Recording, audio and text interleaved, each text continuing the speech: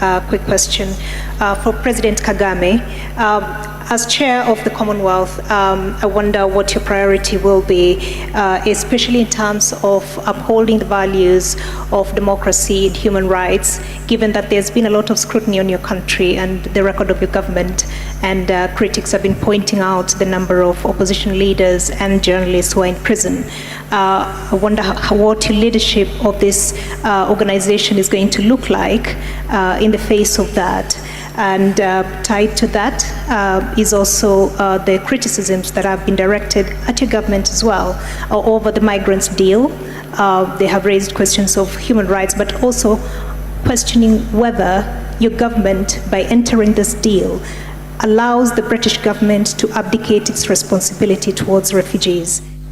I think checking of facts is a serious problem with the very institutions we should have relied on to inform the public, the general public, the world, about some of these facts. Or whether the facts themselves or the interpretation of some of the things that actually happen. Now, let me start with the issue of values. Who defines the values? Or who doesn't actually have values? When people talk about values sometimes, there's one part of the world that has assumed the sole responsibility and the monopoly of defining values. So the rest of us have no values. We've just to keep learning from these ones who define the values. And by the way, the danger also is, it doesn't matter how long you take learning, you will never qualify. You will just always be branded somebody who has no values or who comes from a place where there are no values. So I want to put this case clear. Those from the north who always assume where BBC comes from, who always think they are the face of values, the rest have to follow. It's a big mistake. It's not true. We have values too. We here in Rwanda, in Africa, we do. No question about it. Second, there are some of these problems we have had in our continent, in Rwanda. Those from the north who define or want to define values have been part and parcel of these problems we have been facing.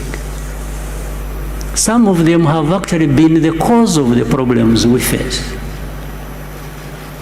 But at the same time, like the genocide here that took place here in Rwanda, where 1 million people over were killed. Well, I remember, if your memory serves you well too, I'm not inventing anything. The debate that went on at the UN, it was like, these developed rich countries, those who define values, simply took it like, these are just Africans killing each other. These debates were in the open. But you think that is true? You think the divide that actually led to this genocide was just a creation of Rwandans? Not the people from the north who actually divided this country? told people to think of themselves as belonging to one ethnic group and the other to think as belonging to another ethnic group, and therefore they should kill each other. Not only are they different, but they should kill each other. Would you believe that? Would you tell me that the 20 million people, this is documented by other people, not by me, who were killed in the Congo, were killed by other Congolese in the old days of King Leopold? And you think all that just disappeared in a moment? Then you had the savages coming over and taking over their own countries and killing each other. And then the others assume the higher ground. They are up there in the north and keep pointing fingers at those of us and think we have no values and we just are there to, we don't respect freedoms, we don't respect human rights. Sure, you think so? BBC, you think so? You take time, you broadcast, and from morning to evening, this is literally just abuse.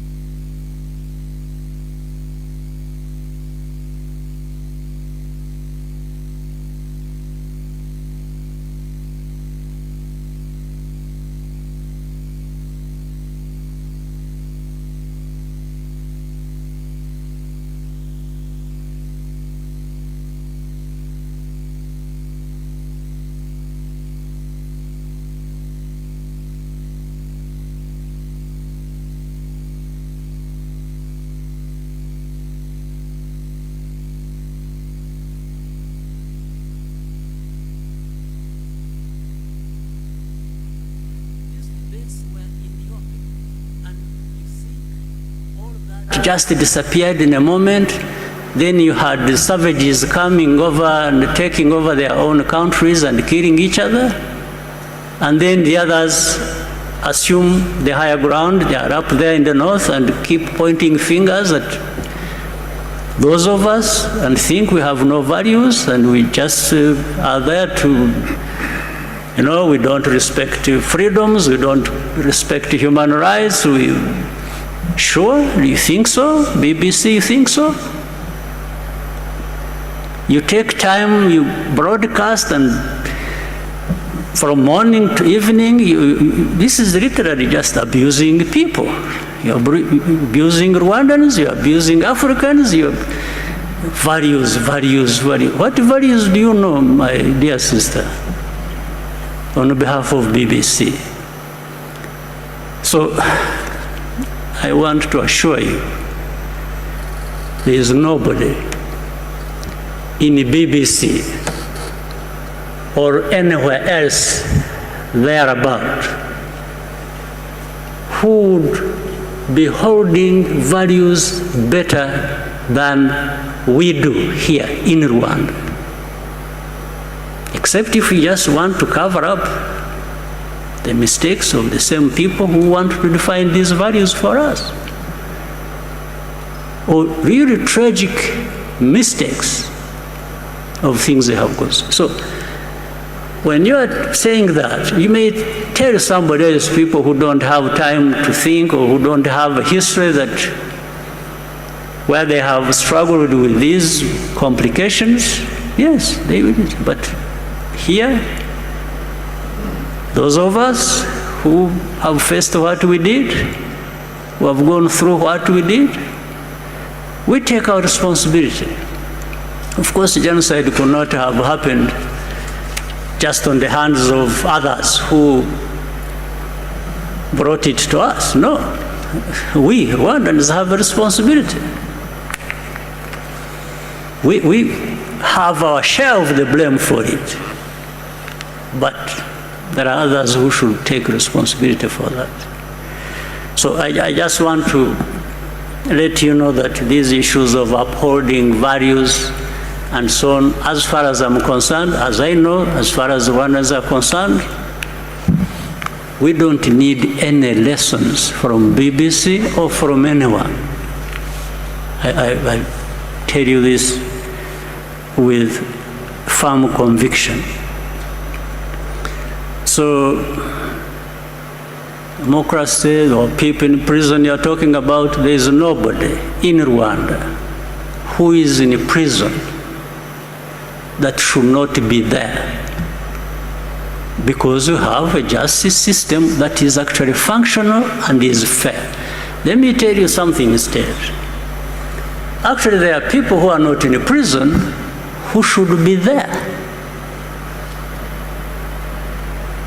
There are no people who are in prison that shouldn't be there, but there are people who are not in prison who actually should be there. And I'll explain to you if you want. I know, for example, I've been seeing journalists writing all kinds of things. Take somebody, praise her or him, and make them champions of all kinds of things. That's fine. I wish these people are making them champions of their own situations, if they wanted them, but not of our situations. And I give you some details. And what I meant when I said what I said. Take an example who is always written about, and people who have been here even during this Chogam, and they were visiting. There is a woman called Ingabire Victoire, whom BBC and others want to always sing about being the face of the opposition or something. Okay, fine. And this is one I was referring to. She's not in prison now, but should be in prison now. She was in prison, she committed a crime for which she was tried in the court of law. She was actually sentenced and imprisoned. The government, the president, under the prerogative of the Mazi, president has that powers. Actually, this woman was released from prison before she served her full sentence. And it wasn't because she was not guilty or whatever. I'll tell you something else which shows double standards, which lead to these things you were asking. She was tried on the basis of evidence that was provided by European countries working with our own justice system. You see, it wasn't just done here. It was done between us and some European countries who provided evidence, corroborating with the evidence we had, and us on the basis of which she was tried and sentenced and put in prison. Now, but some people decide to make that person an angel of freedom and democracy and something like that. Where does it come from? But she's out there. She's not in prison. But this I'm saying, she should actually be in prison if we hadn't just forgiven her.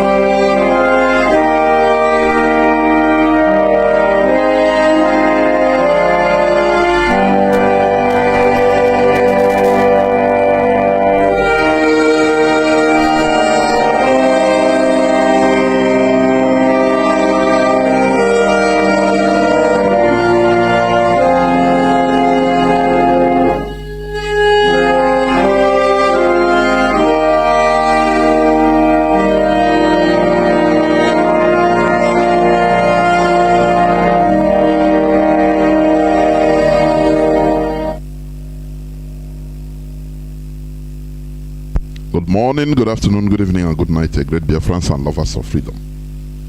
This is Radio Biafra HAUSA-SERVICE coming to you via Radio Biafra London. My name remains Mazi Chinedu from Alu province of Biafra land. Today is the 10th day of July, being Sunday, in the year of our Lord 2022. I am here with one of the members of the Directorate of States of the Indigenous People of Biafra, Mazi Chinasa Nworu, in this hallowed platform in order to take your questions, because it's going to be interactive as usual.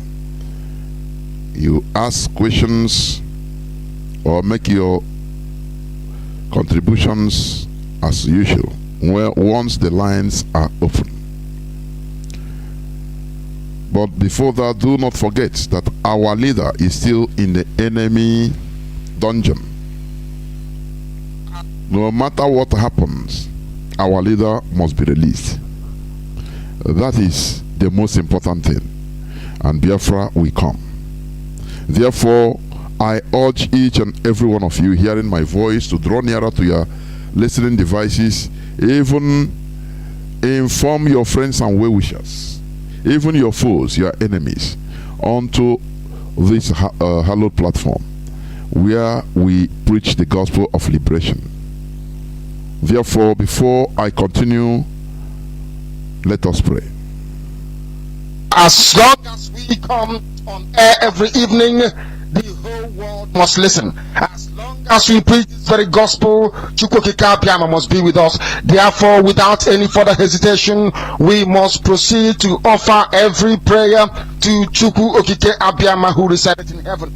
Therefore, as we always commence, not from today, but from of old, our Father who art in heaven, Nna nke bi n'eluigwe, ka aha gị dị nsọ, that your name may be hallowed by men, that we may bow at the mention of it, that we may offer every glory unto thee, that we may offer you every adoration and adulation, because there is none like thee.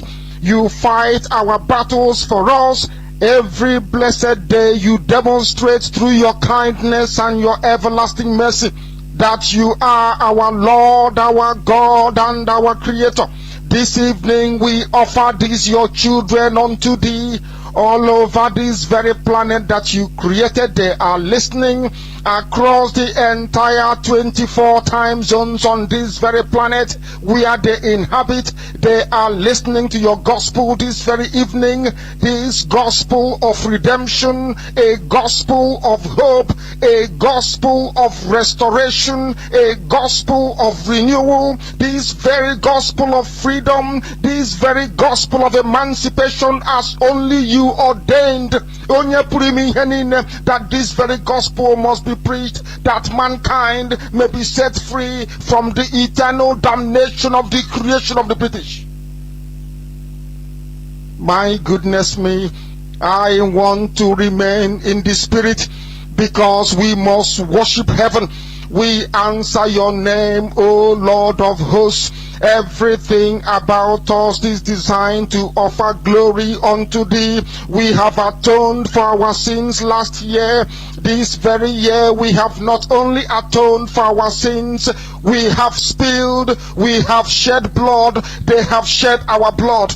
We have let our sacrifice be made unto thee. Even on the 30th of August, as we are being felled by the bullets of the enemy, by the workers of iniquity and of darkness, we remain very strong today to beckon upon thee, to ask you for your mercy and for your grace, to ensure that your kingdom is restored upon the face of the earth, that you can bring your healing hand to bear upon the life of those of them that you created for one singular purpose, and that purpose alone, which your healing hand to bear upon the life of those of them that you created for one singular purpose, and that purpose alone, which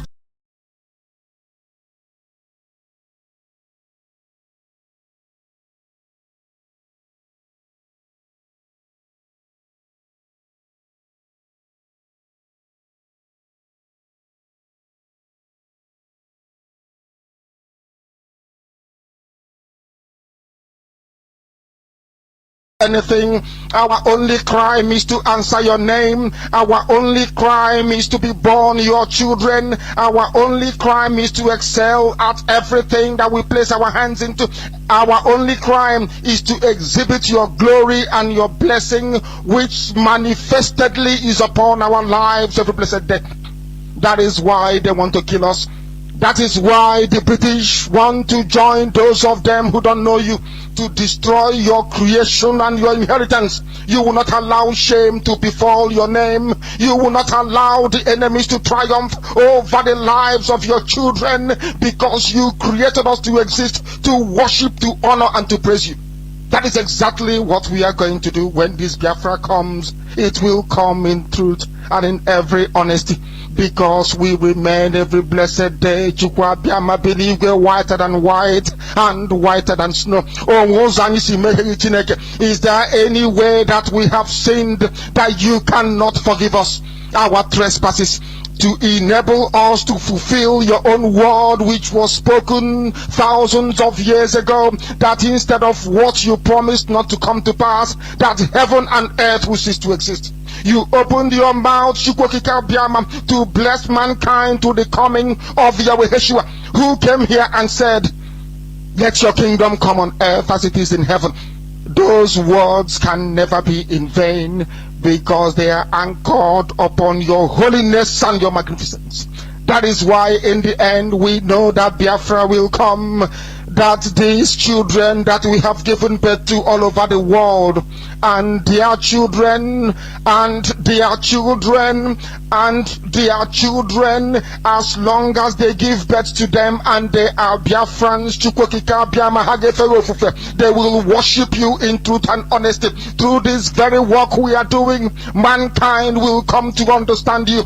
Let your miracle be wrought in our lives. Let us witness and behold your magnificence, your holiness, your mystery, and your grace under our command.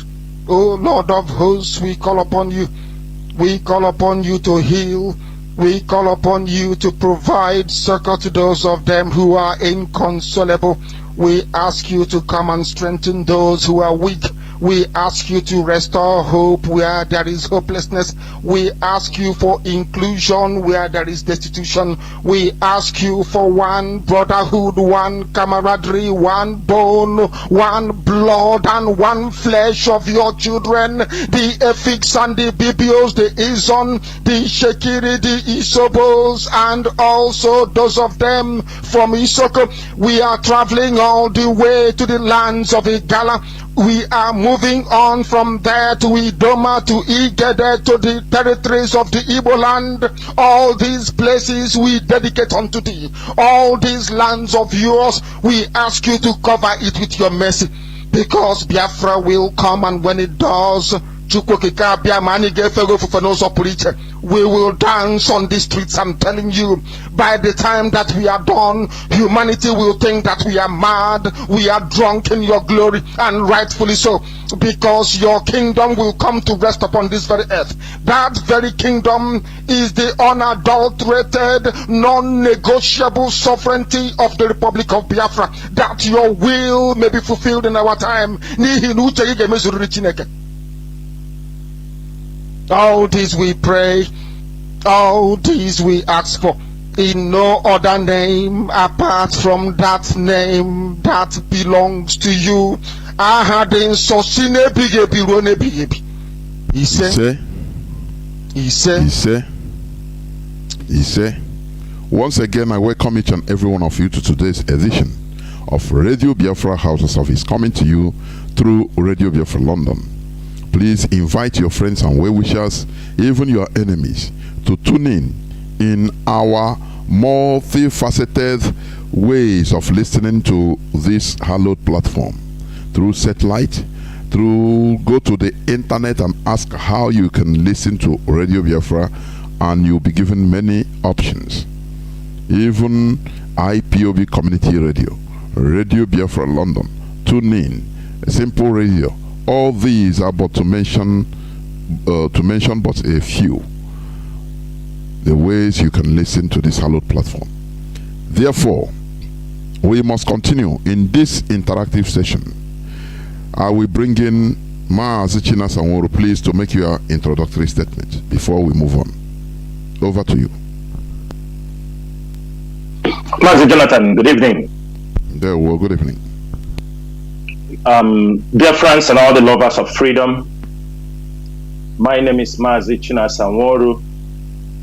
Mazi Chinasa Nworu hails from Obingwa. Obingwa is in Aba province, and I serve the indigenous people of Biafra as a member of the Directorate of State. This evening, I am here again on this interactive program with Mazi Chinedu, Jonathan, to speak to our people, educate our people, inform our people on what is happening around us, because a lot of fake informations, pointing fingers, accusations, flying up and there. Also to tell our people the way to move forward. As that appointed time, our leader told us years back in his previous broadcast, the time is here now. That every one of us must be on alert. This is not the time to be carried away with fake informations. This is not the time to be carried away with fictions. This is not the time to be carried away with stories to distract you from what we have to work towards to. As we all know, this is a battlefield. What is happening now is a full-blown war. What many of us do not know is that Nigeria, from the day they have renditioned our leader, they adopted our leader, it was a full-blown war they have declared on the indigenous people of Biafra and in the whole Biafra land entirely. But people allow themselves to be carried away. Today, you are telling them that the Fulanis are here. Some are still doubting you. Some are still saying it's propaganda. But we can see it happening. The only thing is this: until it touches your direct family, that is when some of you will finally wake up. And maybe that time it will be too late.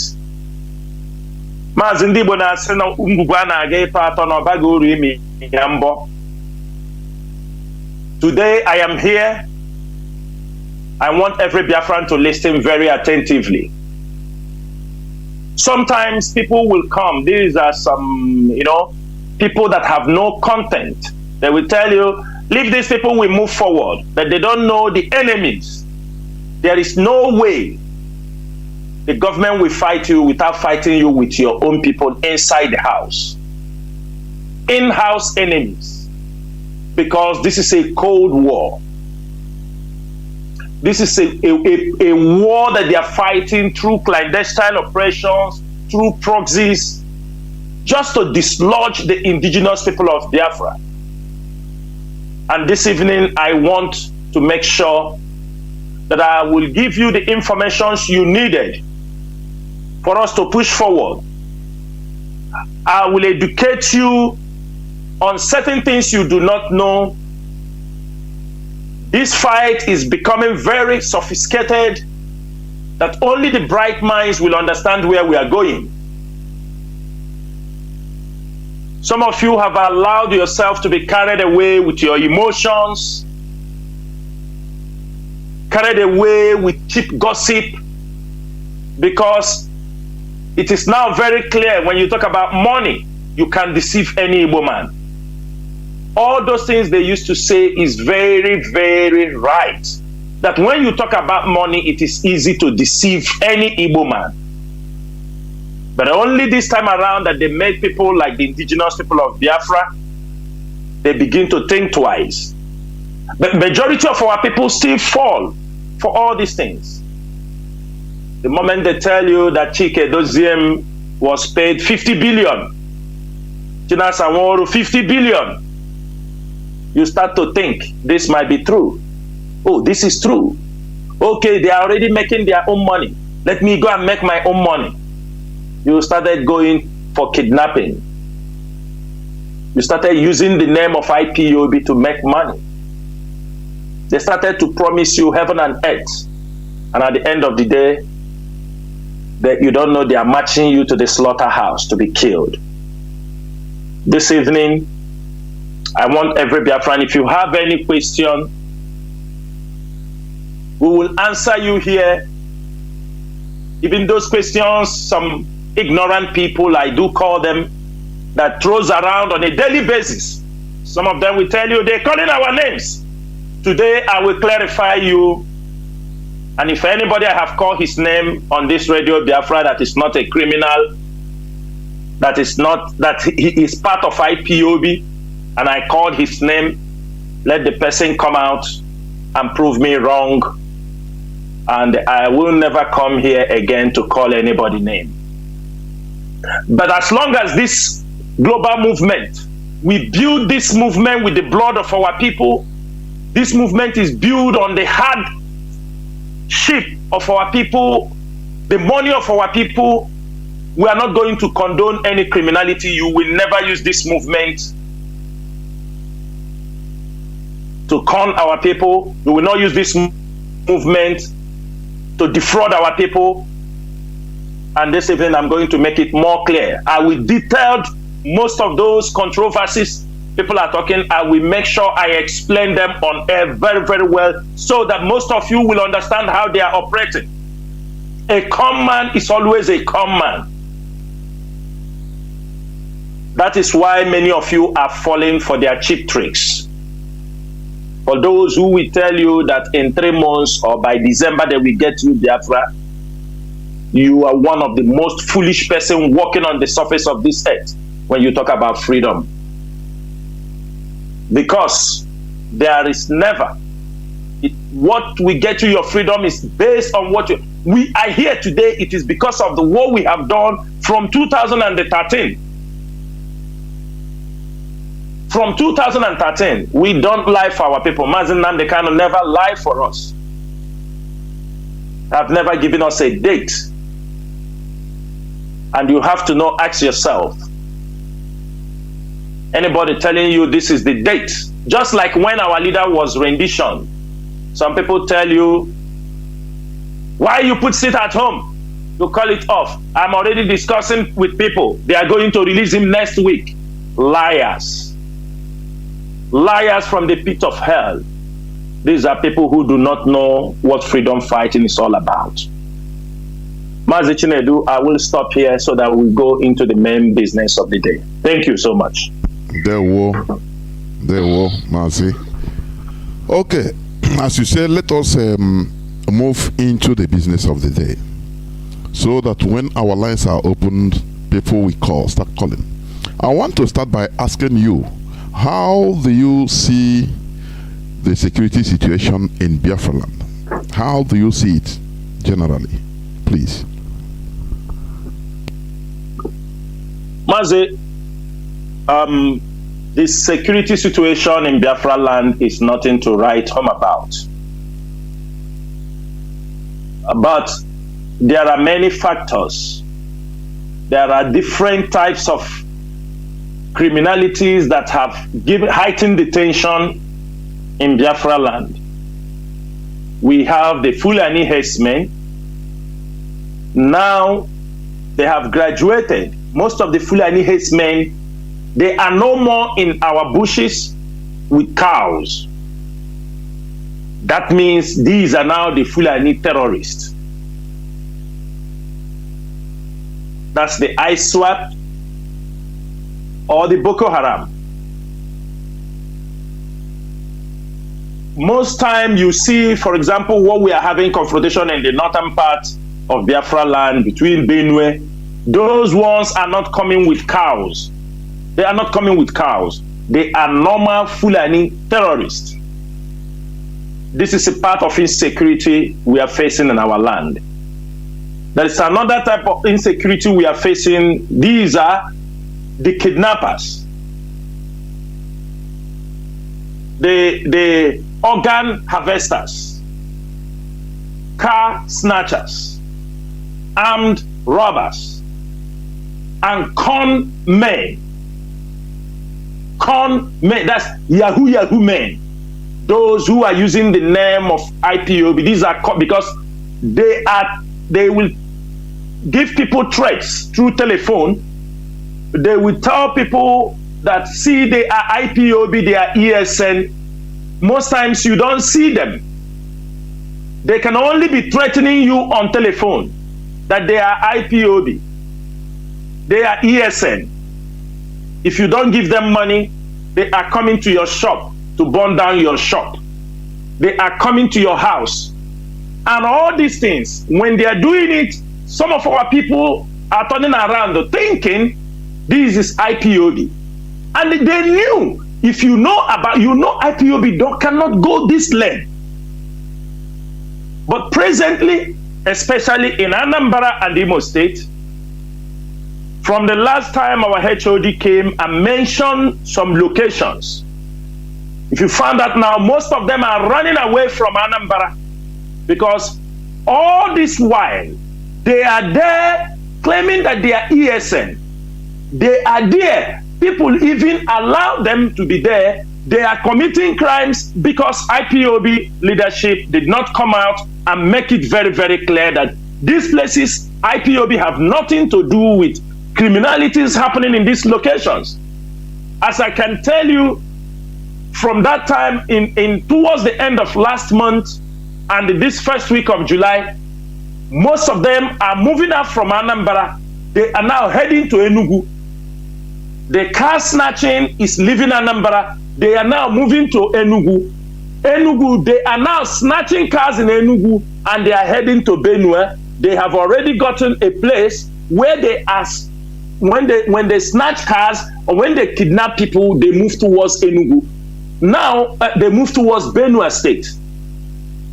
Because IPOB is actively following them on ground. We are doing our best to smoke most of these criminals out who are using the name of IPOB in committing all this crime. I can tell you something, we have our own our own tactics. IPOB and ESN have their own tactics of fighting crime. We don't fight crime with guns and bullets. That's what we have been telling Nigeria. In any civil society or in any advanced society, as we Biafrans are trying to project what we are doing, they don't fight crimes with arms and bullets. Crimes are fought with intelligence. Only in Nigeria is where crimes are fought with zombies. They carry their guns, patrolling, intimidating even people who are not criminals. But we are dislodging for the fact that we came on air and said, here, IPOB and ESN have nothing to do in these locations. Before we make this announcement, people thought we just come up and make this announcement. No, we have studied what is happening.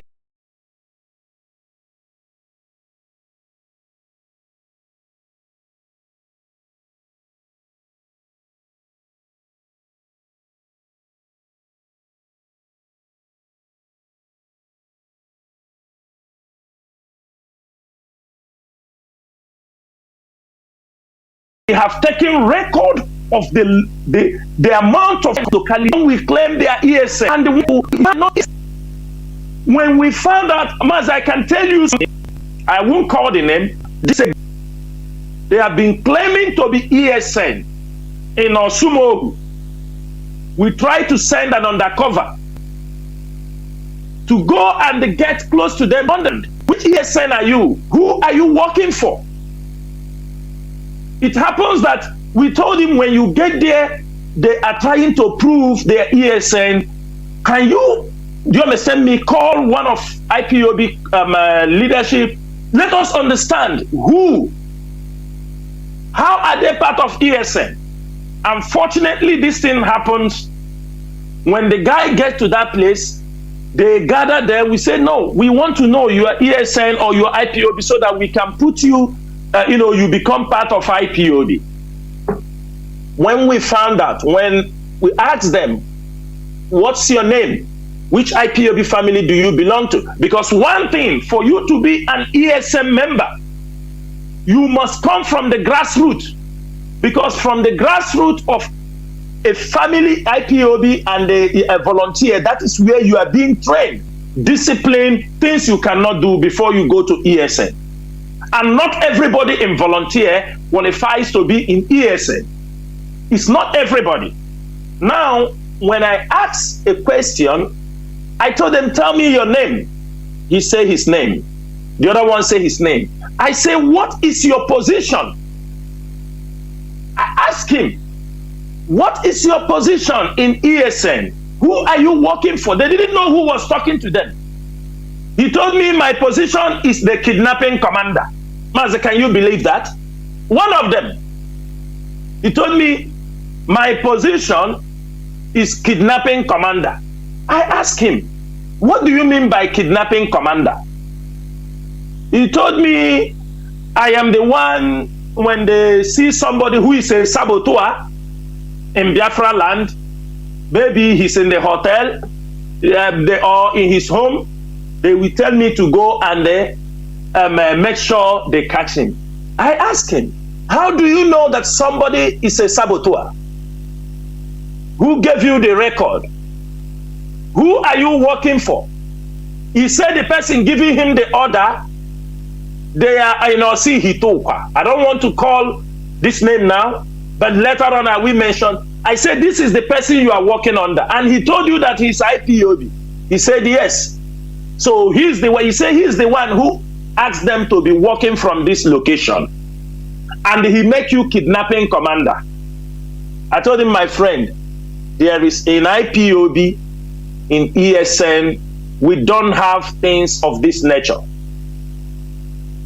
If you want to be part of ESN, you must make yourself available so that you can go for training before we will even consider you. But for the fact you people are committing crimes, we ask you to desist. Whatever you are doing in the name of IPOB from today onward, we do not want to hear it. We ask him, who are those in this location? He says the same person set up that another group there. They are all working in the name of IPOB. And Mazi, I can tell you that on a daily basis, we have many reports that our people, sometimes those who are in diaspora, who comes home, presently there is one in Ihiala, they wrote him a letter. They said, I am ESN, we are ESN. If you don't come to support ESN and Biafra struggle, if you don't give us 5 or 10 million, we are going to burn down your house. And presently this person is on panic. He's on the run. Mazi, these are the things they are doing, using it to tarnish the image of IPOB and ESN. These are people, these are groups set up by Nigerian government, by politicians, because their purpose is to tarnish the image of IPOB. When I come on radio here, there is, and we make it very clear, there are many camps. IPOB have tried to enter our main underground, and we found out some of our people's car that were even snatched were found in those places destroyed. And when somebody, you say you are IPOB, when you arrest an IPOB member or when you kidnap an IPOB member and he's telling you, I am IPOB, I am contributing for the struggle for the restoration of Biafra, and you still hold the person, you will take away his money. Sometimes at the end of the day, you kill him. Mazi, this is the type of insecurity we are finding in our land, especially in Anambra and in Imo State. And I can tell you what happened. We have said this thing time and time again. When the election was coming. The election in Anambra, the APC government, they brought in a lot of criminals inside Imo State, with those that break away from the prison, hoping to use them to cause heavy insecurity in Anambra during the election, which they planned they will target on IPOB. When it didn't work out, those people started to perpetuate crimes in Imo State axis. Being that this is the work of APC government and HAUSA-SERVICE, they started to attack them. That was those period. You saw there was pressure in Imo State. They started to commit crimes in Imo State, and they start bringing the military and start attacking them. The moment he start attacking them, they push them to the Anambra axis after the crime, after the election, because those people now have remained in that place. They are committing crimes in Imo State. There are kidnapping, there are snatching, they were committing all kinds of crimes. We know that this is what the politicians normally do. Before election, they will gather criminals, court people. When they finish, they abandon them and tell them they can fend their way. The same thing. After that, you found out that Imo State, APC government, which is HAUSA-SERVICE, asked the military and asked this, he said, Bubago, they started, you found at that time there was heavy attack in Imo State, there was bombardment. That was when they pushed them to the Anambra axis, to the neighboring communities. That was when many of them crossed the border of Imo State and crossed over to the Anambra side, in Ihiala, Osumohu. All these axes, they started, Lilu, all these axes, they pushed them over to this side, and hoping that he have kept the criminals in Anambra State. That was why Imo State looks like it was calm. Now, this group of criminals that was pushed into Anambra started committing their own havoc in Anambra, in Nnewi, in all these places. They scattered themselves. They started to commit crimes. They open groups. They handle community crisis. They will catch traditional rulers. They will kill. I don't know. People, instead of the security apparatus, Nigerian, to look straight forward and solve these crimes. No. Every day they target IPOB. Every day they target IPOB. Tomorrow IPOB. Today IPOB. That was why we said enough of all these things, because when we concluded our investigations, we found out all the places. We have no choice than to expose all these places. Now, since all of them came into Anambra, they started the same crime. They go, you see Anambra some few months ago, Anambra was hot from Easter period everywhere, because all of them in Imo State were shifted into Anambra. They started operating freely. But of recent, now we have said we don't know anything about these places. The military now they start, because we know with the group of Abakir also they have, this is like it's like a den. Every criminal come and set up your own network. That is what they did in Anambra. And all this, the moment we expose them, I think you found out that the military they're like people who wake up. They wake up and started running running everywhere. And today also, you see they don't want to solve the crime in these places. Today they have pushed the same criminals back to Imo State. Okay, the question is this. If they have pushed the criminal back to Imo State, they have pushed them from Osumogu, they have pushed them to Imo State, why won't the governor of Imo State and the governor of Anambra to come in agreement with the military so that they can do a joint operation? No, they won't do it. So that the people from Imo State can come from that Imo State. The people, no, they will not do it. Now, the military have pushed the people over to Imo State. The Anambra is a little bit quiet.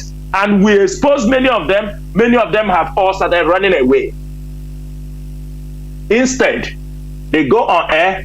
Chinasa Nworu Chike Dozem is calling people name. Chinasa Nworu Chike Dozem is calling people name. I am saying it again and again. In December, I called the names of criminals who are terrorizing our people, who are stealing, kidnapping, ransom taking. I mean, Mazi, ransom of 100 million. Ransom of 100 million. Mazi, I can tell you categorically that since last year, from the time of election, the ransom this bunch of criminals have taken in this axis is over $1 billion naira. In this axis, I'm not talking about car snatching. I'm not talking about other petty. I mean, we all hear stories of kidnapping.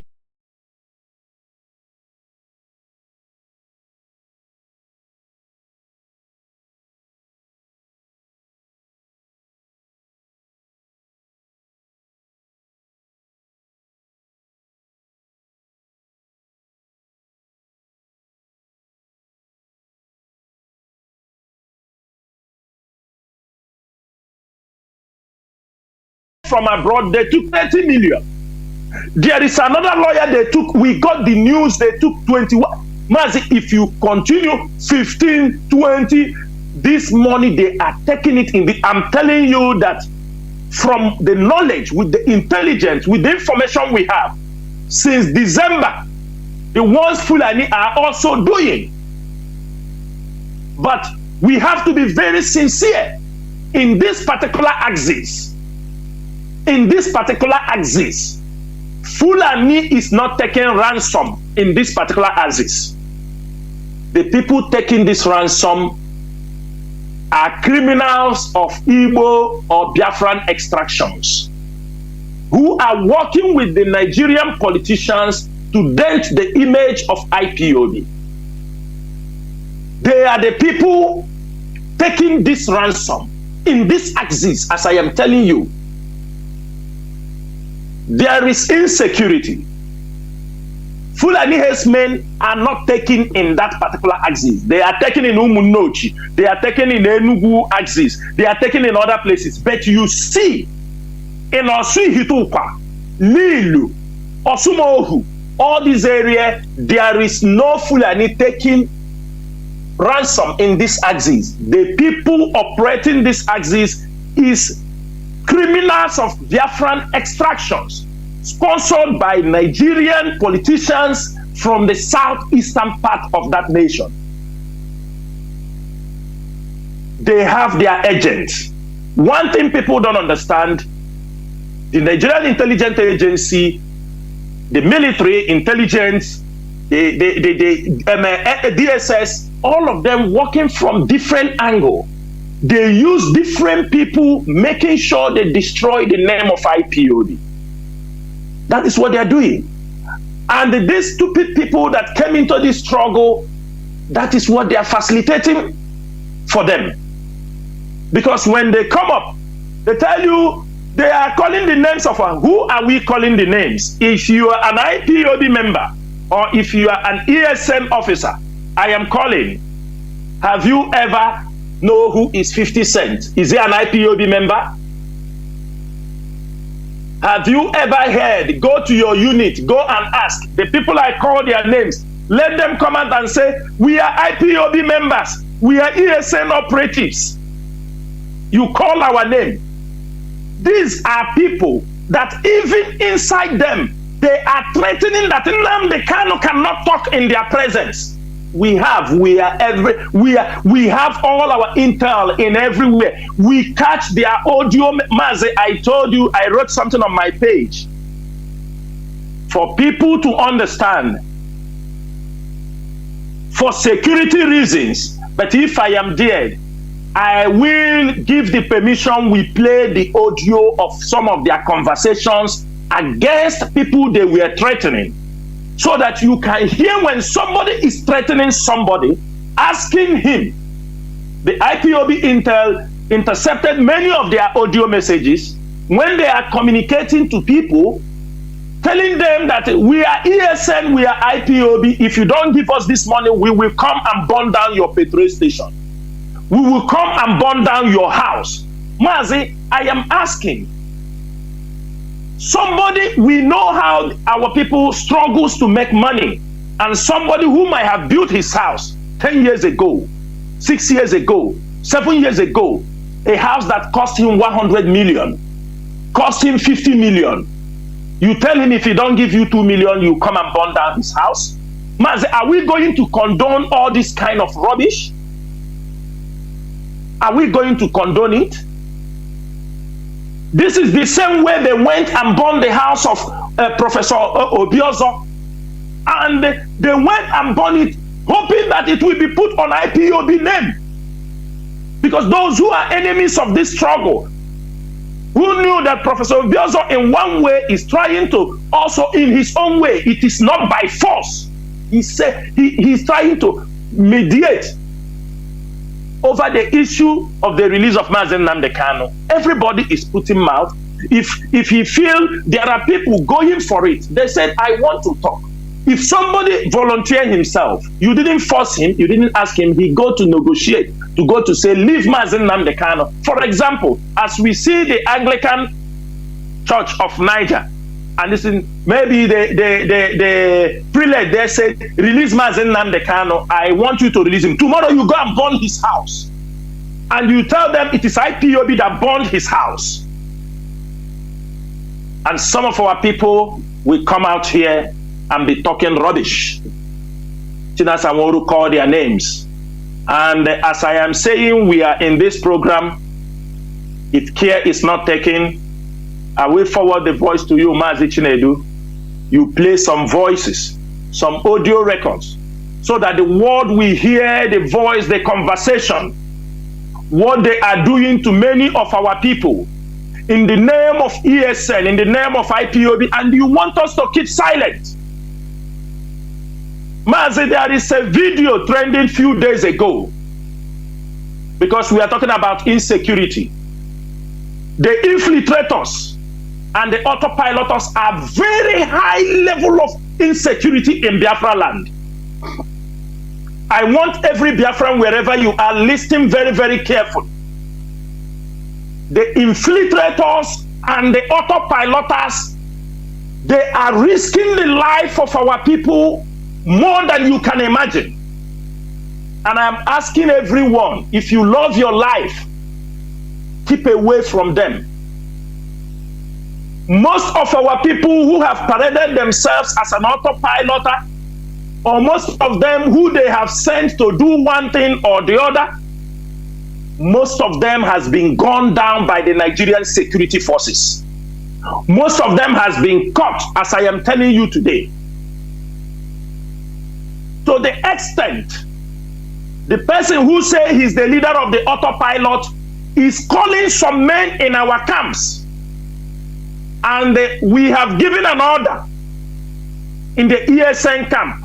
Anybody that pick his call to bring it to any commander, the person should be executed. Because what he does, he look for somebody, maybe from their Ebonyi state, who is inside one of the, he told them, are you there? That ESN commander in the state, he's there. Please give him, let me greet him. Let me ask him how they are doing. That is what he is doing. We have got many reports. When he look for people in their place, he said, I just want to thank him and tell him what they are doing is very good. We encourage them. This is the tactics they are using to come inside the ESN. And some people, and when they give him an attention, he told them, you know, I'm going to start paying you people. You people should not worry. But every one of us know that Mazi Nnamdi Kanu from ESN, from volunteer, nobody is being paid. Everybody knows this. Everybody knows this, that ESN is formed on voluntary basis. Anybody serving in the ESN, we used to make it very clear, it is a voluntary service. If you don't want to serve, you go inside the town, do your business. Anytime Biafra come, you come and help and wave the flag for freedom. We do not have money, and there is nobody that fight for his freedom that is being paid. But now, the same tactics the Nigerian politicians are using to poke IPOB and ESN, bring in the men, we will put them on salary. The same thing, this criminal, for you to know it is all for destruction, he will call our men. He said, Nnamdi Kanu doesn't pay you people salary. They were all stealing your money. Now I'm going to make sure you are being paid salary. And there's some people whose mind are very light. We say, I know here. He told them that the DOS are stealing money. They don't want to pay you salary. Nnamdi Kanu was wasting your money. They don't want to pay you salary. Now I'm going to pay you salary. I am the one going to pay you people salary. This is the same thing they did in one camp in Ebonyi State. One camp, the boy that HOD dismissed on air, they call him Onyebuchi. The same thing. And authoritatively we heard that Dave Omahi was paying that group of boys salary. The same thing, and they destroyed themselves. In December, they carry bag of rice and share them. All of them that ate that bag of rice, ask them where are they today? Almost all of them are killed. And I hear that one of them, even the equipment they are using to fight the Fulani or fight committing crime, one of them have sold it and bought a car. This is the kind of criminals people want us to keep silent inside IPOB. Today, ESN officers, this order, you people know this order had been given. Those of them who tried it last December, they paid dearly. And from now onward, as the order is given, anybody, any officer that brought a telephone that the criminal in Finland told you that he want to greet the commander, cut that hand off. That hand he brought that telephone, cut it off. To be a remembrance for every one of them who don't know the danger that is facing him. Today, go to Delta State. They destroyed Delta State. They destroyed Delta State, all the long throat members. The one they call kings, or what they call him, I don't know what they call him, all of them that ran to them, ask them, where are they? You come in contact with them, you end up in the prison or end up being killed.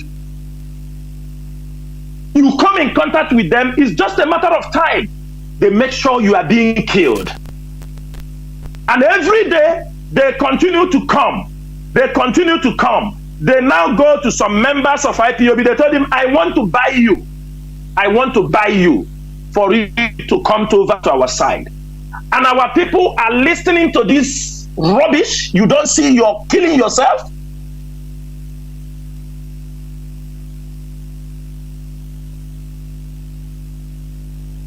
Mazi, what happened? You are off. I don't know why, but we must continue as I am bringing him back. I don't know. My goodness me. We must continue, please. I think there is a... Let me restart the phone. I don't know if I put it, it goes off. But meanwhile, we must continue. Please. We must continue. Let me bring back Mazi, Chinasa, Nworu. I don't know what happened. And the line just went off. Whether somebody was calling or I don't know. We must continue in what we are doing. Do not forget that we are on an interactive session of Radio Biafra HAUSA-SERVICE, coming to you through Radio Biafra London with Mazi, Chinasa, Nworu. Mazi, please hold on. Let me pick you from another system, please. Okay, you can continue. You can continue. Yeah, Mazi, it was a network problem. Okay, go on. So what I'm trying to is to build up this story for our people to understand what is happening in our land. What the people who claim that they love Mazi Nnamdi Kanu, what they have been able to do. For example, Mazi, I have never seen where a man circulated a nude picture of a woman all around the world. After doing that, in less than 2 weeks, they come in peace. It has never happened if it is not a contract job. We know the money they paid to the woman to tell her sorry. They are contractors. The people who contracted them paid her money to tell her sorry, but you people have to continue working. That is why after Onyendu went to court, on 28th, they told her, go, we will pay you at a Tigakanobi, don't worry. We need to continue to work. That's why you see her run to the same platform that share her nude picture to the public to make an attack Mazi Nnamdi Kanu. I will repeat this thing on air. This is a struggle that is taking the life of our people. Any small mistake, we are losing the life of our men. And in this struggle, I have not come to answer a good man. Because I know a harmless man is not a good man, but a good man is a very dangerous person. And I don't mind if you call me a dangerous person, as long as I protect this struggle in the absence of Mazi Nnamdi Kanu with the members of IPOB leadership. We are not going to give any chance for criminals to destroy our land. Our leader was in court and he talked about everywhere to be the calm. Stupid people who do not understand language, they started carrying it in a wrong way. They started to twist what Mazi Nnamdi Kanu said. That people, he said, I am fighting for you people, that is why I'm here, is not to kill our own people. Because he knows that our people are killing our own people. Mazi Nnamdi Kanu knew. He knew they are attacking people because of Monday sit at home, killing people. Mazi, to take the case of these infiltrators further. As we fear nobody.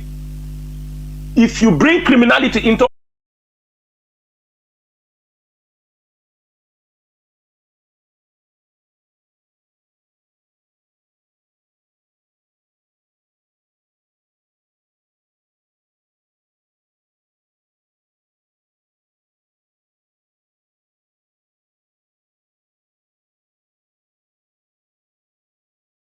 people that are an IPOB member, when the going is good, they will become IPOB member. When there is a shaky, they jump out of the boat. When the boat will stabilize, IPOB. Many people were IPOB member when Mazi Nnamdi Kanu was there. The moment Mazi Nnamdi Kanu was renditions from Kenya, many people fall apart, that it is over. They refuse to follow to rock and stable the boat or jump out.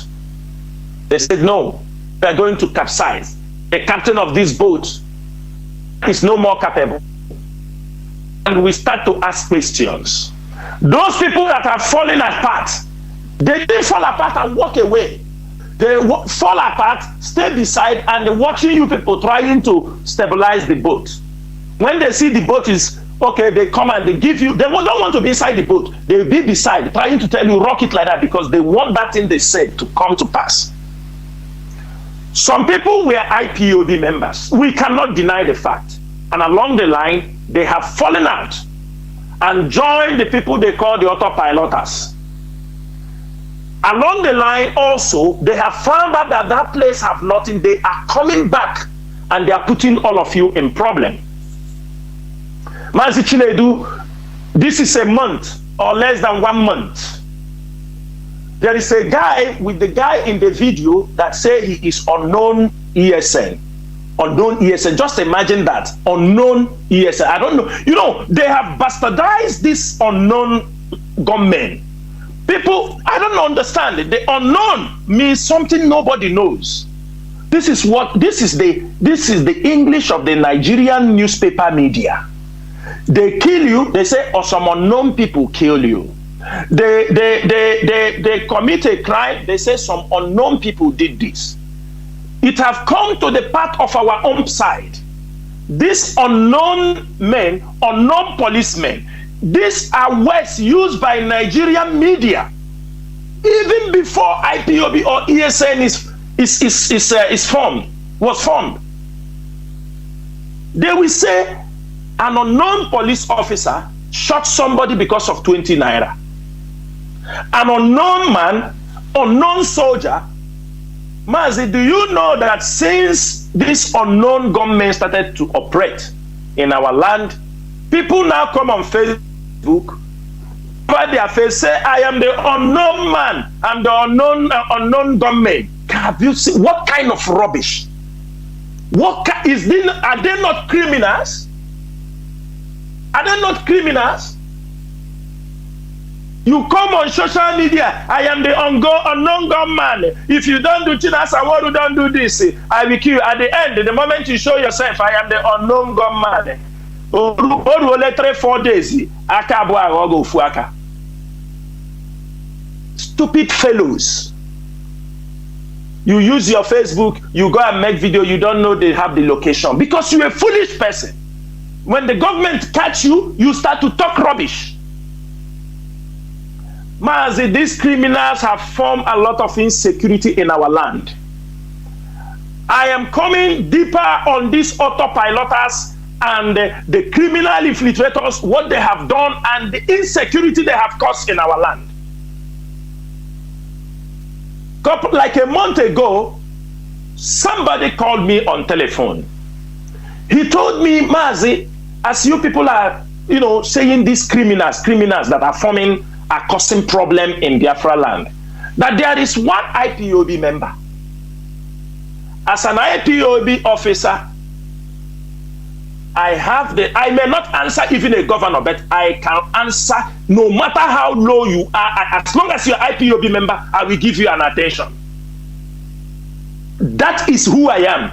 The lowest of IPOB member, I will give you time to talk with you than giving it to the president or the governor of any southeastern politician or any politician in Nigeria. I will give you the time. This is who I am. I don't select who I talk to as long as you are IPOB. Even if you are 20 years, 10 years, you don't have anything, I will talk to you. I will give you time. Somebody called me for the fact. He said, I am IPOB member. This is my zone. I said, okay. He said, Mazi, as you people are talking on air, there is somebody, he's also an IPOB member. He said he have information of all these people committing crime in Anambra. He said, I know many of them. They are not IPOB. I said, are you sure? He said, yes. He said he's IPOB member. I said, okay, give him telephone. He gave him telephone. I asked the guy, what is your name? He told me his name is Chooks. I said, okay. He called his zone, but to be frank, I didn't put down his zone, what he said. I said, you IPOB member? He said, yes, I am IPOB member. I asked him, how can I help? He said, no, you people you say you don't want bad people in IPOB. What will I do? I will give you the names of those committing crime in the name of IPOB in Anambra. I said, that's good. That's what we are looking for. I said, okay. I told the guy he called, I said, get me the names. And I told him one thing. I said, give me names. Don't put any name that is your enemy. Because when you bring the names, we are going to investigate. We are going to run a background check on all these names to know they are not your enemy or something. Then you are mentioning their name. He said, no problem. I told the guy, give him my number. When he compiles, send it to me directly so that there is no need for that person to see. Send me that number, that names of those criminals as an IPOB member. He said, okay. It's getting to 1 month. I was not disturbing. He never sent it. He didn't send it. He did not send anything. Then, one of these days, I got a call from one IPOB top officer also. He told me, Mazi, there is somebody they are holding in Anambra. The military or the police is holding him. DSS, I don't know who. He said, and they say he called your name, that he's working for you. I said, who? He said the name is Tiger. I said, who is Tiger? I don't know who is Tiger. He said, you don't know. I said, I don't know. I said, ask the person, I don't know who is Tiger. The person dropped the telephone and come back again. I said, which kind of work? He said, he's working for me. Who? Who is the person? He said, let me call and ask again. The person called again and asked. He said that the person asked him, that he told the people that I asked him to bring names, that I asked him to bring names of people who are committing crime in the name of IPOB. I said, okay, yes. I said, there was one guy, an IPOB member, that came to me, but I don't know him as Tiger. I don't know him as a Tiger. I know him as Chooks. That is what I know. But if he's answering Tiger, I don't know. Because he introduced himself as Chooks. I said, I remember, one person is not, and I told him it's up to 1 month, and the person have not even given me any names. Because I told him I will run a background check. He told me they are holding him. I asked him, what did he do? What happened? He said, let him check. Quickly, I contact our families in this, and I told him, I called the Central Intelligence, I called the people in charge of students, and I said, this is what is happening. Oh, they tell me, oh, this guy is a criminal. Now we caught him since before election. During that time, sit at home. He was among the people, he carried people. The same guy who called me, who is an autopilot. They sent him away because he's an autopilot. He was among the people snatching people telephone, snatching bike from people. And when the IPOB officers caught him, they whooped him 30 lashes of cane. Sent him away because we do not have a prison. Told him, don't use the name of IPOB to commit crime again. They say it's long time, maybe 7 months, 8 months. They chase him away. And when that thing happened, he still went on to impose the sit at home with some group of people. Unfortunately, there was one IPOB person.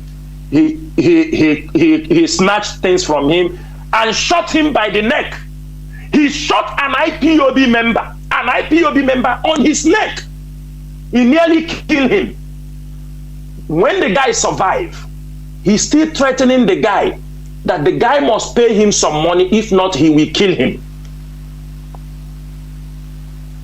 That is when he was disturbing the guy, putting pressure on the guy, then that guy went now and reported to vigilante or police, told them, this guy shot me and he's still disturbing me, that I will bring him money, if not he will come and kill me. That is how they told him, ask him to come and take the money, that the money was ready. That was how that stupid guy was driving to go to collect the money. They caught him. And now they caught him. He could not defend his autopilot. He could not tell them that he's autopilot.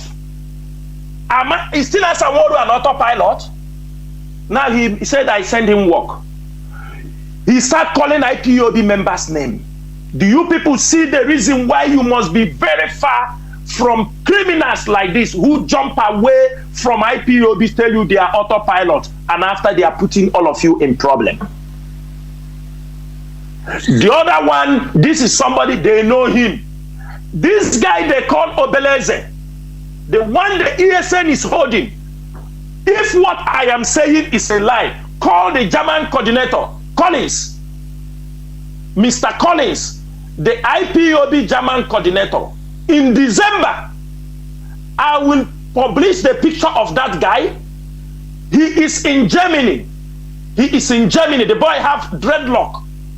I called the IPOB German coordinator. I told him there is one of your officer that he is in Nigeria now, recruiting people for autopilot in Orumba, the same place that boy they caught. I told him, is he still an IPOB member? He told me they are the one championing autopilot. I said, okay. He don't know. I'm saying this thing so that he know, we know every move. And he was very lucky. He was very lucky. I will publish his name, and not even publish his name, I will call his name, because it's good our people know who are the criminals. Who are the criminals destroying what we are doing in this struggle. We are not going to hide anybody.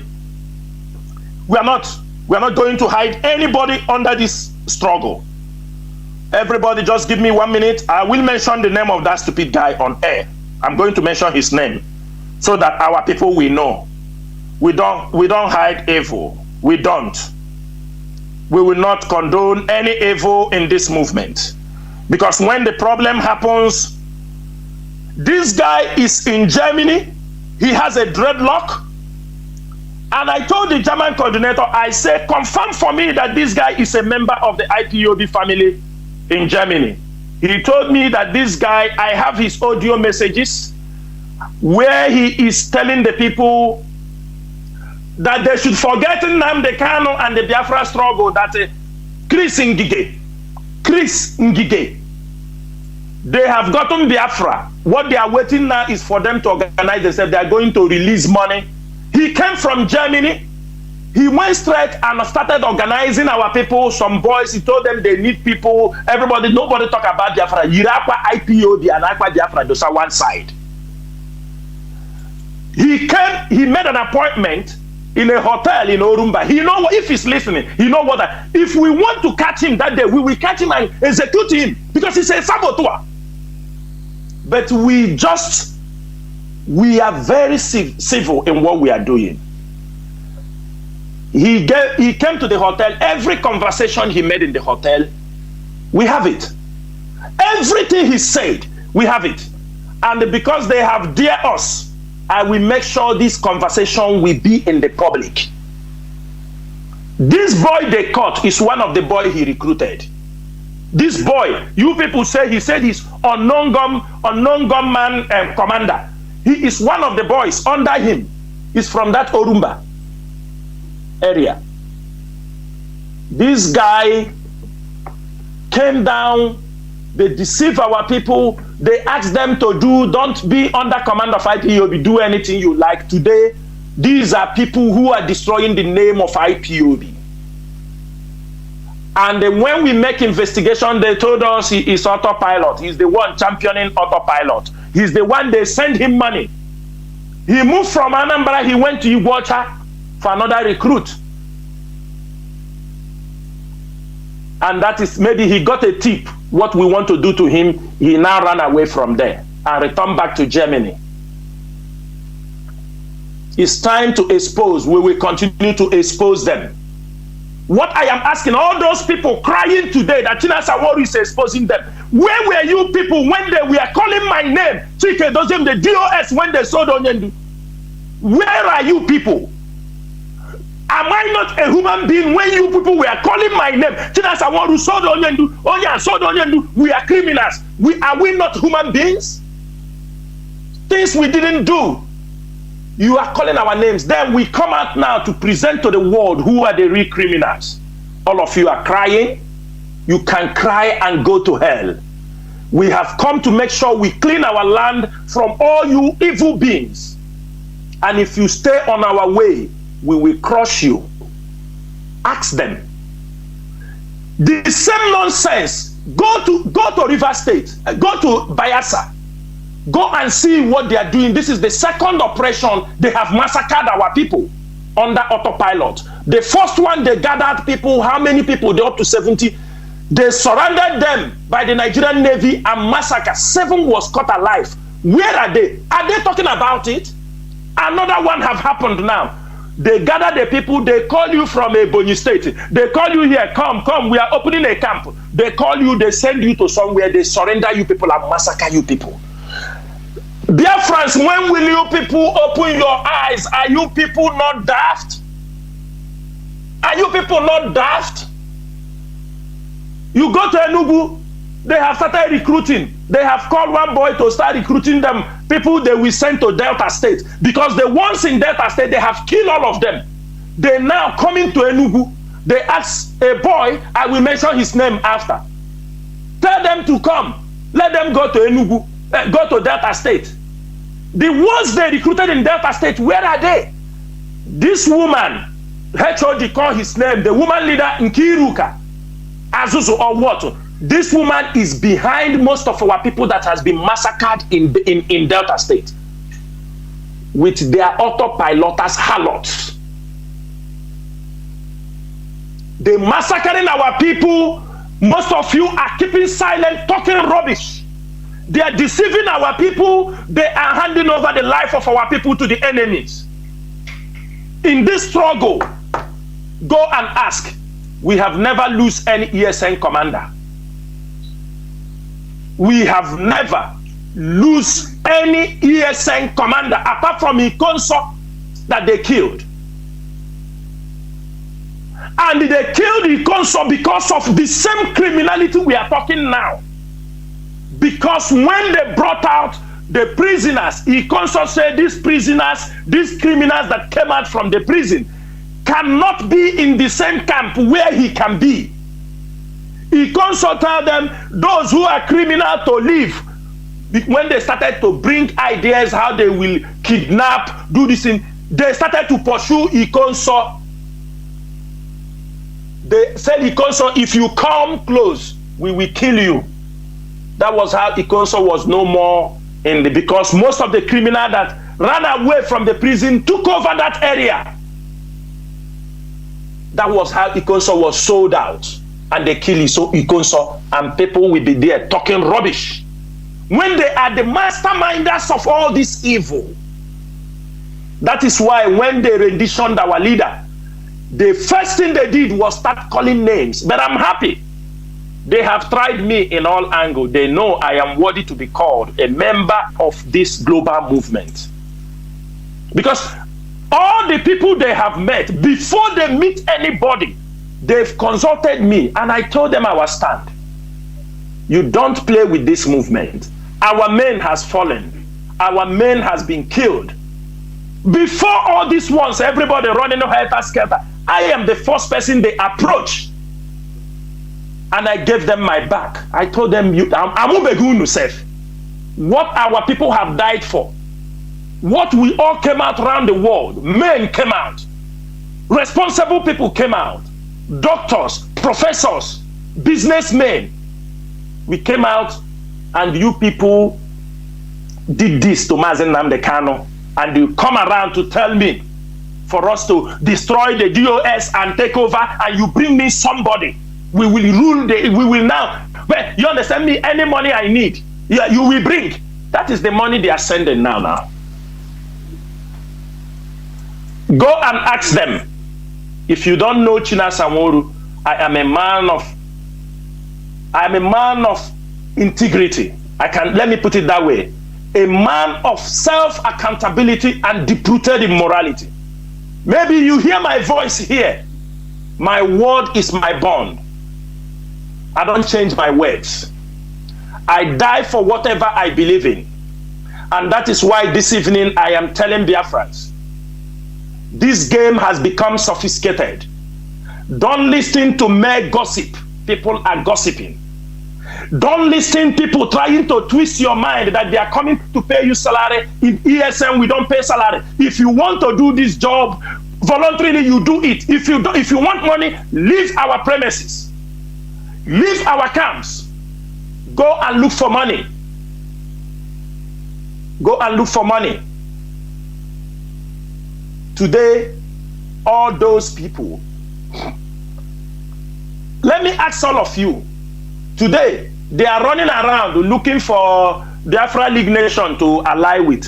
They are running around. Do people don't know that? That is why when they are the rendition Onyendu, the same group of people were sent to start making contact with Cho Ayaba because he was an alliance.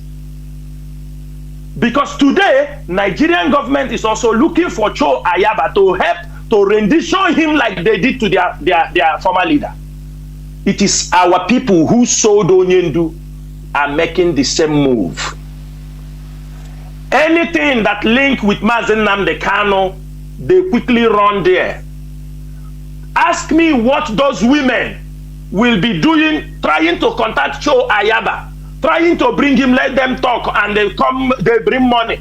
Joe Ayaba don't know that they want to hold him, they want to lick his, they want to draw him with cash also, because Nigerian government and Cameroon have come together to put up a bond, an amount of money, and they want to eat that one because they have succeeded in the one of Mazi Nnamdi Kanu. Today, they want that one. And what I'm saying this evening, as long as this struggle is concerned, even if I die, my back will never touch the ground. Even if I die, my eyes will never close until my fellow comrades close it. We have come to fight for freedom. We are not deviating from what we are doing. Every one of you have saw how revolutions have happened in other places. You have seen what happened few days ago. For few months, Sri Lankans have been coming out on the air, protesting. All this time they were protesting, they were not going to steal, they were not going to loot, until they marched to the president's house, their prime minister's house. They went there and they protest, and you saw what they did. Had even some of them went out and start looking for things, there is no way they will achieve that purpose. Some want to come and build house at that time. Some want to buy car. Some want to build, get bidon rice. Onye ka chọrọ ka ọ nara ego ga were bido farming. Onye ka chọrọ ka ọ ga were ka o bido nka. Ndị ụkpa. Since they arrested our leader, is it not what is everywhere? Oh, this person took money, he opened a farm. This person took money and put in tomato business. We come to fight for freedom in the eco tomato. People are dying in the IPOB eco tomato.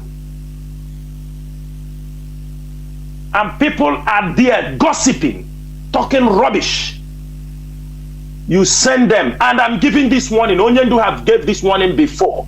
If you are in diaspora, engineering people at home, as autopilot, it is time we are going to, and this evening we are sending that signal.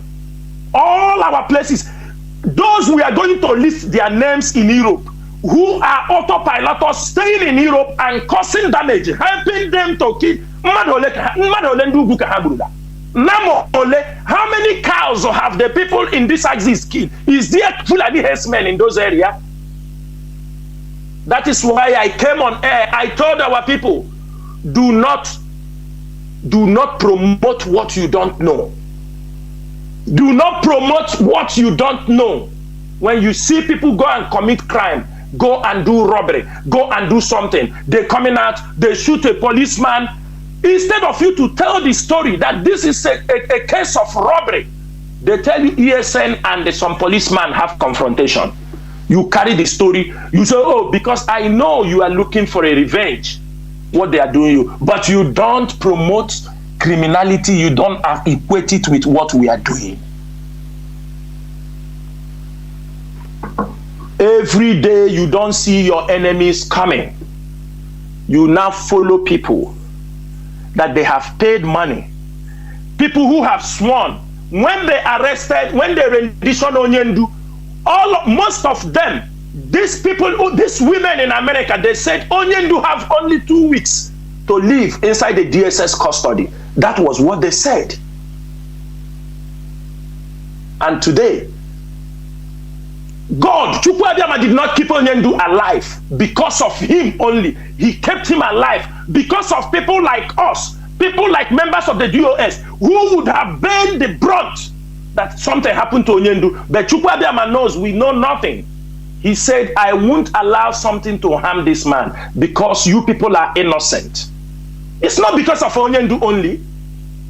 It's not Onyendu that Chukwu Abịama only love.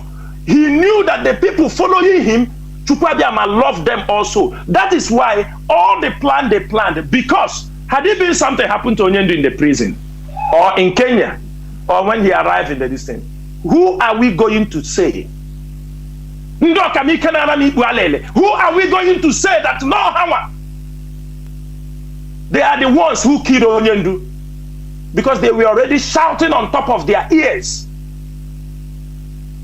that Chinasa, Nworu and Chinedu sold Mazi Nnamdi Kanu while they were the one paying the rent. They were the ones sending money there. They were the one communicating him. They were the one who opened email and communicate. They give a special email communicating with Onyendu that the Nigerian intelligence agency was following. They were the one who sent people to Onyendu there. And they continue. They should just watch. The level they have done this thing, if Onyendu, had it been Onyendu was killed, today, there is nothing we will be saying here. All of you will listen to us. But because Chukwu Okike love this leadership, love this Chinasa, Nworu, Nworu, he said, you people will not suffer for what you do not know. Because it was people that knew from the same day I lost contact with Onyendu, that is the same day they were telling me that Onyendu has problem. I thought it was a joke. Others said, don't tell them. Look at kind of excuse people are saying, don't tell them. And somebody is proud to say that. Don't tell them that Onyendu have problem. Onyendu was on the mountain praying. And we are running helter-skelter. And they knew. And they have the guts. People that knew that something happened to Onyendu come on social media, come on Facebook and say that the DOS are a bunch of criminals, that they know what happened to Onyendu. He a criminal. Wouldn't you ask yourself, somebody knew that Onyendu has problem in Kenya, that he was even in the hands of the Kenyan government, with the Nigerian government. He came and told you, come on social media, say that na DOS are criminal, bunch of criminals, that they know what happened to Onyendu. And they keep silent. They are the one who know what happened to them. You call him a human being? You don't know that is a now Onyahu criminality no enemy. He's a wicked man. On the Chorena Onyendu. So two things: remove Onyendu from the way they take over the money of IPOB, which they have already taken, or remove Onyendu on the way, let them take over leadership. Chineka Pohoko, evil people. Everything, every one of you, they finished. Even inside the DSS dungeon, they went and told Onyendu that Chinasa was rebuilding houses in Ebonyi State, Ebonyi State. These are the level these people have gone to destroy instead of to focus who we are fighting. This is the level they go. And they continue doing it. And let me make it very clear. I'm going to make it very clear. All of us are Igbos. All of us are Biafrans. If you don't take your time, anything you make, the footprint will remain there. We won't leave you. We're not going to leave you. I am from Abia State. I grew up in Abia State. All of you ganging up, trying to see. Today, enemies, internal, creating problem, insecurity, because they are commanding a different circle. And there is something that, if you know you are from Abia North, you have to respect yourself. You see that group, you call Abia North. If you want to use that Abia North to cause problem in Biafra land, Makachineka, I will come on Radio Biafra here. I will do something that I will do. Everybody will go back to his state. I will go and form Abia South. Chike Dozem will go and form Owerri Central. Chukwu form, I will go and form Anambra Destiny. Let us see. This struggle. When we are fighting to release our leader.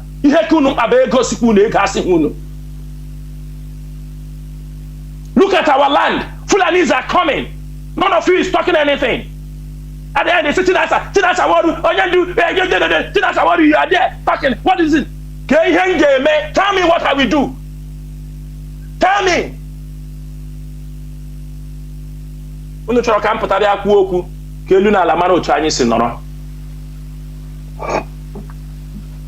You people were there when we told you that these people from 23rd of August, that ESM money has been held in America till it reached today. We are going to 1 year. 1 year. Next month, 23rd of August, the people who handled the finance of ESM, they never released $1 from that money till today, with all the fundraising they raised. Why wouldn't there be insecurity in the land? Have you ever bought anything and hand over to ESM and it was not used? Have you? Every day when you see insecurity, you don't know what people are passing through. They will steal the car, they call ESN. They will still kidnap somebody, you call people are even threatening us. Insecurity that most of you were part of. You people helped and contributed to the insecurity. Because you stay there in diaspora, you give order. Tell people, do anything you like. Forget about this DOS. Forget about them. And you have given them, you have given them an arrow.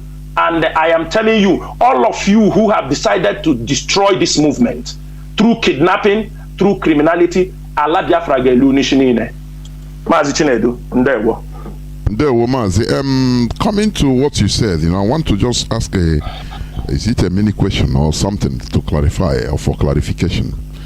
You see that sometimes people are deceived. They enter into these criminal gangs, some innocent ones. They thought that some of them think that they are in real ESN. So please, what do you say about it? And how do you, tell our people, tell those type of people about the modus operandi? Because sometimes you see some people might think that they are on the right path, and when they enter, they see that things are no more as they think. It's not where they want to belong, but they have already been there. So sometimes they continue because they know that any slightest mistake they will be removed. So what do you say about it, please, in a quick one before Mazi, you know when Onyendu closed the door for recruitment for ESN. The door was shut. They said there was no more recruitment. Are you hearing me? There was no more recruitment.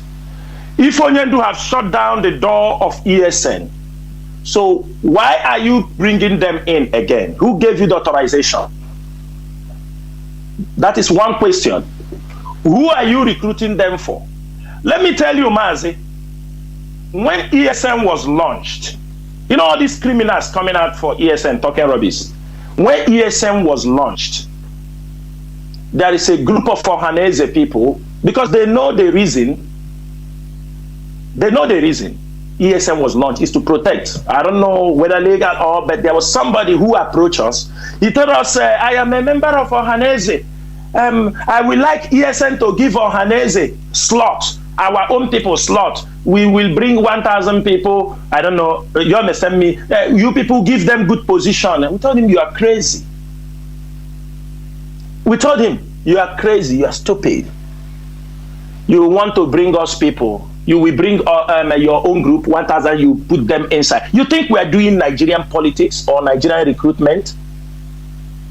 So you want to infiltrate ESN, because all the people they will be sending with their politicians, slot. If there is any recruitment in Nigeria, if they say immigration is recruiting, every politician send his own people inside. Everybody sends, so they will know what is happening. If there is custom recruiting, every politician, every governor, everybody brings slot. They pack all of them inside. I told him we don't do that. Recruitment in ESN is on merit, and you must be a volunteer. That is all. Now, these people that joining ESN, we don't know. We don't know them, Mazi. I'm telling you. If he tell you he joined ESN, tell him the door is shut. I don't know where he joined it. I don't know who is that person. For example, this guy we are talking about, who came home, autopilot us, that guy in Germany I'm talking about, his name is Gaius Eden. Gaius Eden. They are the one. They came.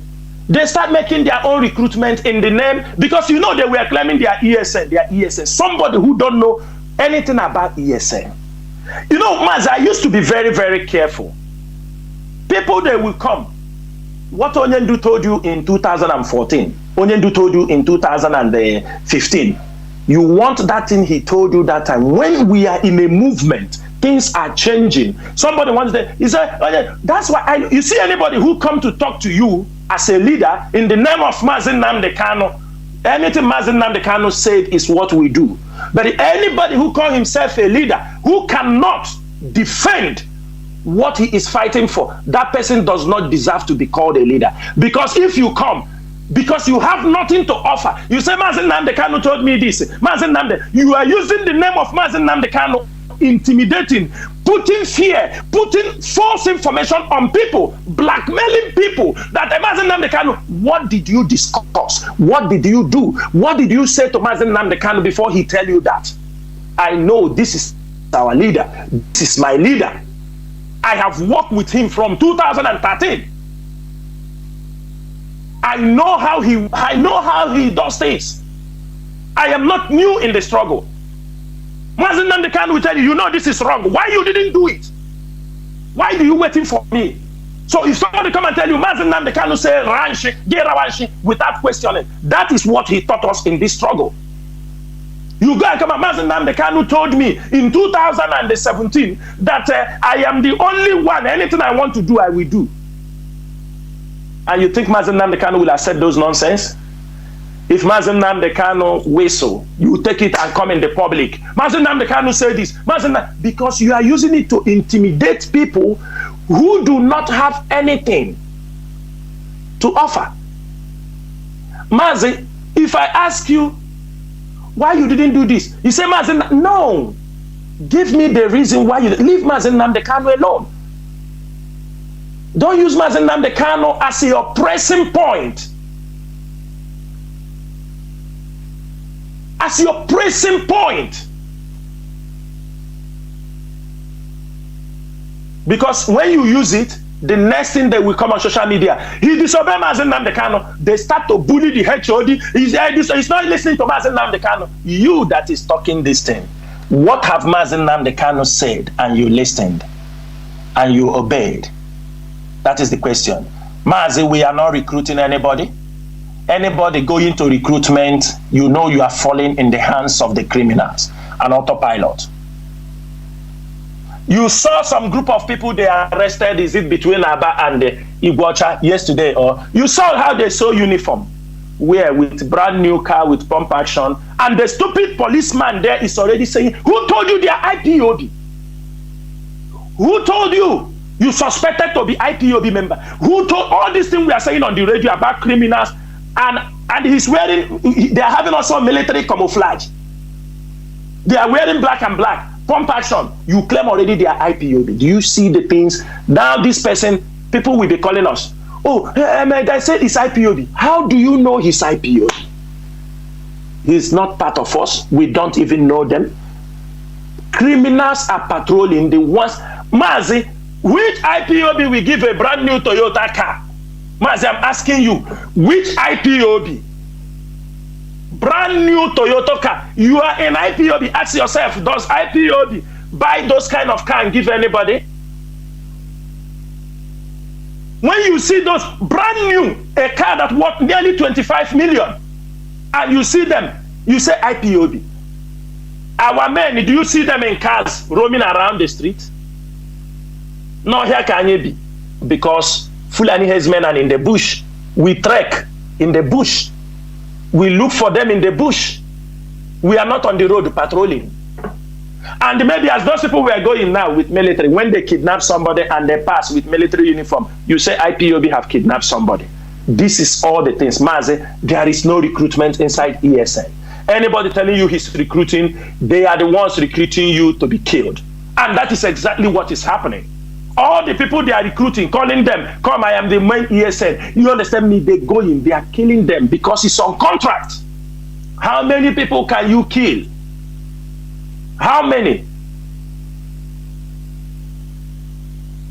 Mazi, you just found out of recent, you saw ESN walking in the border of Ebony. Today, this criminal in Finland, his younger brother have made a flyer. Since that was the same Ohunku people were massacred. The same Ohunku people were massacred early last year. Nobody was talking. IPOB, when the ESN went and they staged a very strong camp confronting Fulani, today his younger brother is printing paper. flying. There are no sit at home. No sit at home every Monday. No sit at home. And this thing. His younger brother. These days. Arabachi hunt. Where Fulanis are coming. Fulani missionaries. I say, oh no, we Chinasa. Yes. That is a way to express some anger in somebody. When people will see their town were ravaged by Fulani herdsmen, people were killed. If that is exactly where he comes from, because people are saying they don't know where this guy comes from.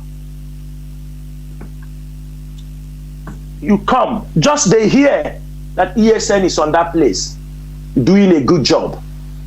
Now they are printing flyer everywhere. Last time there is a flyer they were sending, and they are not.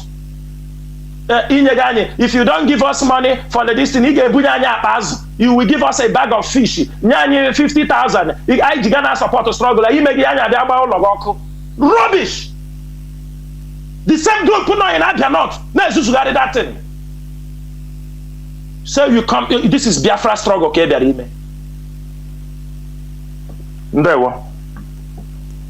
were Mazi. Now going further, this is a very critical question, please. For the issue of the Kuje prison attack by terrorists sponsored by Nigerian government, I know immediately IPOB released a press statement concerning that and their plans. Now there is this news headline, please. I want just listen. It's today's news. ISWAP terrorists planning to attack Christians, targets in Nigeria capital, Abuja. That is Civil Defense NSCDC. Now, the paper is printed, is there. The Nigerian Security and Civil Defense Corps has raised the alarm over planned attacks by the Islamic State of West Africa province, ISWAP terrorists, on selected targets on the federal capital territory, Abuja. It also said that the Islamic terrorists has declared war against Christians in Nigeria, saying that was why they attacked the Kuje Correctional Center and released some of their fighters to sustain the attack. Now, I don't want to continue, but the issue is very, very worrisome, of which IPOB leadership released a press statement about it. That what they did is just kite flying to test the ground, so that when they attack Kuje prison, DSS. Now, Nigerians, they will take it. After all, they attack Kuje prison. No, even they attack a presidential convoy. So, what is the leadership doing about this? Because it is a very worrisome development. Mazi, can you hear me very clearly? The whole world is hearing you. Please, go on. Thank you. Mazi, this particular issue, like you said, for me and some members of IPOB leadership, we were not worried of the Kuje attack. But the moment that thing happened, our mind is the safety of our leader. The safety of our leader, because there is no place in Nigeria that is safe presently. Southeast or the eastern region was safe, but now, because there was a time UN was, they were alerting that the only area that was safe in Nigeria was the southeast. The northerners were not happy. The Fulani cabals were not happy. They want to make everywhere unsafe. And that's why you see them pushing for more crime, and some of our people, agents, also helping them. Now, our press release, I think we made a press release today, but this is a work the IPOB media warriors will go into work in a couple of days to come. The leadership are still consulting and making necessary plans on the next move, because this is a red alert. Mazi, you can agree with me, there have been a lot of jailbreaks in Nigeria. And all these jailbreaks, there is nothing they have done about it. What we are facing today in Imo State is the jailbreak that happened last year. Mazi, since Jubril came into power, I can categorically tell you, if not 15 to 16 jailbreaks have happened since this man came into power. And all this jailbreak, they have never one day told us they have managed to catch all of them. They know what they are doing. Since his government came into power, they have consistently releasing people in the jail. You know, when they are releasing jails in this way, that's to show you something. When this Kuje prison happened, people who witnessed it, even some inmates who witnessed it, can tell you the people that carried out this operation, they are not just ordinary people. They are not. Mazi, who can have an RPG in his possession? And in the heart of Nigeria, in the heart of... In the capital city. Not in the periphery. It's not AK. They didn't come there with AK-47. I mean, they came with RPGs, knocked the wall down, brought everybody out, calmly selected 64 of their inmates, the ones they know. According to the information we have, they say when they brought down the wall with the RPGs, they brought everybody out. They separated all of them. The Boko Haram people, they told them there is a car somewhere. They asked everybody to run. All of them were running, running, going towards the car, the direction. After they finished going to that direction, I'm telling you, somebody who is inside the Kuje prison, who also returned back inside the Kuje prison. He said that when they asked them, they told them, if you want to stay, because some of them who are on sentence, maybe they have 2-3 months to round up with their sentence. Some of them, you understand me, they don't believe they want to run. You can stay in prison for a long time. You don't know where even to go to. You decided to remain. These people tell them, if you want to go, you can go. But they have finished. They didn't kill anybody there.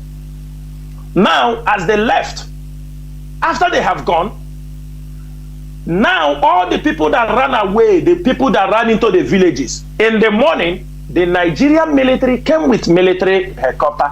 They were shooting people in the bushes around that place. I am sure they will even kill innocent community members who might run away because of what happened last night, who were still hiding. In the morning, the Nigerian military was using their military gunship. They were shooting people they found. They killed many people also in the bush. This is the level this country has become.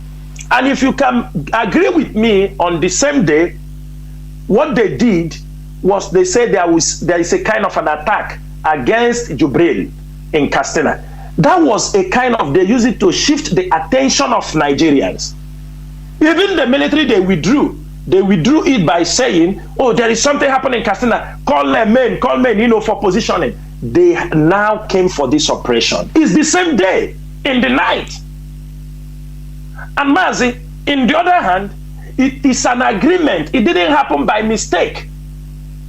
Why it didn't happen by mistake? You can see that the same people that were holding these people, they have asked them for a prison swap all this while. Nigerian government refused. They say Nigerian government knows what they want. All the time they were asking for release.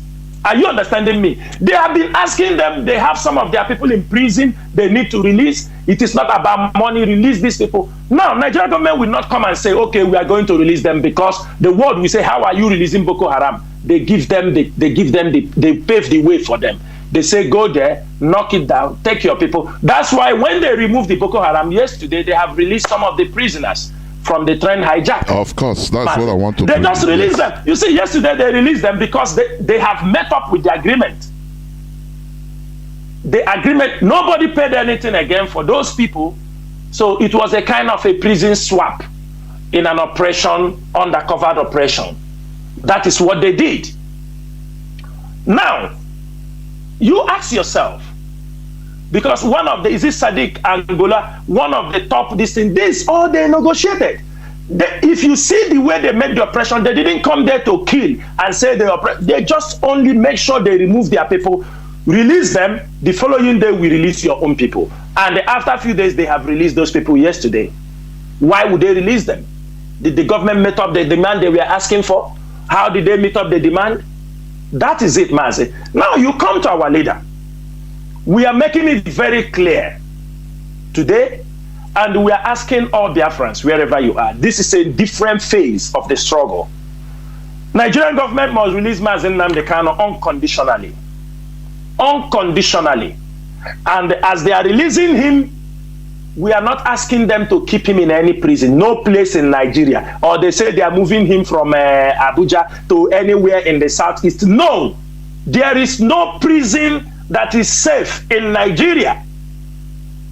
Mazi, for that reason, tell me the side. Let me just give you an example why I said there is no prison safe prison in Nigeria. They all can be, they deceive the people. They say it's correctional facility. There is no, this is prison. Mazi, on September 3rd, I can give you the dates, 2015, they attacked the Sokoto remand home. This is after Jubilee, the same year he came to power. They attacked the Sokoto remand home that was also holding many Boko Haram members, and they released them. Around 13 inmates escaped from that particular place. This is 3rd September 2015.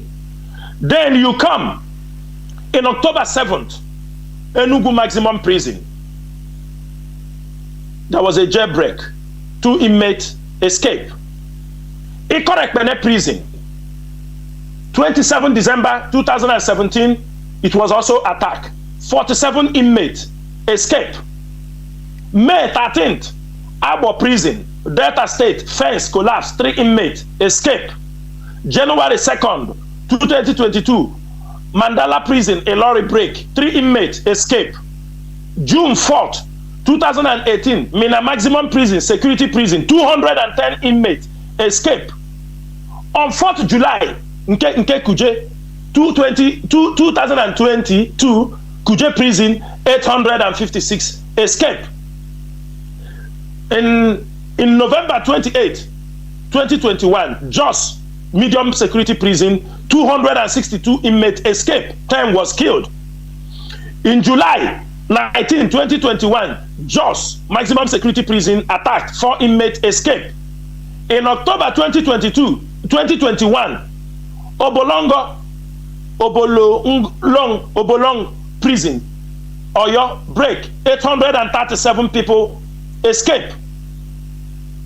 September 13, Kaba prison break, Kogi State, 240 inmates escape. April 4th, 2021, Owerri prison break, 1,884 inmates freed. October 2022, October 22nd, 2020, Okitipapa prison break, 58 inmates escape. In October 2021, 2020, during the NSAS issue, prison break, Bini prison break, 1,993 inmates escaped from 2 facilities. Mazi, in October 19th, 2020, Oko prison in Edo was attacked.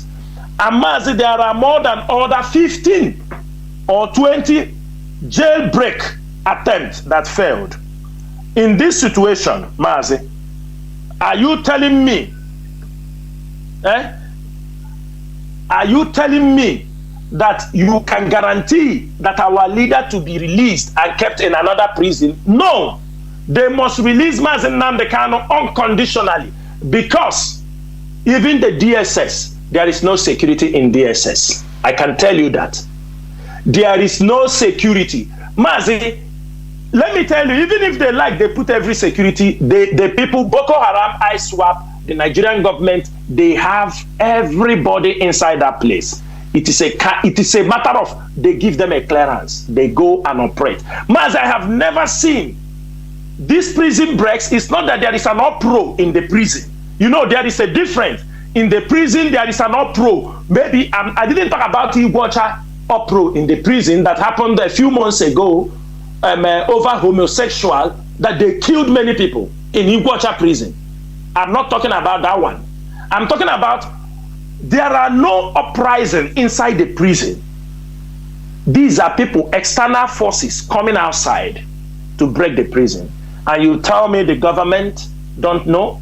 You tell me the Nigerian government don't know? Do you know why when these people are coming, they ask them to write a letter? They ask, they like now, civil defense have written their own. So that tomorrow, if anything happen, you don't blame them. Are you understanding me? They have alerted the people so that not tomorrow when they break the prison, you come and blame them. Where is the security? They have told you. They have informed the government. Those who are supposed to put security there, let them put it. But they won't put it.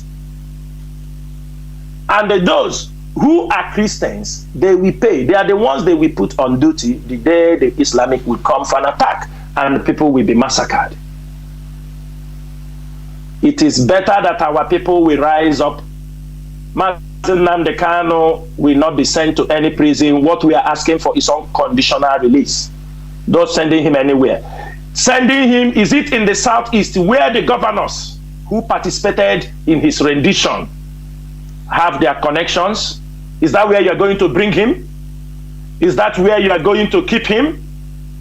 And that is what IPOB media and the leadership is looking into on our last line of attack on the media space. Thank you, Mazi. There were Mazi. Before I open the lines, there is this question, because the issue of calling people's name on air, I think it has been cleared. Now, we see the situation in Nigeria, the political situation, the brouhaha, the electioneering fever that is right now taking place in the whole of Nigeria. Now, some people we call and say that, oh, IPOB should not take any stand. Some people we call and say IPOB should take stand immediately. So, what is the way forward, please? Taking stand on the Nigerian election? Yes, yes. No voting, there will be voting. Let's vote for this, or, you know, please. Mazi, I have said this thing before. Our duty is continue to educate our people. IPOB will continue to educate the people, and we are not making any stand for anybody. Even if IPOB will take a stand, it is too early to take a stand. I'm telling you the fact, because that is what you see sometimes people, you know, those people telling you to take a stand, they are the Nigerian agents. Are you understanding me? Because the government want to know what IPOB will say, what they will do, so they know their line of attack. Mazi, there is no very strong weapon to deal with the enemy like keeping silent on your next move. It is very, very important that our people, like they used to say, we are not sophisticated people. Our people are not sophisticated. If you watch what happened in Anambra election, you saw people, they're shouting. Somebody in America was telling me, because he's an, what did he say himself? He said he have a position, he have right to pronounce for IPOB what will happen, because he's a principal officer. He can speak for IPOB. I say, yes, you can speak for IPOB, but you won't speak for IPOB on national interest, because it is not in your position to do that. You can defend IPOB in certain things, but there are people, before we make a statement, the leadership will make a consultation, they will critically look into it, because they always say 2 heads are always better than 1. You cannot go there to pronounce because you are a coordinator, or you come out and say there will be no election. Tell us the plans of the enemy. Everything you are still saying, anything you are still saying on social media, this is all assumption. Voice messages are all assumptions. You see people will formulate. There are people who know how to tell stories. And for that reason, It is too early for IPOB to come to make a public stand. But one thing we have tell our people is that our leader before now have made it very clear that we do not have anything to do with the Nigerian election. And in the real sense of it, there is nobody. You are looking for freedom today, tomorrow you go and participate in election. The world will never take you serious. That is one thing people have to know. We cannot, after a successful outing in Brussels, just a few months ago, a month ago, or is it up to a month? That was on 14th and 15th June. It's not even up to a month.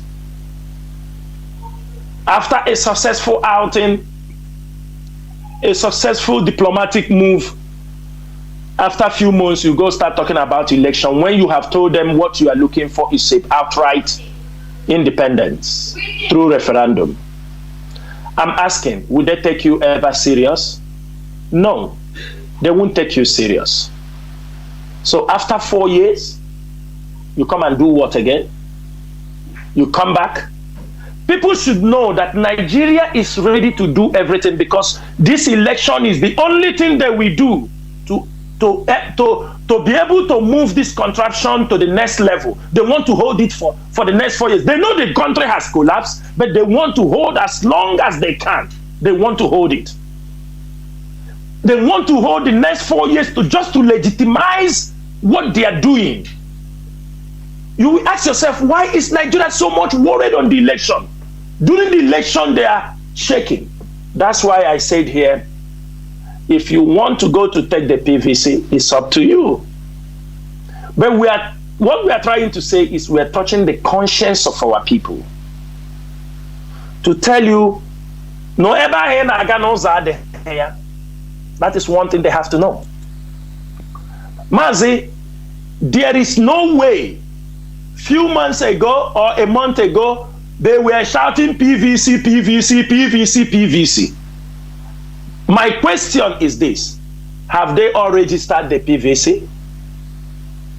Because I knew many of them in Abuja, where some people gathered to register the PVC. Some Northerners came there and they calling, who knows, the power they are calling to tell them that they come here to register PVC. They should send everybody away.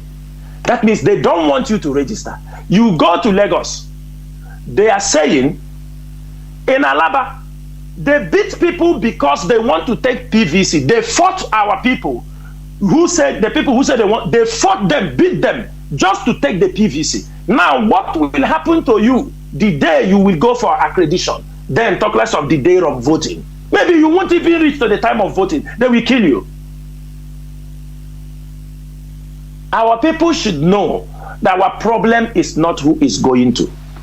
Even if they are shouting obedient, we are not saying anything, because we know the level. You know this thing happening in Abuja, they are trying to tell, in case P2B, you people are thinking to be president, you won't rule from Abuja. Maybe you will rule from Enugu, or you go to Calabar to make your base, because you won't be in Abuja to rule them. That thing is one people have to know. And again, Mazi, it is just like the delegate. Our people should use what happened in PDP delegate and the APC delegate and the judge. The picture is clear. Use what happened among the delegates and they see what will happen in the election. It is like when you want to take examination. During that time, we are in secondary school, they say this is a mock examination. Before you take the real examination, they say this is a mock examination. The delegates, it's just a mock election for you to understand how it's going to work.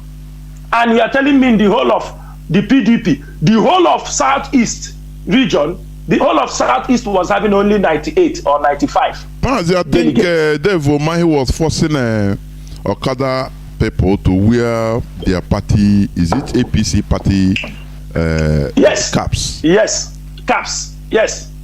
Mazi, will cap give you the election? Cap will not give you the election. And one thing is, those people, they will tell them if you don't wear it, you will not ride Okada here. This is a kind of intimidation. They are forcing people looking for their daily bread. They force them, you must wear the cap. What are they doing? What is Dave Umahi doing? Because he's lobbying for Tinubu to release the money for him, so that we will make video. Everybody is supporting you. Everybody is supporting you. Everybody is supporting you. That is what he wants. This is a campaign that he will use to make money. That is not voting. I'm asking them, all these people shouting PVC, PVC, will you be in Galadima House when the result will be queued inside the system? Will you be there in Abuja? Are you going to be there? How many are you that have the PVC?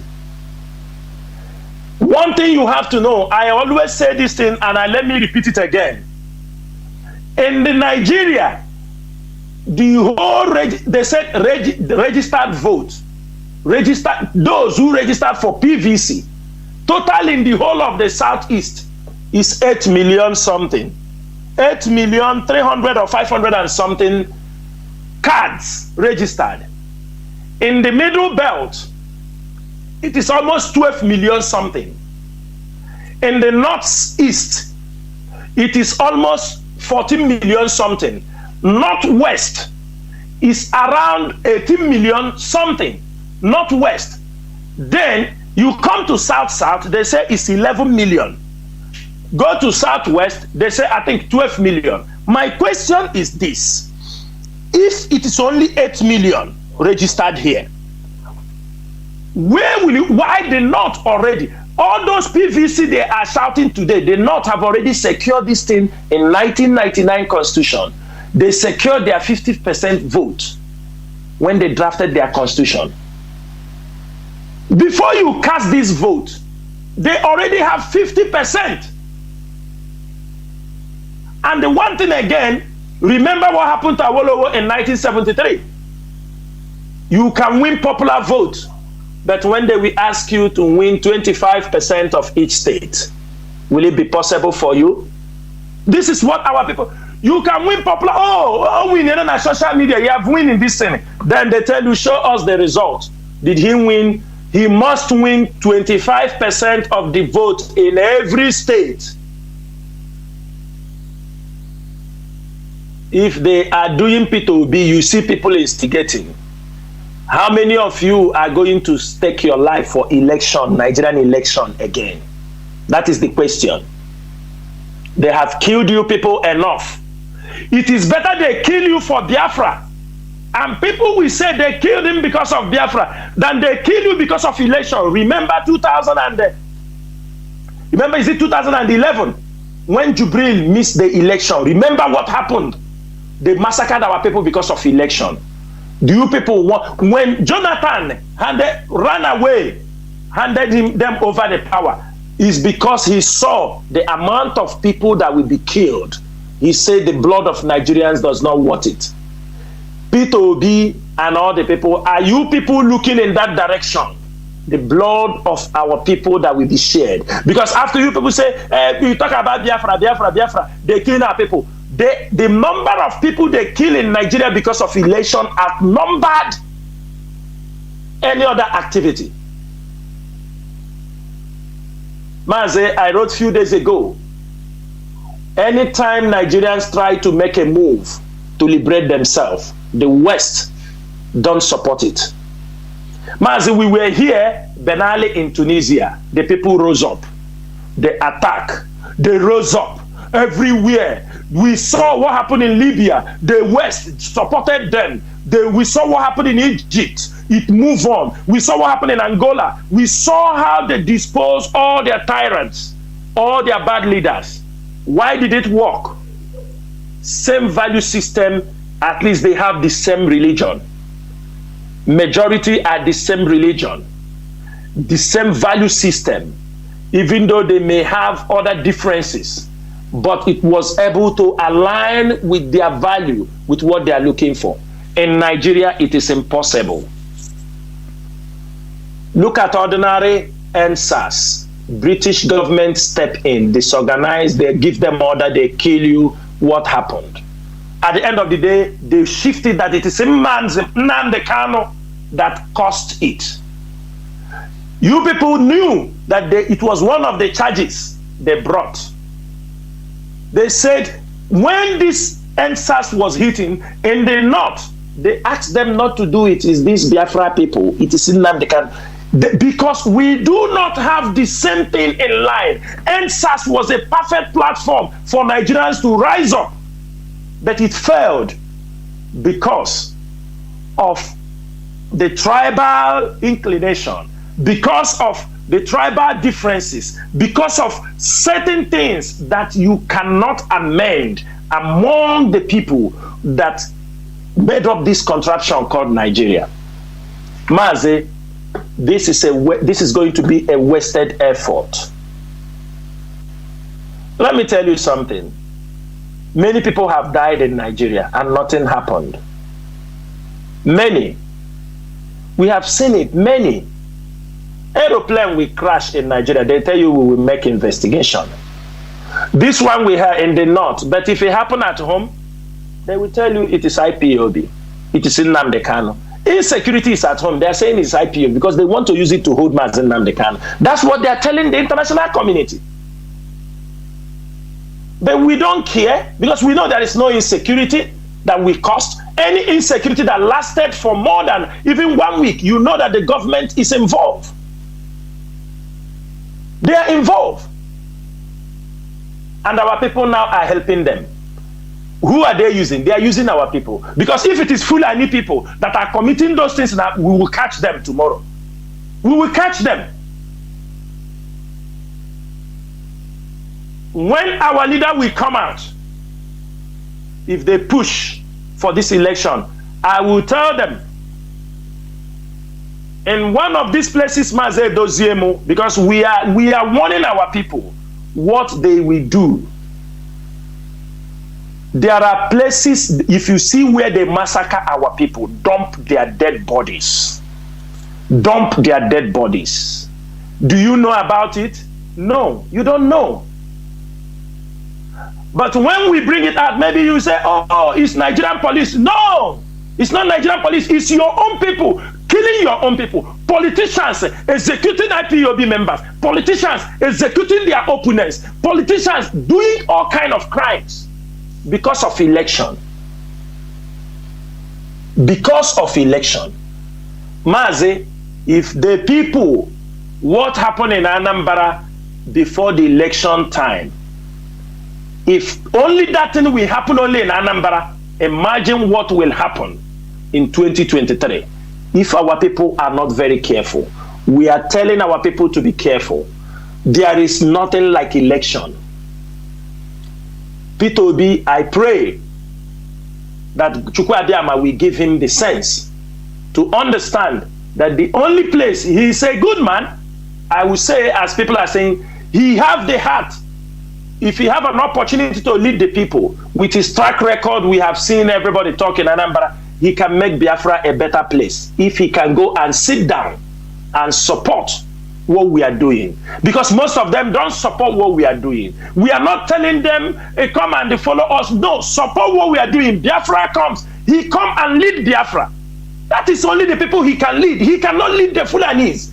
He cannot lead the Yorubas. He can never be their leader. He can never be their president. He can never be the president of the Nigerian Muslims. They will not accept him. So the question, are you dying for Peter Obi or are you going to die for Nigerian election?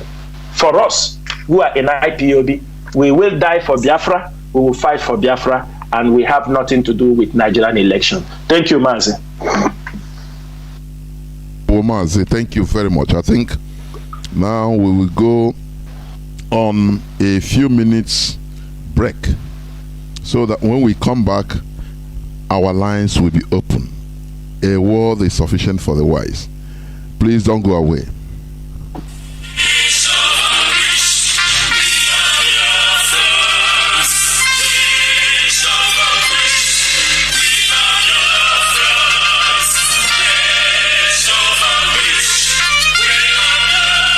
Biafra worldwide phone call campaign alert continues.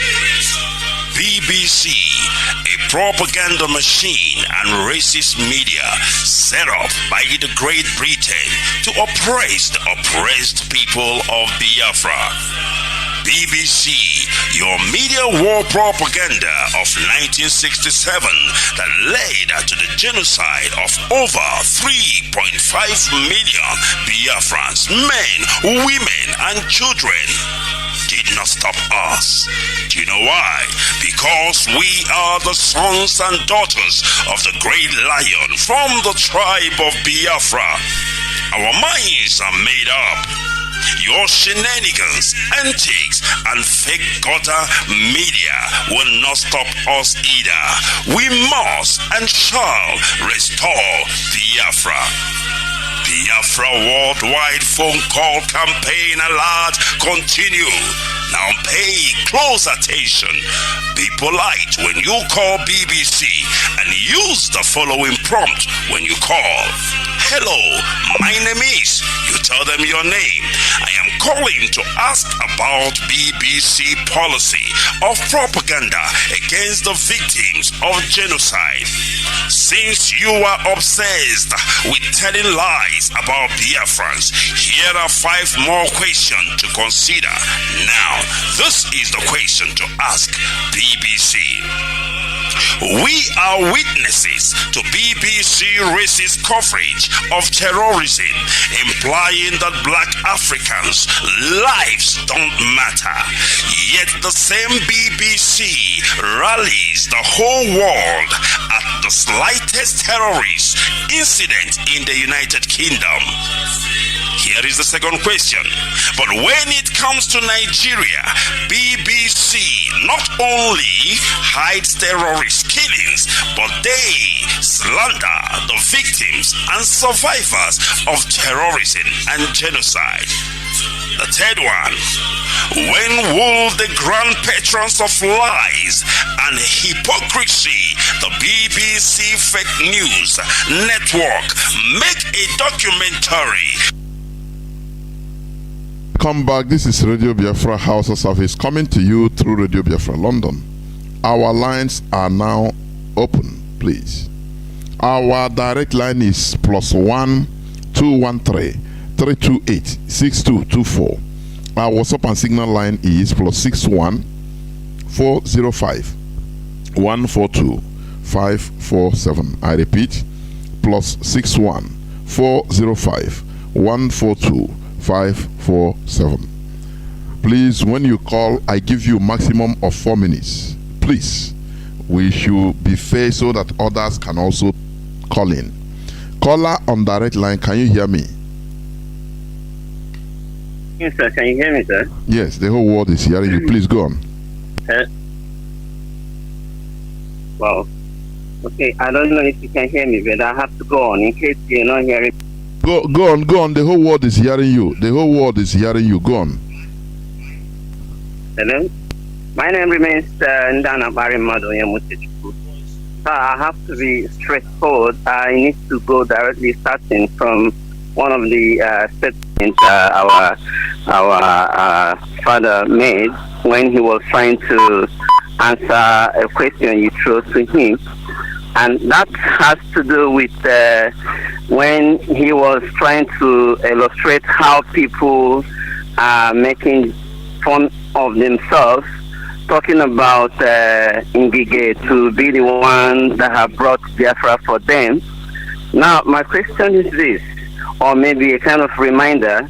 I think in this platform, you and the uncle that has been answering, Uncle Chinasa, have been making us to understand that you guys are out for this to the end of it. Now, this thing is this. Why is it that people stood so firm, deceiving others among us, that they have gotten Biafra without understanding that this will play out against us at the end of the time, making it look as if that Nigeria is even better off having Biafra among us when it's being restored? Because when I hear this information of bringing Biafra by individual useless people somewhere, it makes me go gaga. I was like, what is happening? Are these people thinking we are playing with the blood and heads of people on the ground Why are they behaving this way? So my question is this to him. I think things are being placed in the formation to make sure that these things are being breached off. Because I will never be alive to see Biafra look more worse than Nigeria. Because these guys are playing politics. Where I'm talking to you now is somewhere in a remote village at Ahoda. And let me expose something here now. These people, they call Niger Delta Refinery. They don't even have what it takes to guide the resources they claim they have here. Now, they have been withholding the marketers who comes to pick up their products because they are having issues with Britain. They call the shells. I don't know why a stranger will come down here and take 70 to 80% of the resources and nobody is talking. And we are here fighting, sacrificing our blood to make sure we restore this freedom and let everybody gain hands to control his resources. And people are still making it look like we are playing games like ABCD games here. So my question is this. I hope you people who are learned more than us have put things in place. Because at the end of the day, if I see Biafra becoming more worse than this, I will join the Boko Haram and I will kill everybody. I'm telling you this thing before God. I'm not happy when idiots will come out and be telling me that Nnamdi is at the prison and at the dungeon, and some people are here making this of us. Mazi. I'm sorry if I sound so bad, but I thank you so much, sir. Bye. What we should understand is, in a freedom fighting of this capacity, there are bound to be mad people. You know, there are bound to be people that what they are looking for is money. We are more than 70 million people, for goodness sake. So this freedom fighting is different from when Biafra has come. You know, for now we don't have no control, no direct control over people, no government. But when Biafra come, we shall use state power in order to do things right. No mad person will come and commit anything. No, that is what I want to say before Mazi Chinasa. Mazi Chinasa, can you hear me? Yeah, Mazi, I can hear you. Mazi, you know, let me tell you something. You know, in this struggle, what people don't understand is this: we are all scattered all over the world. Some of our people that are also outside in diaspora, some of them were sent abroad by one politician, uncle, or the other. You understand me? Yes. And our people, they normally, this is something you have to know. When certain things will be going fine, they will be supporting. But when they see it's coming near where his interest lies, then you see them behaving somehow. Now, what you are saying about why our people, do you understand me? This is human nature. It's human nature, but our own, the sabotage is too much. Let me tell you one of the things that have put our people in this kind of behavior is religion. Religion. Different churches, different dominations have put our people in this mode. Let me give you an example of, for example, when I'm growing up, you know, there are what they call natural bond. You grew up with your brother. You grew up with your sister. You people sleep on the same bed. You grew up with your cousin. You sleep on the same bed. There is a natural bond. You eat in the same plate. You drink from the same cup. You change even clothes. You share clothing. The only thing that have managed to divide our people, the moment, that's why you are surprised when we grew up, this person now, you go and marry one woman, she's in Jehovah's Witness, yourself moved to Assemblies of God Church, this one moved to Redeem, this one moved to Deeper Life. These were brothers and sisters. who were all one. They grew up. They understood even how their family suffered. They grew up. But the moment they come up, this one have migrated to Redeemed Church. A different people start to brainwash them in a different level. Their way of reasoning, they start seeing you as their enemy. This is what different church dominations have. This is what different church dominations have done to us. Now, the deeper life man will tell you that where this is wrong, when you see your brother, because this is the new person controlling you, you start to condemn your brother. You look at your brother in a different eye. You are going to Celestial Church.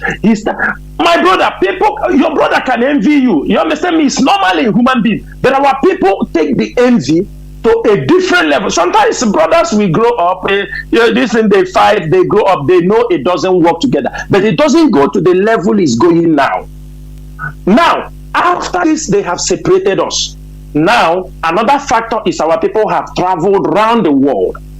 When they go out also, they mingle with a different kind of people. You are in Arab country, you are in Europe, you are in America. Different ideology, environment affect you. You have forgotten that thing. We don't come home. There are nothing that energizes us. People at home are battling with church. They are using the church, attacking you. You that is in abroad also, you are stuck with the mentality.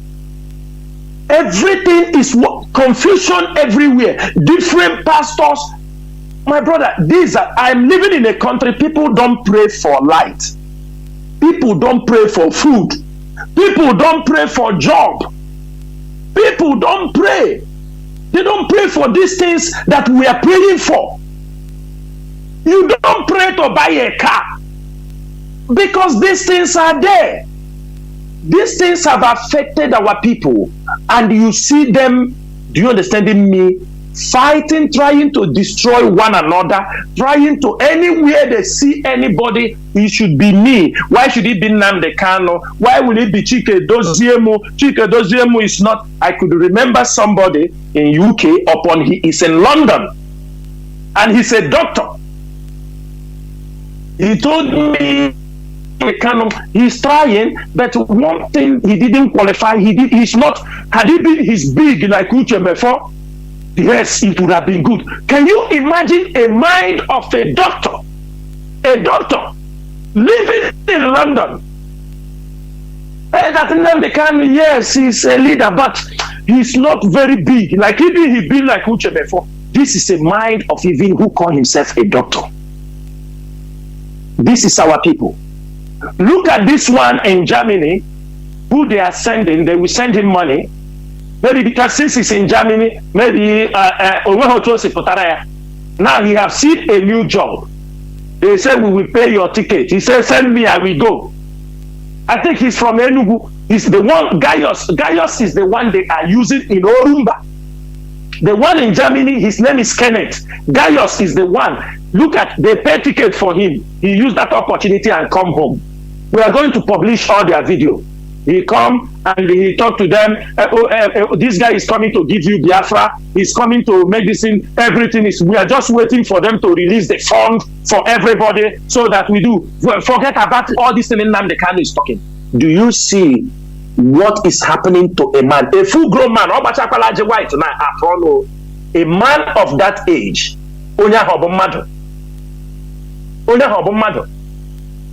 It's not looking at the sacrifice we are making to redeem our people. The sacrifice Nnamdi Kanu is making is because he cannot afford ticket to go home. So somebody have buy him ticket and he's ready to destroy it. Money to stay in the hotel. Give him maybe $5,000. He said, let me use that opportunity and go home. And his mission to go and destroy the interest of their people. Mazi, we will continue to fight. We know we are not going to bring everybody to the fold. But I remember what somebody told me. It's a very big, a top listen. He told me about Museveni. He told me that Museveni started the struggle, this Museveni of Uganda, with 5 of his brothers, cousin brothers from their family. They fought and go to the village, their community. People joined them. They increased to 7 and moved to the district. By the time they fought, fighting from their compound to the district, they increased to 21. From district, they start heading to the province. And the Museveni fought and fought and fought. At the end of the day, Uganda become independent and he took over power. Even though he have overstayed. Sometimes, if you are waiting for everybody to come, they will not come. But what we are saying is this: if you know you are not ready to support this struggle, don't be an obstacle, because what we are fighting for is for the restoration of Biafra, for the future of our children, the children born, the one unborn, and the one yet to be born. Ndewo Mazi. Ndewo. Honestly speaking, many forces are behind our uncoordinated character. Many forces, as you said. I have a caller on signal. Welcome to the program. Can you hear me? Yes, Mazi Jonathan. I can hear you loud and clear. I hope I'm coming up, bro. There, we'll go on, please. You have 4 minutes. Okay. Thank you so much. Hello, Biafrans, lovers of freedom. My name is Mazi Akas. I'm calling from Austria. Your phone is sounding somehow very funny sometimes. I don't know. Are you hearing me now, brother? It's better. Go on. Okay. Fellow Biafrans, lovers of freedom. My name is Mazi Akas. I'm calling from Austria. And by the special grace of Chukwuka Biama, I am the IPOB Austria National PRO. And I want to thank you, my brother Chinasa and Nworu, for coming out once again to educate us what is happening in this struggle. And before I proceed, I want to say, as a Chukwuka Biama should continue to guide and protect all the Mazi and Nnamdi Kanu. My prayer always is that Chukwuka Biama please destroy his enemy before they come close to him, and most especially release him unconditionally so that he can rejoin us to fight until Biafra will be restored. This is my prayer, and so shall it be in the name of Chukwuka Biama. He said. Mazi Chinasa and Nworu, my beloved brother, after all these things you have educate us today what is happening, and you know all these things, how these infiltrators, what they are doing and against this struggle, and they have really penetrated into the minds of some foolish Biafrans who thought what they are telling them is true.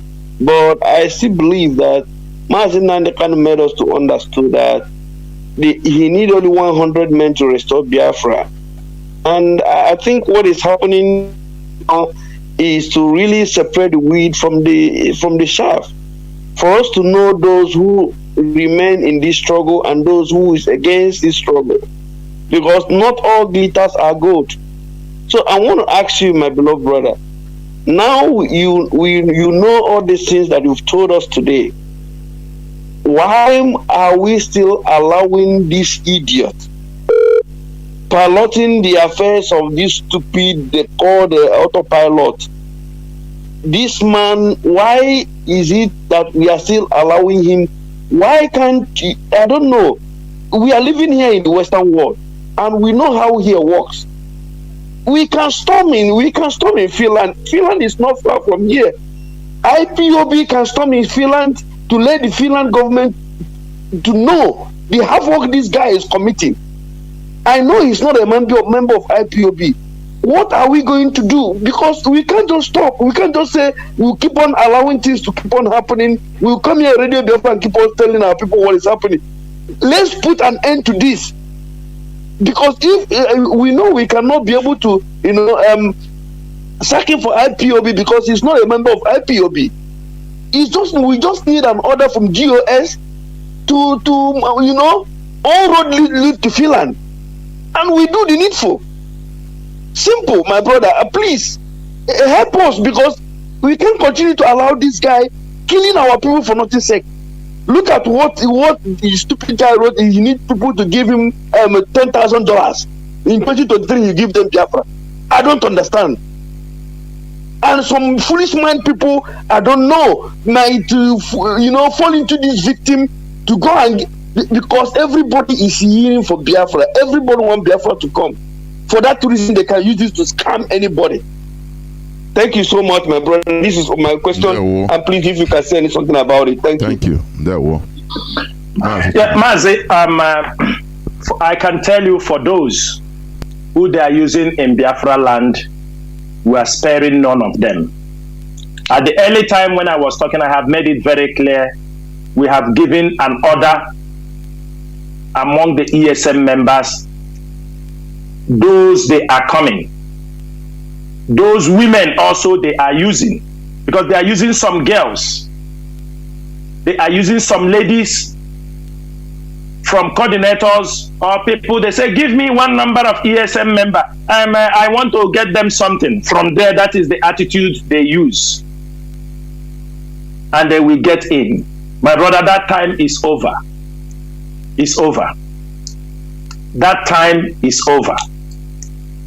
But for those, I don't want to say much on that area, is because it's only a foolish person that somebody will tell you, you bring this money, I will, this is I mean, I don't know how I can say it. You give me this money, I get you Biafra. This is rubbish. You give me this money, I get you Biafra. Mazi, even the moves, that's it, I'm telling you. And you know one thing, when those things are written, you found out, you go there to say the people who say, I will donate. Open the picture. Open the picture of the person who say he will donate $100 or $1,000. Not at one village, maybe in Kanu or not somewhere near Aba. Do you understand me? Say I get donate $100. Donate. Go and open their profile picture. You know that this is all a joke. This is what they are doing to deceive our people. I told you people here, it is a contract. They are under contract. They are under contract to destroy anything about IPOB. That was why when they adopted Mazi Nnamdi Kanu, they came to me. First, they gave me a promise. And I sent them to hell. They jump to the next level. They start contacting people. From there, they went even to Cho, because they have succeeded. Cameroon asked Nigeria, how did it work? He told them, we have people who helped us. It worked out. They say, give, or even Cho. Let us get Dr. Cho. Mazi, they are there. But sometimes, not every fight you will fight in public. Sometimes you break the enemy's back. You break the back of an enemy, so he will understand that you are not in the same league with him.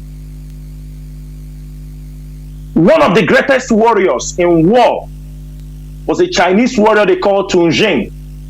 I think in one of his books, he said, sometimes when you are weak, appear like you are strong to the enemy. In his book, they call The Art of War. He said, sometimes you are weak, let the enemy know you are strong. Sometimes that you are strong, let the enemy think that you are weak. War of fighting the enemy does not need always a physical confrontation. What they are doing, they know our people are people of little memory. Mazafoma call them 15 minutes memory people. Every 15 minutes, our people will forget what happened. Every 15 minutes, our people will never remember what happened to them. That is how they have programmed our people. That is why somebody can come out after he knew all the fights IPOB have fought from 215 or 214, from Irita Nebog, Ikechukwe Nyagodem to Urania. After Urania them, Uchemefo, After that, another group of people, you're supposed to have a record or information of how we need. Biafra come, we will teach them how these people, group of people, were all defeated. One thing I will tell Biafrans today, it's not only as far as 2015, 2016, it's just because it is the way. Some of us knew that Uchemefo will leave the struggle. Some of us knew that Uchemefo will leave the struggle. But it was not in our hand to make any unnecessary decision. But we know that the time will come when he will show. And I could remember the day Uchemefo made the video. The day Uchemefo made that video in the car, the person who told us that Uchemefo will do us something that we will run, he's the first person who sent me that video, and he laughed at us. He laughed at me. He said, I told you this thing in 2016. That 2016 or 17. When he said, did I told you this? I say yes. He said, I told you he will leave this struggle. He is not part of the thing you people are doing. And there is another person also. They are still there. But when it shake, they enter inside. When it shake, they enter inside because they are not genuine. Some came for money. Some came to destroy. Some don't want this struggle to move forward. Hatroka struggle and somewhere. Our aim is to let Biafra come tomorrow. Let everybody go home. Those who will continue building Biafra will start building Biafra. When the problem was coming, this criminal you saw in Finland, I told Onyendu putai una joya. I called Onyendu. I told Onyendu, you see this guy. This guy he's an agent. I told Onyendu. I said, Onyendu, you see this guy? This guy is an agent. Watch him very well. The women in America brought him. They tried to position him. If you know anybody in Finland, the coordinator, ask them the time he want to give Onyendu interview. When they bring the report, I look at all the reports that came from Finland. They disturbed me. I couldn't hold it. I called Onyendu the same day. I told Onyendu, Obukwa anota akara eze, odika eze ogwara anu ga anu. Anota akara eze, odika eze ogwara anu ga anu. I told Onyendu, this is the report about this guy. This is revenge he's coming. They want you to give him a platform. A platform so that he start operating. I said it to Onyendu in my presence where Onyendu was holding the telephone. If what I am saying is a lie, call Adama Brown and the daughter. Onyendu said, ask him, I am cancelling this interview. I am not going to give this interview. This guy refused to take ordinary oath and everything, that he's not granting him this interview. I told him, Onyendu, because of the report, Onyendu said, okay. Few moments later, messages are coming. That day, more than 17 or 20 calls from Finland. Few minutes later, Onyendu, on the telephone, Onyendu said, tell him I am not giving this interview if he don't take ordinary oath before he go on air with him. Because it was a dying minute. The people he communicated, they told him, take the oath, no problem. Onyendu asked them, when he finished the oath, he should sign the oath and return it. So that to make sure that he is under oath. 2 hours before that time, if you find that day he granted that interview, if you found that interview started late, because he have told the people he's bringing him on the distance. He told them, I have gotten the jackpot. Everything he boasted to the people who sent him to do the job. That don't worry. They told him, take the oath. What is oath for IPOB? That is what many of them do. They take oath. They go in the back and go and do something so that the oath will not kill them. They told him, take oath. What is the problem? That's why he ran and took the oath on the telephone. Who gave him the oath? It was Mrs. Adama Brown. Mama Uchenna gave him the oath from Houston. After he took the oath, Onyendu returned back to me. He called me, he said, okay, he has taken the oath. Ask them, let him join the family in Europe. I called Mazi former Mazi Abanyim, tell the Finland people that he have taken the oath, no problem, let him go and join them. After they send him the oath till today, he never signed the oath. He refused to sign the oath. He have gotten what he wants. After Onyendu finished broadcast with Masanga in Kenya, in 48 hours, they contacted Masanga. They say, Masanga, they want him to give him interview. The way he interviewed Mazi Nnamdi Kanu,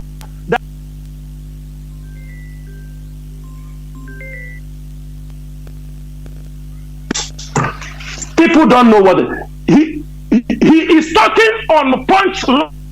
It's because of IPOB at that time. Masanga said, I just finished interviewing the leader of IPOB. There is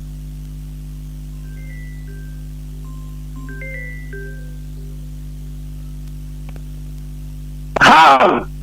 I don't want somebody who will come on my platform and tomorrow it will be a problem. Had he wanted an interview, this interview is supposed to be before your leader. But after your leader have finished interview, it's not good for this guy to come.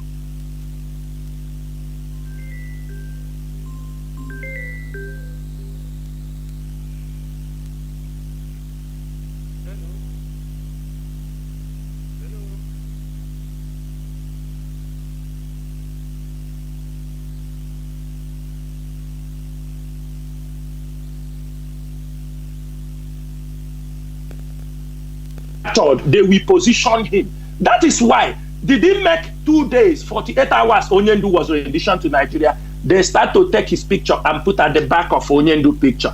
After Onyendu is him. That is how they deceive all of you. Mande go mande na go fools. Une with a picture now share. People, I thought they were human beings. Stupid sets of people, and then disturb rather in a forum. One criminal or after Onyendu. Ask yourself, is this person an IPOB member?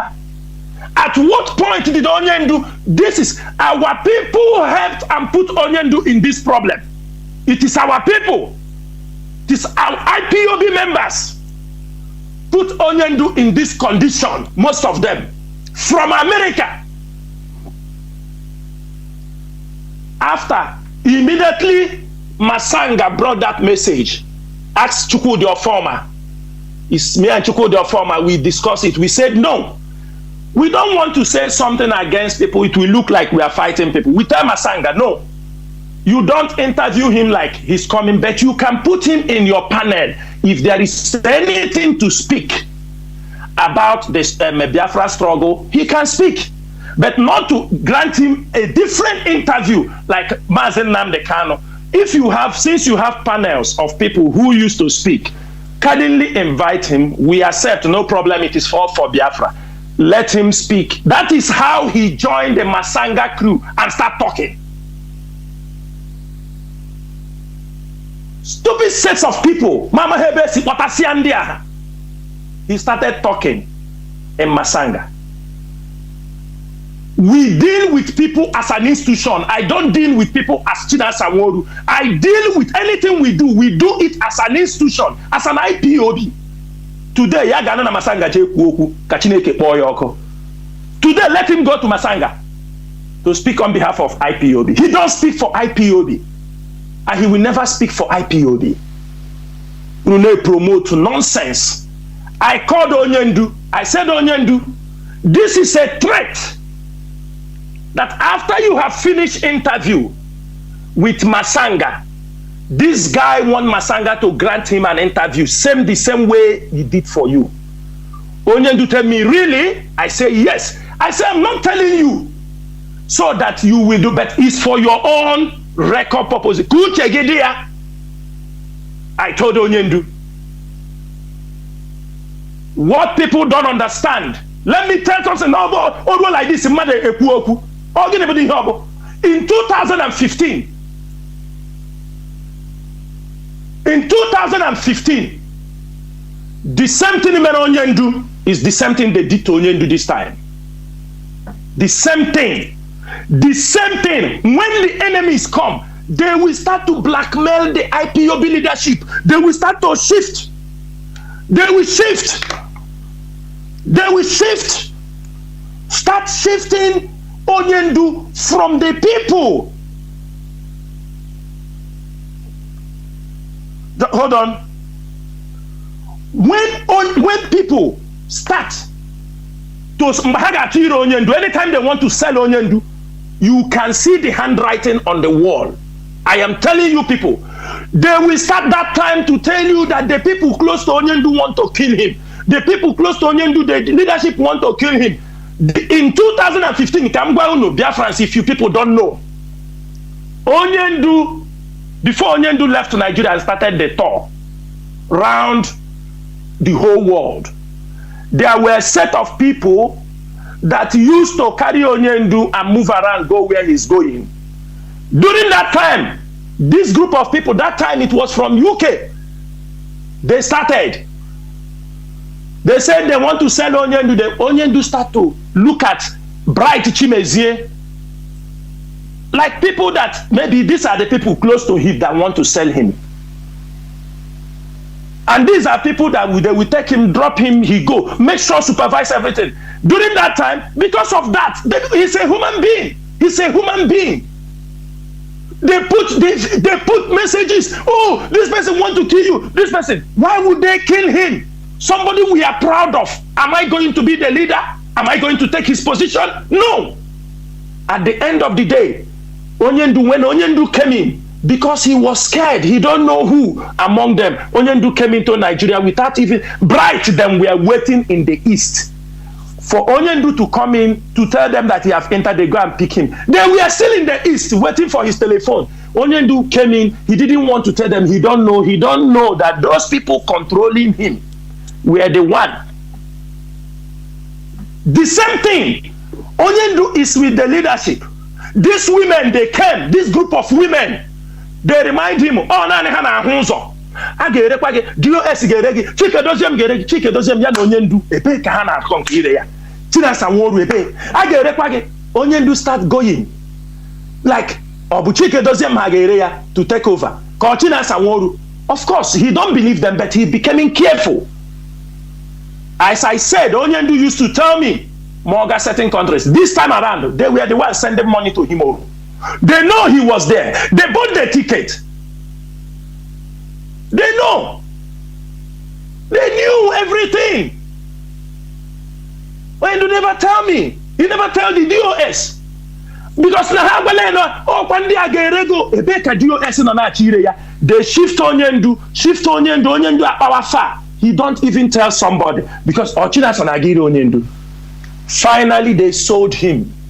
And they come out and start shouting. As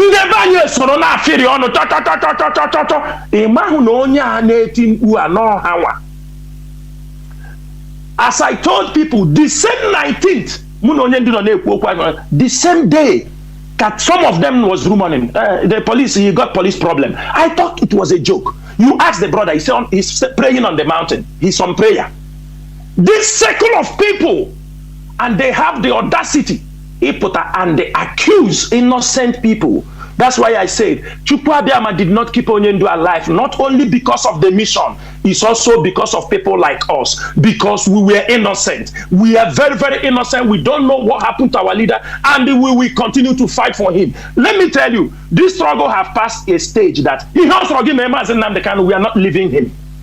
I'm telling you, people are stupid. We have crossed that Rubicon. Also, imagine Nnamdi Kanu at the street. Also, anything he like he do. We have crossed the Rubicon that we will judge this movement based on his personal behavior, because we know destroyers are coming, trying to destroy him.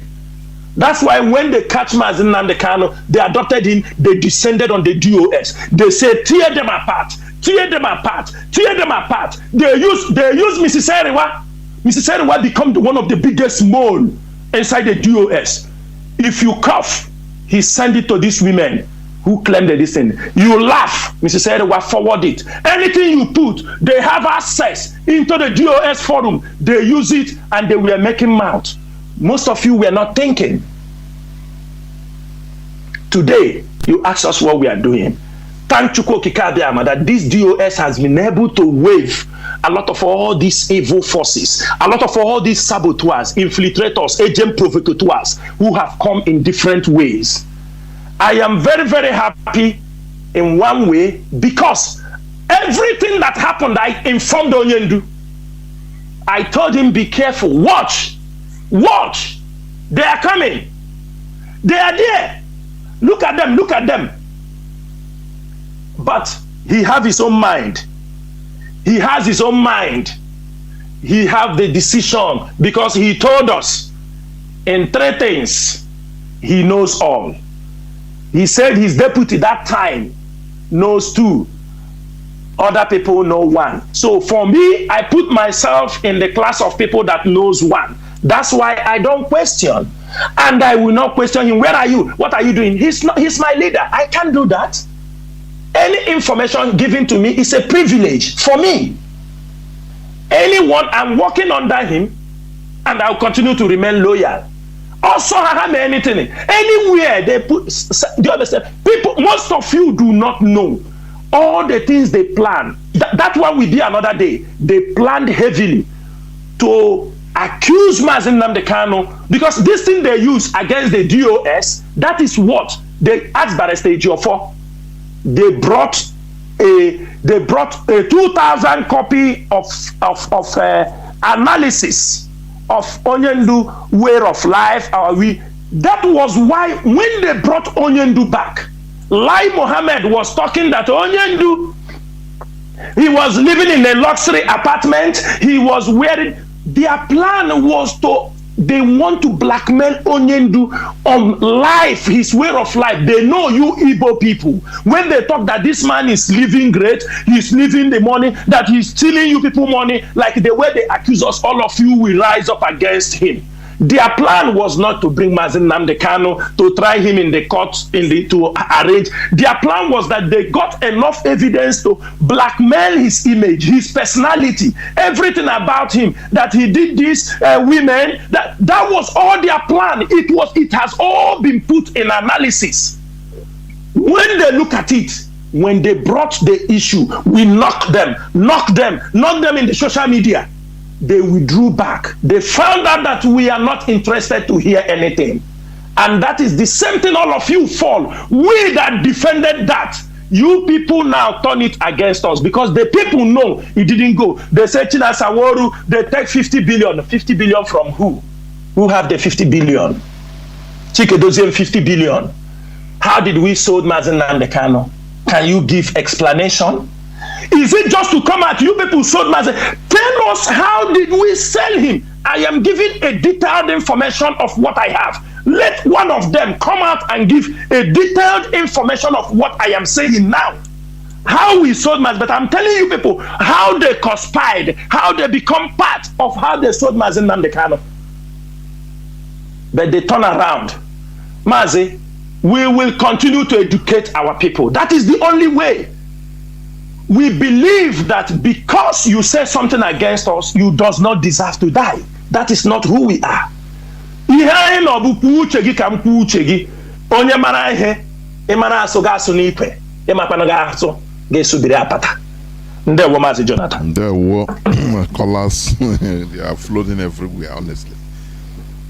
Let me check. I had a caller on direct line, but has been waiting, but it's gone. Now, caller on WhatsApp, welcome to the program. Please, you have 4 minutes. Caller on WhatsApp. Okay, thank you. My name is Nwale, thank God. I'm calling from Morocco. There we go.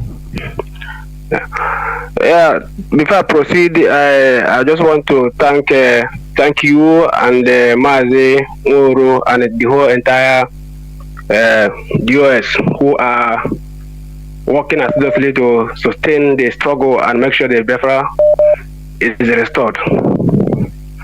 And what I want to say before I proceed is to tell Mazi Nworu and the DOS that they are doing their best, but their best is not enough until the Biafra is restored.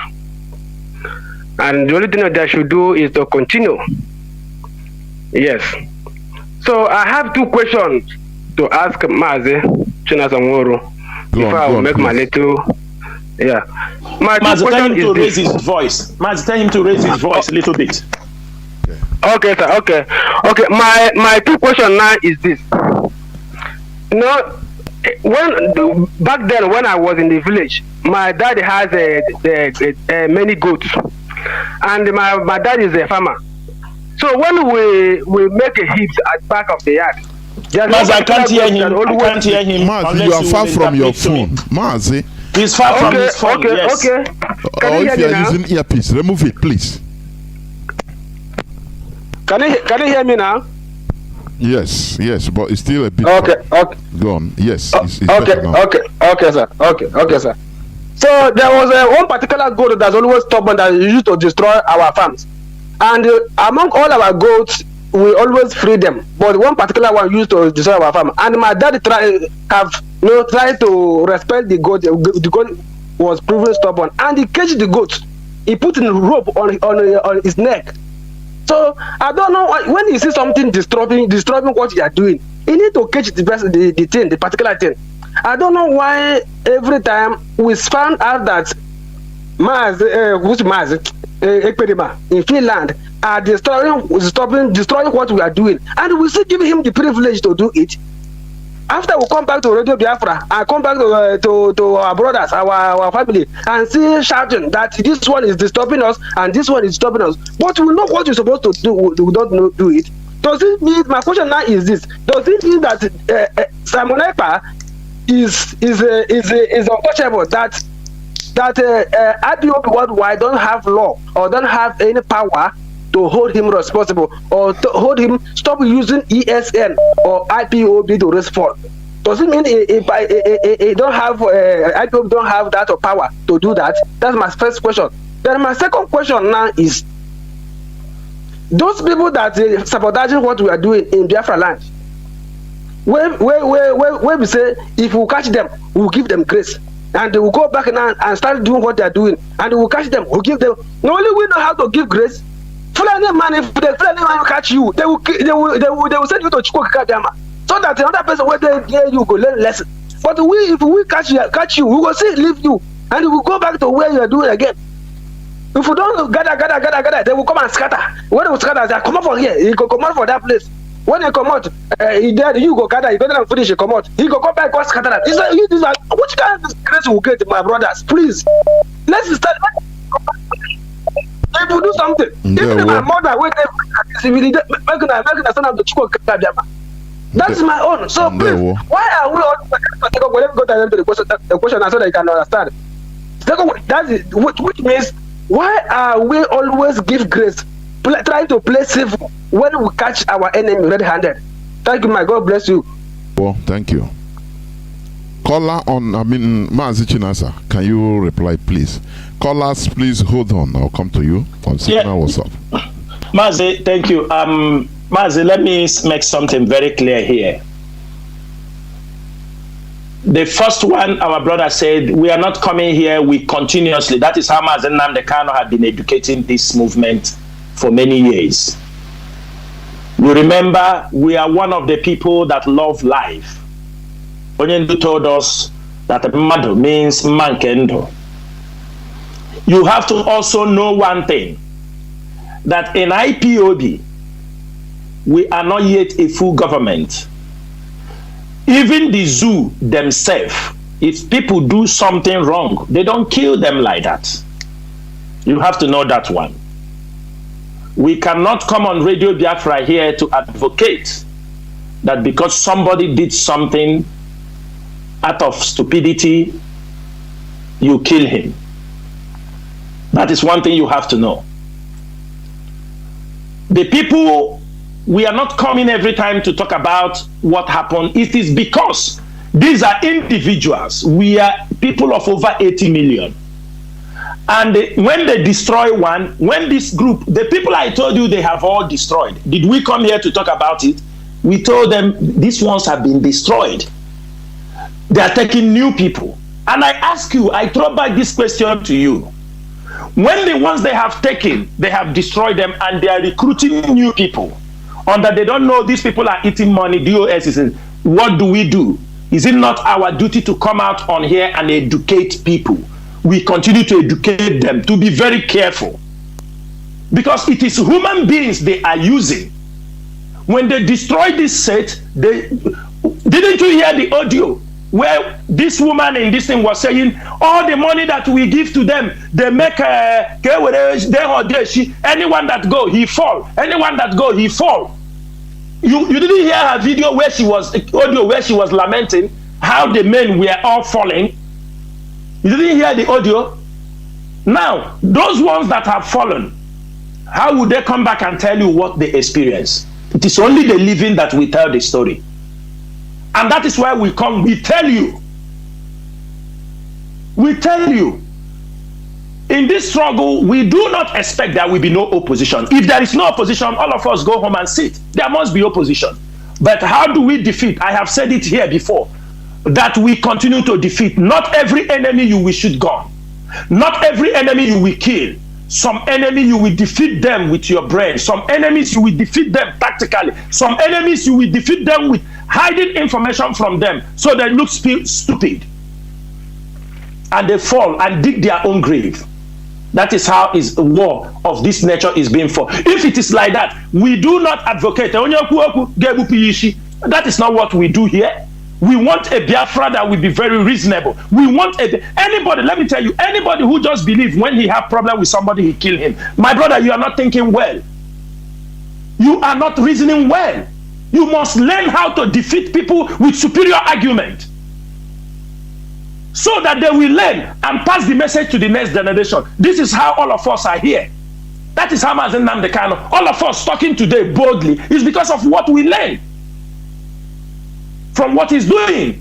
We followers, millions of people following this struggle. It's not by killing them. We are not inscripting anybody inside IPOB. We don't inscript people inside ESN. People are following this movement because of our ideology, the way we confront, the way we reason, our logic. That is one thing I have to tell you. You will never stop. Even if they kill all, new people will come. They will recruit new people. That is one thing you have to. But the continuous education for our people, we make them, whenever they see the good, they will know. They see the bad, they will also know. That is it, Mazi. There is nobody going to look for them and kill. No, we will continue to defeat, because there are many ways to kill a rat. We are not going to start. It ends up with that thing Mazi Nnamdi Kanu said. We didn't come to kill our people. We are not coming to kill our people. It is because of them. Most of the people they deceive in autopilot, many of them are returning back. They are talking that they didn't know. They didn't know. If you go home, you will see many units, they are returning, saying, we are sorry. Had it been you killed them at that time, how will you be able to repent? My brother, we are building a government. We are building a nation. We are not building a jungle. There were, I have a caller on signal. Caller on signal, welcome to the program. You have been waiting for more than 32 minutes. Go on, please. Thank you very much, Mazi. Good evening from here. There were, welcome to the program. Mazi Chinasa, well, I agree you too. Good evening from here.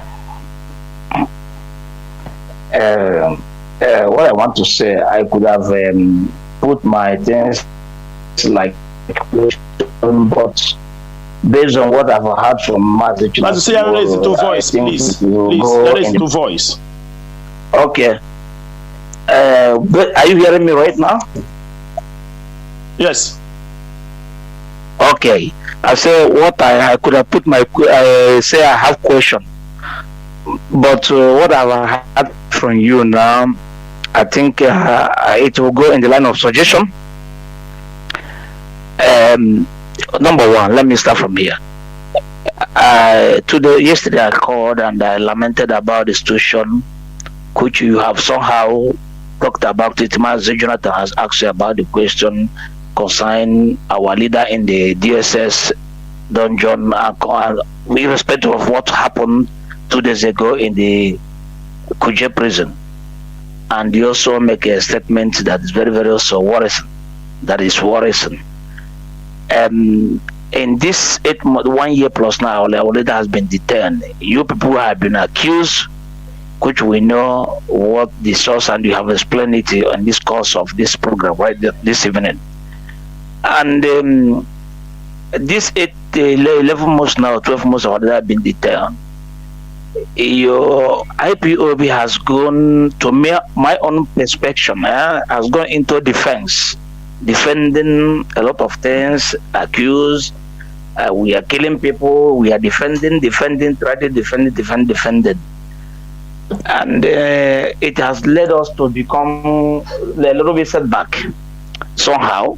So moving forward, we are trying to defend.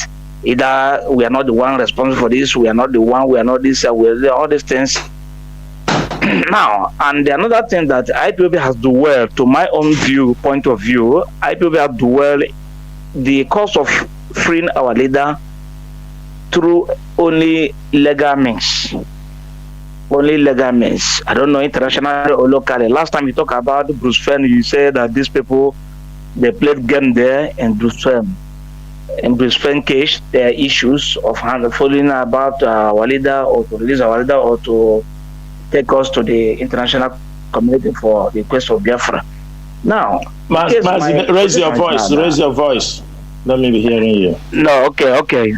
Now, my suggestion now is that since we have known, you people have also known that in the past of 88 months now, we are into defending ourselves, fighting to release our leader through legal process. And you have seen how Nigerian government is working. Because for my own point of view, this thing they shift to November, court case they shift to November. Mazi, your voice is not coming out. I can tell you so that I can respond to you very well. Come closer to your network. No, I'm not hearing him. I want to hear him very clearly so I can respond to him. Are you hearing him now? Mazi, go on. Are you hearing me now? Yes, better. Okay. So what I was saying is that since over 11 months now, our leader has been detained. We have been defending and find way to defend ourselves, that we people, the US, are not responsible for the arrest of our leader, the kidnapping of our leader, and all the rest of it. And we have been worried because of what happened in Kuje prison. And the true legal process, our leader, or how I see it, to my own perspective, my own view, that our leader, these people will not release our leader until after 2023 election. Is there any other thing? That's assumption you are doing. Yes. Yeah, that's my own opinion. I said I'm just taking on my own opinion and my own assumption. So, is there any other thing IPOB will do, either physically or legally or international or otherwise, in order to elevate the cost of releasing of our leader from this Kuje prison? Because I personally, I am immensely, this is my own feeling, I am immensely worried because of what happened, because I have this vision just a year plus ago that Nigerian government will hand over, Buhari will hand over this government to Boko Haram. If you watch what happened, the attack in Katsina State, after in Katsina State, they attacked the convoy of Buhari, and nobody was arrested. A presidential convoy was attacked. Nobody was arrested. Nobody gave information of who are those and where are they. Away. Nobody. Only just made that statement. The next day, they now go to Kuje prison. So that tells you that they are working hand in hand with the government, and they are going to hand over this government to this Boko Haram, and it will become dangerous to us. That's my number one suggestion. I'm just asking whether if there's any other thing to do, irrespective of legal process, to release our leader. That's number one. Then another thing I want to say, as an member hotel, I will give you an example of when they are talking, the infiltrators are talking about IPOB radio will be shut down. And the one way or the other, by the grace of Chukwu Okike, it was renewed. And I have the copy on my phone. The day I saw the copy, they published it on their program, and I downloaded it and take it. I said, I want to know, I must know the root of this copy. And luckily, you come on air and they clear the air. Since that time, nothing has happened. They have not talked about it again. They went on underground. So the same way I'm demanding you, if you have some evidence, irrefutable evidence concerning those, as you mentioned here in your program now, you say they send email, they do this one to our leader, they communicate. If you have any irrefutable evidence, please, my dear brother, publish it so that these people following them will run away. We will know who is responsible. Because if we keep on keeping it, waiting for when our leader comes, you will expose them, they might cause more damages. Because these people guys at home now, they're going to say we are paying them, accusing you people that you people are getting money. Mazi, let me step in here. Mazi, hold on. Let me step in here. Okay. Since it's a suggestion, I know where you're going. Mazi, one thing I will tell you is this. You don't dictate anything for us, because most of you people, this advice is what you people have used. When you come on radio and say it, people will follow. Start. You give the enemy where he will be talking. Where he will be talking. In the sense that publish it when our leader is still in detention, right? Is that what you're telling me? No. Will you know the consequences? For you, is good for you. Mas, let me tell you. Let me make it very clear. The pain, the abuse of it, what happened to Mazi Nnamdi Kanu, we bear the brunt, not you. So we have a responsibility to make sure we fight that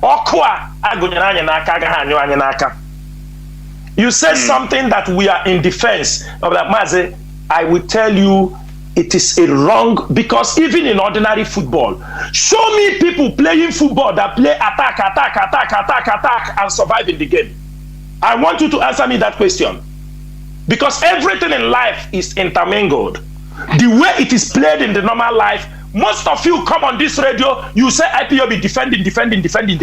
Why? We are fighting a war. That you defend, you come back. The time for attack, you attack. The one you defend, you defend. We are defending a name before they tag you a terrorist. And they defend. Why won't we defend? Every day on the newspaper, IPOB killed this person. Tell me your Facebook account. Let every IPOB go to your Facebook account and see what if you are defending IPOB. You don't defend. You don't want other people to defend. You don't know if we don't defend, everything will be on the head of Mazi Nnamdi Kanu. If we don't defend, IPOB will be tagged a terrorist internationally. You telling us we are defend. What do you want us to do? Attack. Even in life, even the lion, when he want to attack, he goes back. He watch first before he attack. What I meant by that, I don't mean physical attack. So we leave our back.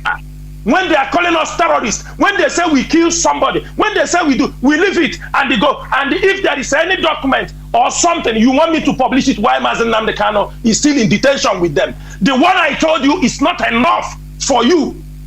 You bring the part of radio. Not me. I'm talking of the gullible people. I'm not talking Mazi, myself. Please, Mazi, give another person this thing to talk. Because I heard that language, somebody to say, we are defending. You want us to leave what we are doing. You now leave it to go to attack.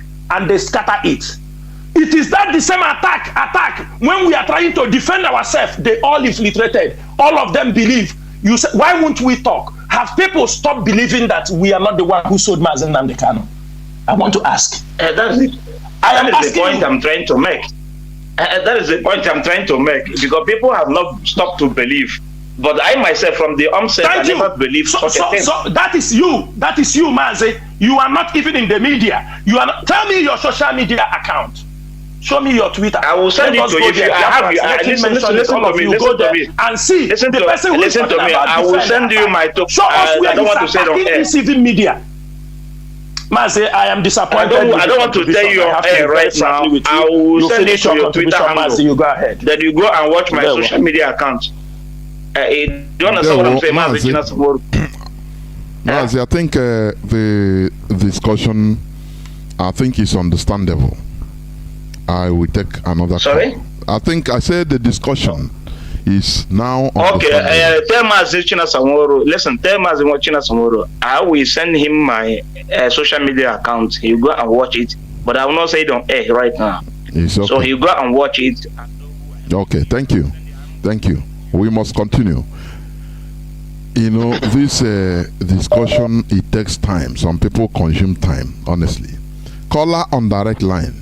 Welcome to the program. Caller on direct line. Can you hear me?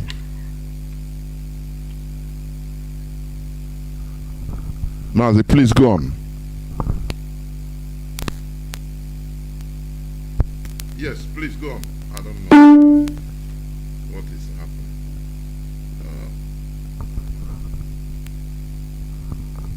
Okay, let me take caller. My goodness me. The calls are coming like, I don't know. No. I want to pick calls on direct line. Calls on direct line.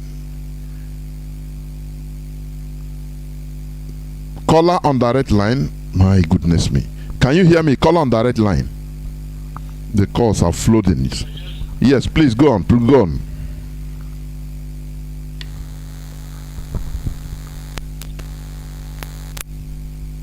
Estate from the zoo. The question I want to ask is, my problem is about this election year of 18. This election of 18. Because don't be angry. I'm just talking as something that I have expressed in the last election of 18. Because I don't want something that happened when Atiku run with P2B. That minute that we can go and vote for anybody.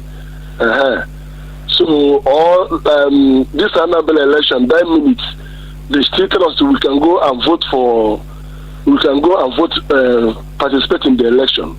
So I want, because when I'm telling people about not to vote, or they should stop about this card of 18 to go and vote, they will tell me, forget, that minute now they will still tell you to go and vote. That time you will not have your the electoral card. I've been forgetting. So they said they will go and bring the card to keep in case that minute you people might change your mind, because it has happened before when P2B and Atiku run, and when another election come on board, that I should just go and get my card ready, that anything can happen that minute. So what I'm suggesting is that I want anything that is coming out from this our radio to stand. I don't want that minute and they will still come and change. So that is my take on anything pertaining to the election. So coming to issue of this election again, I myself, I don't see a Fulani INEC will use his own mouth to announce an Igbo man president after the election. I don't see Fulani INEC chairman to announce an Igbo man. And I don't see the one they call the Buhari, President Buhari, a Fulani man, to hand over to P2B, an Igbo man. I don't see it happening. Instead, they will cancel the election and everything will scatter. So anybody that is thinking that towards direction, that a Fulani INEC man and a Fulani president will hand over power to an Igbo man, it can never happen. It can never happen. So what I'm trying to say is, issue of election, let's make one statement and stand on that one statement. I don't want it to come, because if I'm advising people, they will still tell me that minute it will still happen. So I just want to bring it on, but let you people know how to handle it. So that is my take. And sorry, issue of our leader, not for them to even release him. They should release him and give him the flag, because not release him to make him not to talk. They should release him, they should free him and give him the Biafra flag. Let us celebrate the release with our freedom. Thank you, Mazi. That's my contribution. There were. Mazi Chinasa, I hope you had him. Is a suggestion. Yes, Mazi. Okay. Mazi, I heard him, and we can take up his suggestion. Is already noted, and we will weigh into every, side of it, and if there is a need to implement it, we will do so. There were, and I have callers waiting. Let me see again. No. Caller on. No, the calls are cutting on direct line. Caller on WhatsApp, welcome to the program. Can you hear me? I can hear you, Mazi. There, well, welcome to the program. Thank you very much, Mazi, Jonathan Chinedu. Mazi, Chinasa, the general. I thank you, Chineke, the lion heart. I remain Mazi Milimonego. I'm calling from United Arab Emirates. Mazi Chinasa, we heard everything from you. We know that we are facing a lot of challenges because our people is the most difficult people that you can do something with. Our leader has said it time without number. Not only Abuli, all the tribes that made up to that Biafra, our people are too gullible. Why can our people allow infiltrator like Sabotage and a riffraff to continue to be deceiving them? Now, daily. When every news is going on in Radio Biafra, day in, day out, that Sabotage is working with the Nigerian government. Is working with the Nigerian government, and the nail will say this. All these people is the people that sold our leader. They are working for Nigerian government to make sure that our leader die. That is why they are giving unnecessary order in Biafra land, so that they will cause havoc that will make our leader to die. But our people we never hear that. This man will continue to be deceiving them. I don't know why. I don't know where our people keep their brain. I don't know. And in the area of our leader, Nnamdi Kanu, about what happened some days ago about Kuje prison, that Fulani Janja with the new government open door for their brothers, terrorist brothers, to come to Kuje prison, and they release the terrorists inside there. So, if anything, if something like this can happen in Kuje prison, where else? It can happen at anywhere. So we must do everything possible to make sure that our leader come out from that place. We must do everything possible. I know that you people are doing very well to make sure that our legal team, but we must put another effort to make sure that our leader come out from that place. And lastly, I want to question. You need to be fast. Your time has elapsed. You need to be fast, please. Go on. I'm asking a question about this man called Kanu and Nenayanya. Our people are worried about these two persons because I don't know how they will collaborate. But they're raising a fraud without the leadership of IPOB. Mazi Chinasa Nworu, you need to tell us about them, please. Thank you very much. There we go. Mazi Chinasa. Yeah, Mazi Ndewo. Mazi, I have to be very frank for you. Since I am in IPOB, apart from in the country where I reside, I help them to raise fund. I have never participated in any raising fund anywhere. So I will not say what I do not know. How they are raising fund. There are things, if IPOB need, my duty is to request And if it is done, my duty is gone. When Mazi Nnamdi Kanu was there, he's the one I do present anything we need. And I don't know where he sourced the money from. Apart from when we launch ESN. Of course, we have finance. It's not my duty to come to talk about our finance. We will not do it. Because this is what happened at the early stage of this struggle. When these women from America came in, the moment Onyendu was rendition, they said all kind of things. They came for the same finance you spoke about. We told them, and I made it very clear for them. I said, look, they just renditioned Onyendu. You don't have to come here to talk about finance. Our duty is to see how we have to take this struggle forward first. And if you want to talk about finance, you ask me from 19th of June, when Onyendu, I didn't hear from him again. That's the only thing I cannot say what I don't know. They said because you people failed to confront on the finance, they said we are part of the people who sold Onyendu, that we have stolen IPOB money. I was accused, and Chike Doziem in Biafra land. You people do not know. So I don't want to go on that side because I feel that stage have passed. Because this finance you said, when they were holding Onyendu, few months, they just hold Onyendu. They accused me and Chike Doziem, who have never participated in anywhere, account that they went on ground in Biafra land and told them that while the ESN officers don't have money, that me, Chinasa, Nworu, and Chike Doziem took $700,000 of ESN. And they are the people that blocked the money. You understand me? And we were shocked. I said, IPOB have 600,000 to the one they will give to Chike Doziem and Chinasa Nworu. That was the time they were starving our men. They didn't want to release money. This accusation continue on ground, that even our men on ground, ESN officers, were asking me that they said I am holding their money. I told them, most of the money you people, I solved your problem, is from my own personal pocket. Because there is no money. IPOB does not give me any money to give to you. Only when you people make demand, I give them. When Onyendu was there, it will be given. So, and I don't want to go in details on this, Mazi. I don't want to talk about the finance.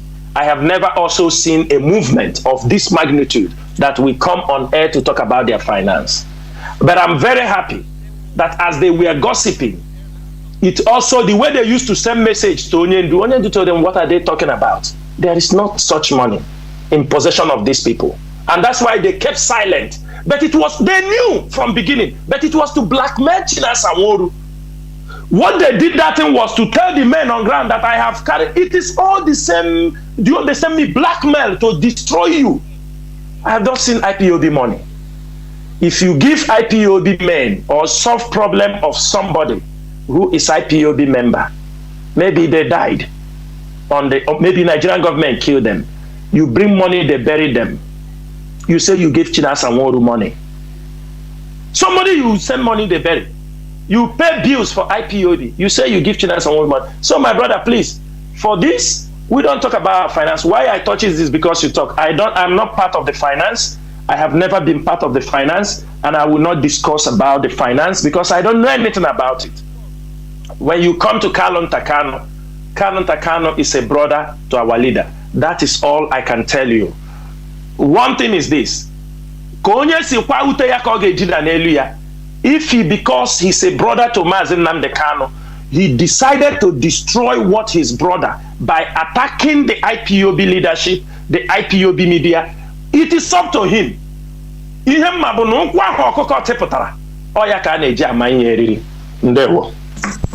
Ndewo Mazi, I have a caller on direct line. Caller on direct line. Caller on direct line, please. Welcome to the program. Can you hear me?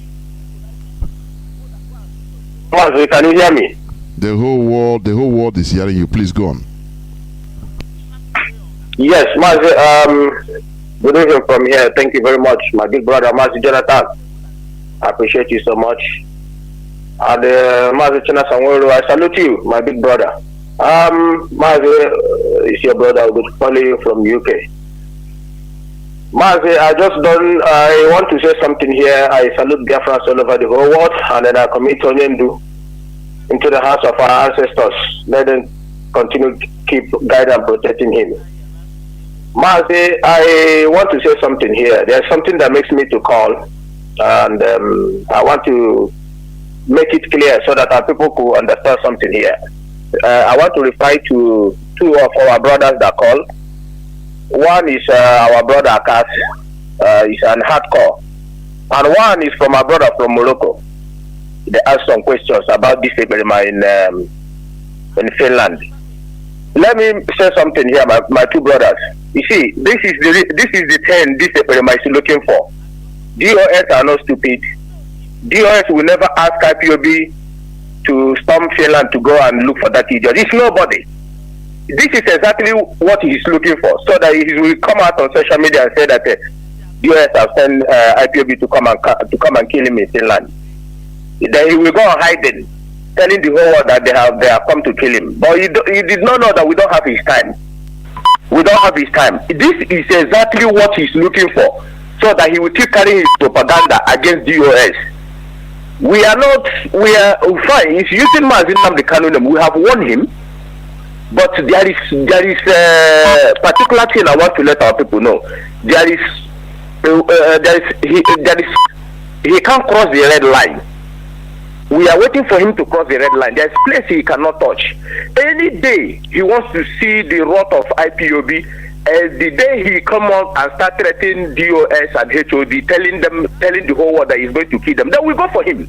But for now, don't make no mistake. DOS will never fall for that trap. Asking IPOB, they are very intelligent people. This is what they are waiting, and this is where he wanted us to our people to go. But we are not gonna fall for that trap, because we are being trained by Onyendu. We know what we are doing.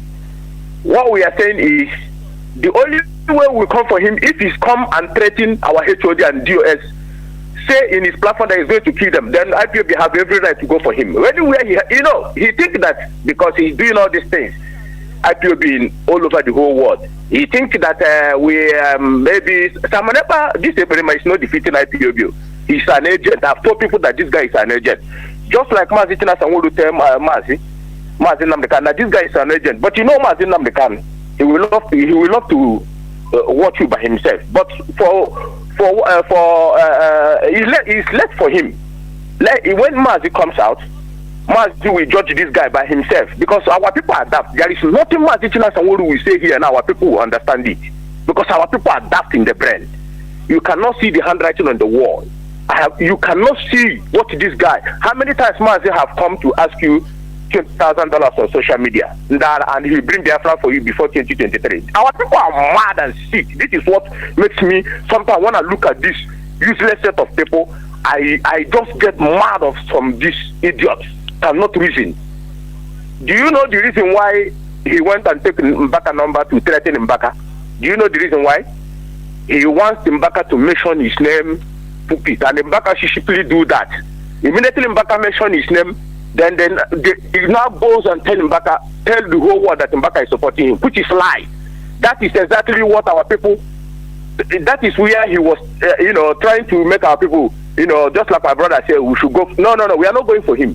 Except he crossed the red line to threaten our HOD or DOS. Any day he make it come out in social media and say he's feed them, then we go for him, because because we have everything to justify it, because he's on tape.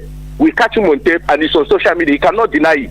So Mazi Chinasa Nworu, what I want to advise you here, Mazi will be proud of you when he comes out. Mazi was frustrated. I won't know when he was frustrated preaching to our people. Now our people adapt. If Mazi can pass through this pain, all this while preaching to our people, then who are you, Mazi Chinasa Nworu? You know that you are passing the pain. So Mazi know that you are passing the pain for you to see. Don't let them push you to say what you don't want to say. There's anything you want to tell our people here, make it plain. The ones you don't want to tell, you keep it. Since you have been hiding secret, all these things you don't tell our people anymore. You and DOS, HOD don't bring that information. for this all these criminals. You see that they don't know what they are doing now. They don't even know what they are doing. They are just gossiping. Hide your secret. Do what you want to do underground, the way you have been doing it. Just do your thing. Don't worry about what people will say. We are with you people. Any day, these people say no war. We die with them in Europe. There's nothing to worry about. And there's something I want to say here, Mazi. This is for my own opinion. You see that idiot that comes from Germany, you call his name. People like that are not supposed to leave. These are the people they are sending to come and do what they are doing. Leave the little ones that are, we can forgive them. There's some little ones things we can do. It's up to you. I'm just saying. But you see this one that came from Germany to come and be talking rubbish and we have on tape. Now those people are Mazi, thank you for giving me this opportunity. Yeah, well, thank you. I think it's a suggestion. We are concluding this program. Caller on Signal. Let me check. You on WhatsApp. You'll be the last callers, please. Caller on Signal. Welcome to the program. Can you hear me?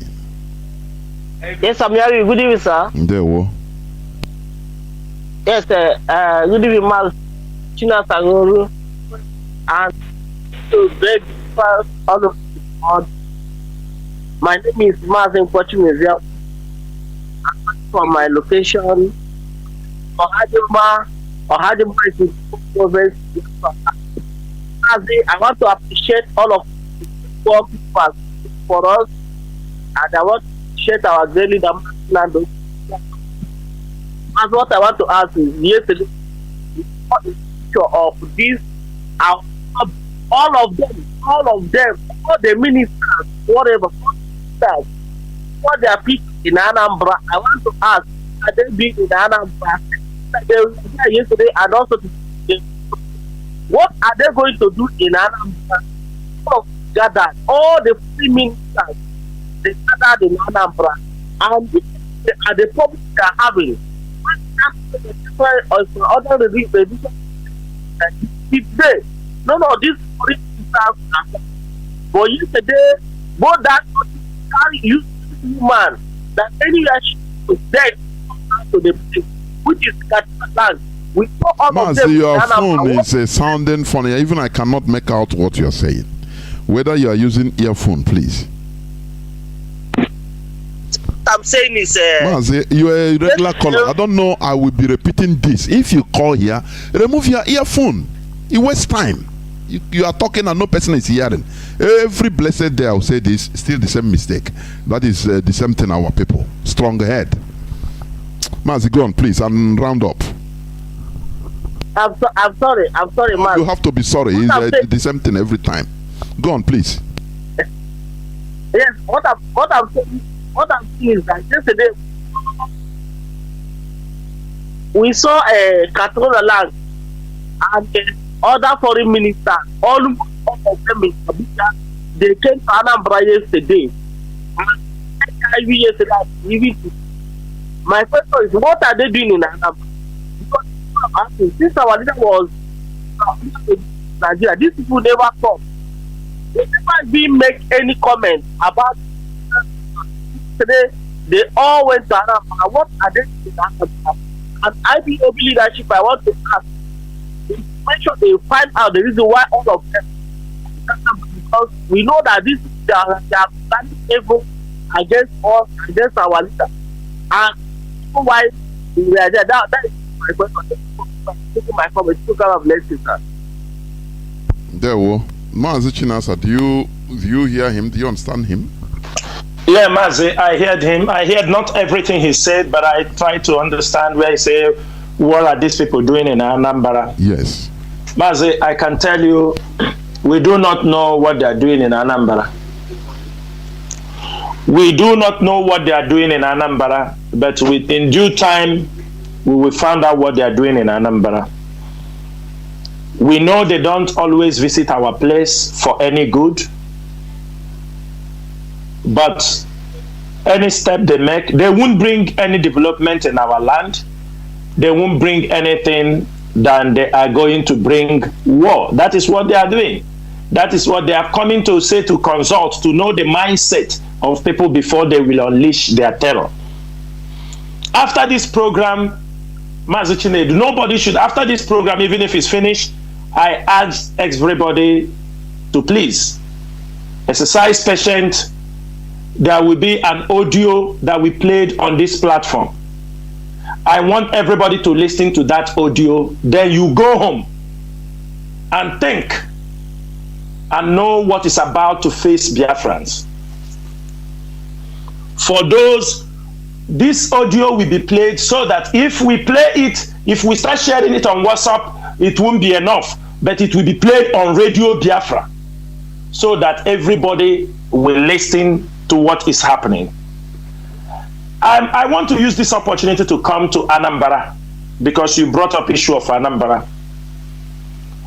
A few Sundays ago, I made a post about some Fulani people who tried to attack a church in Anambra.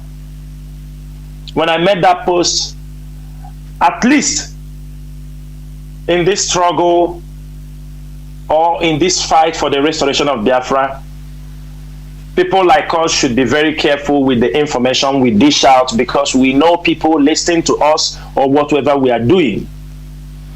And I will be the last person will bring information to the Biafrans to keep them alert without being sure of what I'm doing. I will never deceive our people. If we go wrong, we are human beings, we will make it also very clear. But it's unfortunate that our people do not understand what is coming. Instead, they are chasing rats, distractions. Many of you did not understand. On that Sunday that I made a post, and this post, the Anambra Police Command came out. They call him Tochukwu something, I don't know.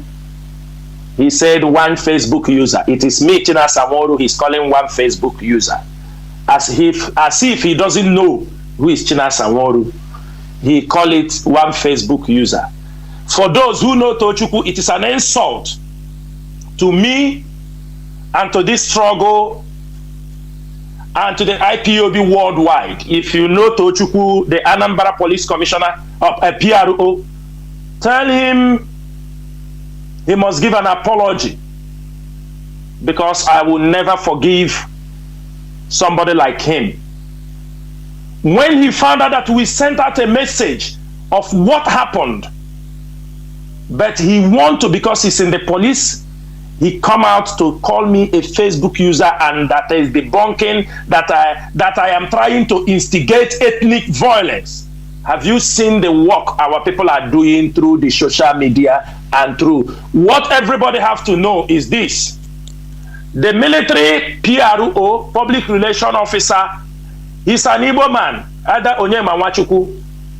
The DSS public relation officer is an Igbo man from Delta State, Delta Igbo.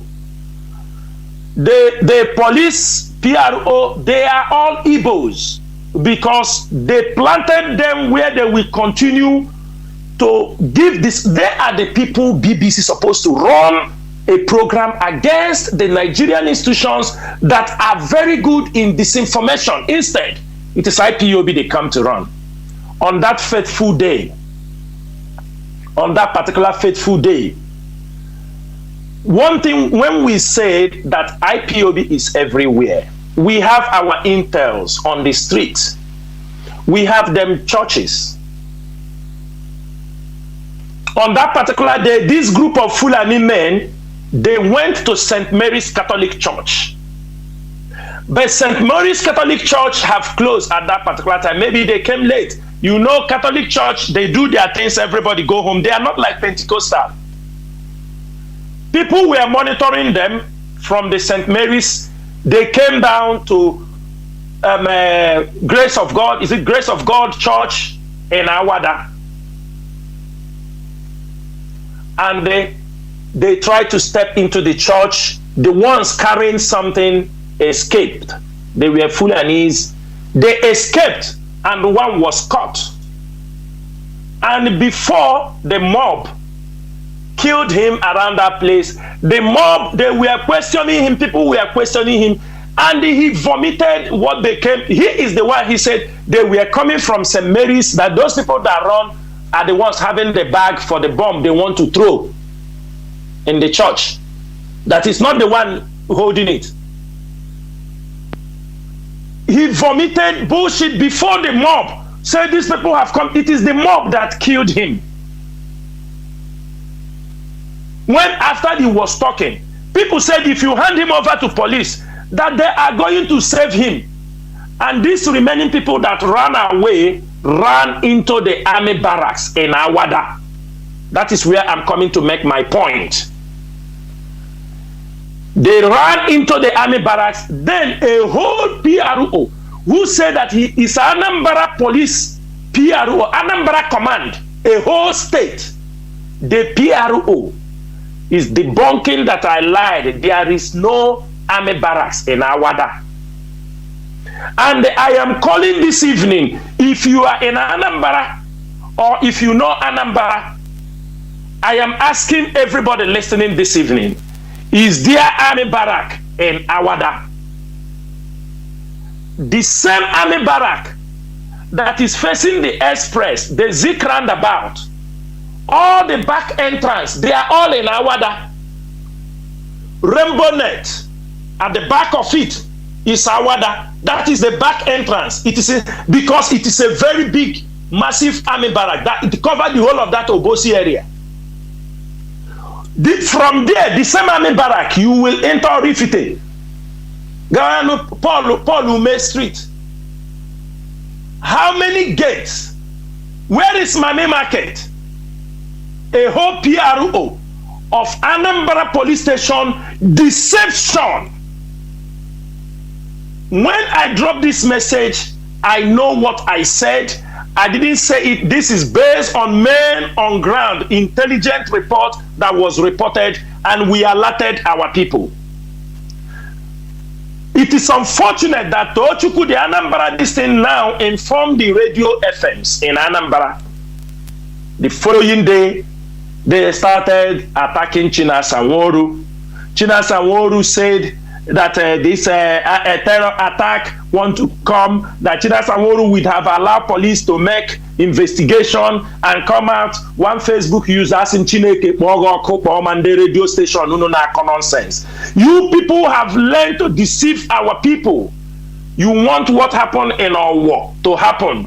Or where in Ondo, where after killing the people, you tell them you are making investigation. We are trying to prevent what will happen before it happens. That is why we are putting. The only thing is that the Christian bodies, the religious bodies, they don't know. Even though all the sabotage they have done, they don't know we are still watching all over them. Trying to protect them, because even though they are churches, they are Christian, they are all still our brothers. That's why we go out of our way to monitor places. The one we can. It's not, we don't have the resources to cover everywhere. But the people voluntarily watch over your brothers, because when they will kill you. The person they will kill is Chukwuemeka. They will kill Obioha. They will kill Chibeze. They will kill Ugumba. They will kill. They are not going to kill a foreigner. This thing we are calling on a daily basis. It is because the love we have. Mazi Nnamdi Kanu have taught us that. But a police officer is trying to deceive the people. You people have also seen the other day a tanker fell in front of church. What we are asking, the tanker is falling in front of church. Church on a Sunday service. These are all terror attacks. Our people are daft. On Sunday, a trailer will come and fall in front of church, targeting to burn everybody in the church. When it fell, they will tell you a tanker fell. Or beginning another tanker near church on a Sunday morning. I'm asking Biafrans. At the end of the day, some FM want to deceive our people. And also, it's like in Delta State. I don't want our people to attack some of our people there, to tell them you people are foolish, you don't want, you say you are not Biafra. No, don't, please. Because the people they are going to kill in Delta State is still the same your brother. It is still Okechukwu. It's still Ikenna. It's still Ugochukwu. They will kill them there. It is you they are still killing. Forget about what people have said to them. Their eyes opening. In Opanam, I think they were there. Fulani took the land from them. Went to court, win them in Opanam. In Opanam. Now that the youth have raised up to confront the Fulani, yesterday, the military have sent more than 10 Hilos army. But all the time, Fulani were there killing people. They never go. The Nigerian military will not send anybody. No truck, nothing. But now that the people have risen to confront these murderers, Nigeria have sent military. It is time for every one of us to wake up. I want our people to wake up. Do not wait for the politicians. The politicians are those that sold Mazi Nnamdi Kanu. 2 weeks, they rendition Mazi Nnamdi Kanu in Nigeria. Hope Uzodinma and his team in Imo State Government House, they were pumping champagne, celebrating. Is that the person you are hoping? Is it Dave Omahi who contributed a huge amount of money for the rendition of Mazi Nnamdi Kanu? Is it some Anambra businessmen, people like Atoeze them? Is it Yesom Wike? Are they the people you are hoping? And at the end of this program, Mazi Jonathan will play. Don't go away. Listen to what is coming. If you want to wake up, you wake up. You don't want to wake up, remain there, they will kill you. They are coming. They use PVC. If you want to wake up, you wake up. You don't want to wake up, remain there, they will kill you. They are coming. They use PVC. If you want to wake up, you wake up. You don't want to wake up, remain there, they will kill you. They are coming.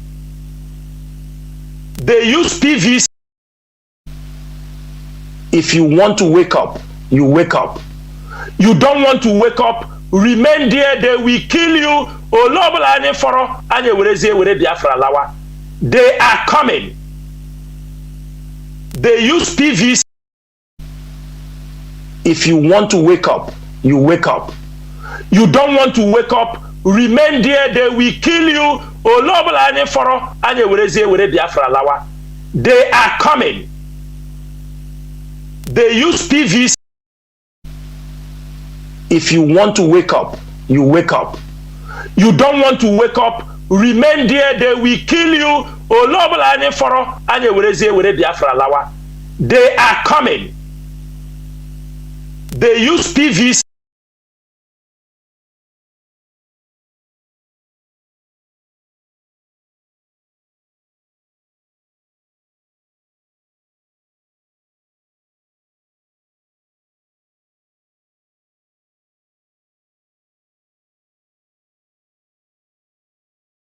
This is why every one of us should not allow anybody to deceive you with any story.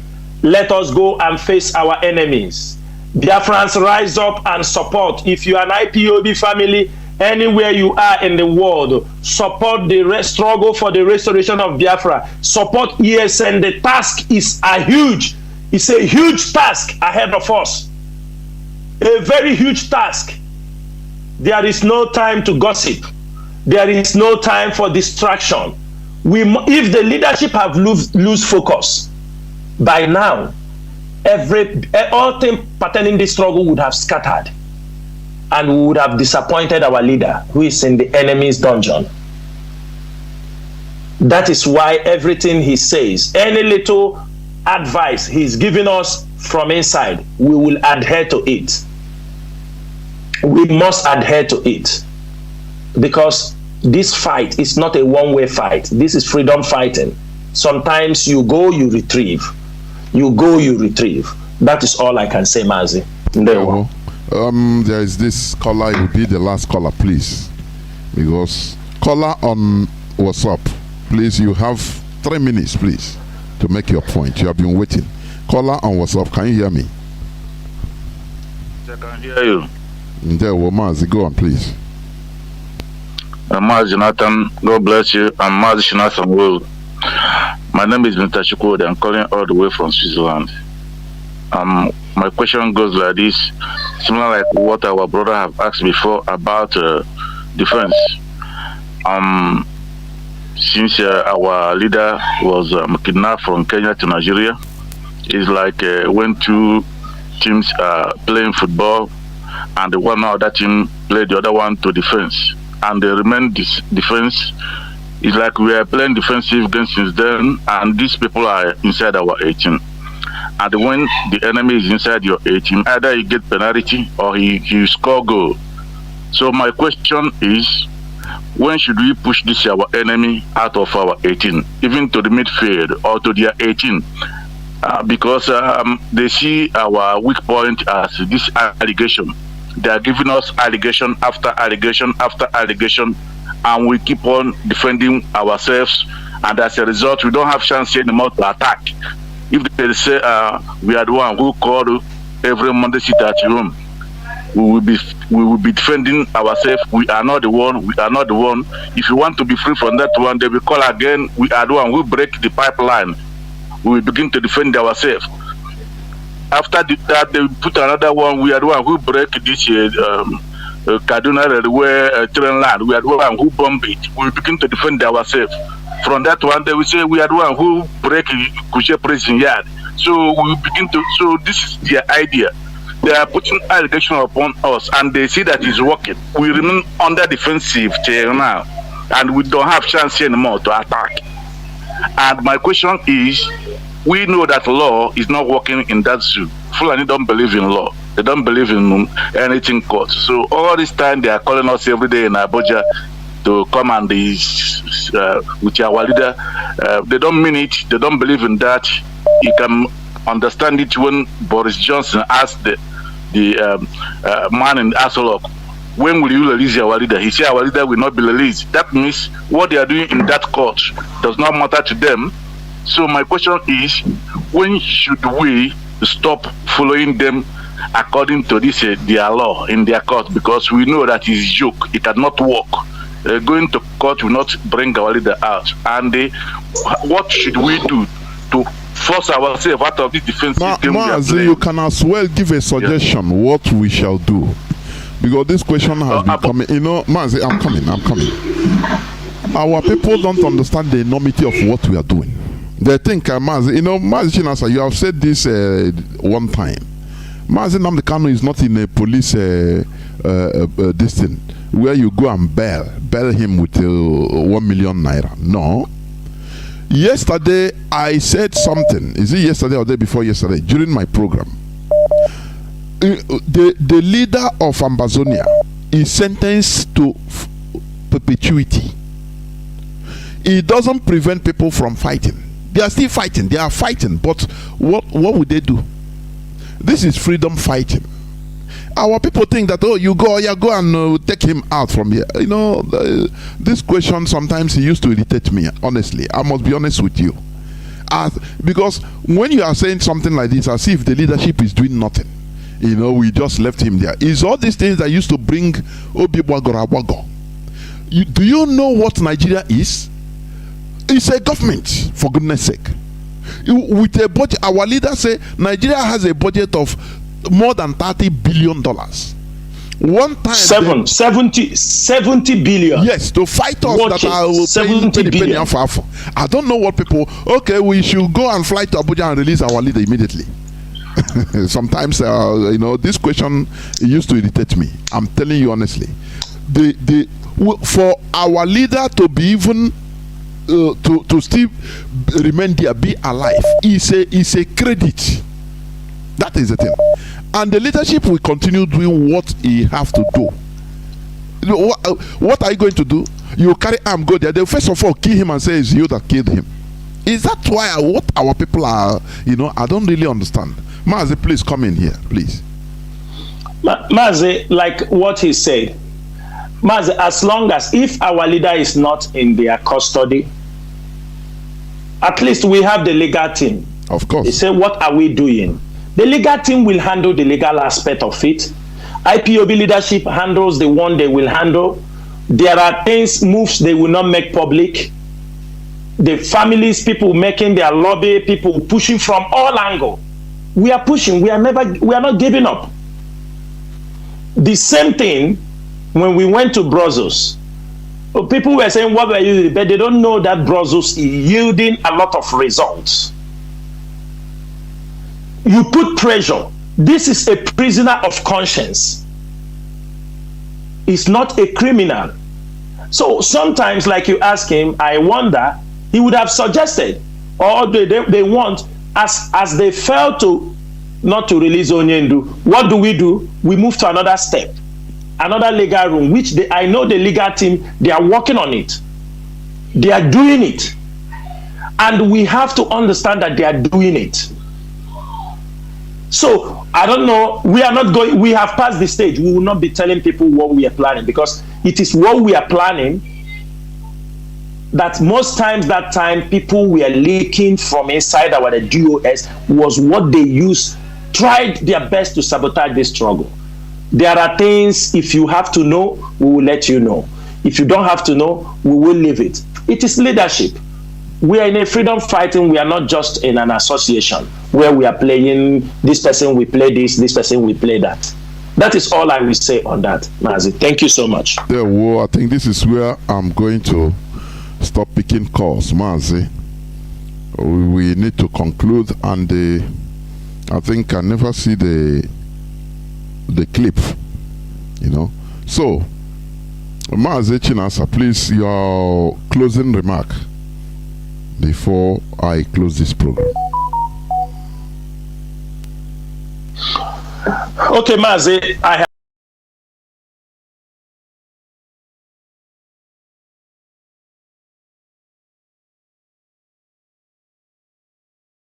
have sent you the audio. Everybody, I'm linked to that 30 minutes audio, and the real thing that is happening and things that are about to come, that every one of you must rise up. Every one of you. This is not time for distraction. They are coming. They are coming. The jihadists are marching down to the south. All these things these politicians are doing, it is not going to help you. PVC will not help you. These things they are doing will not help you. These people are coming. If you want to believe, Mazi Nnamdi Kanu have shouted this thing for many years, and now it is about to happen.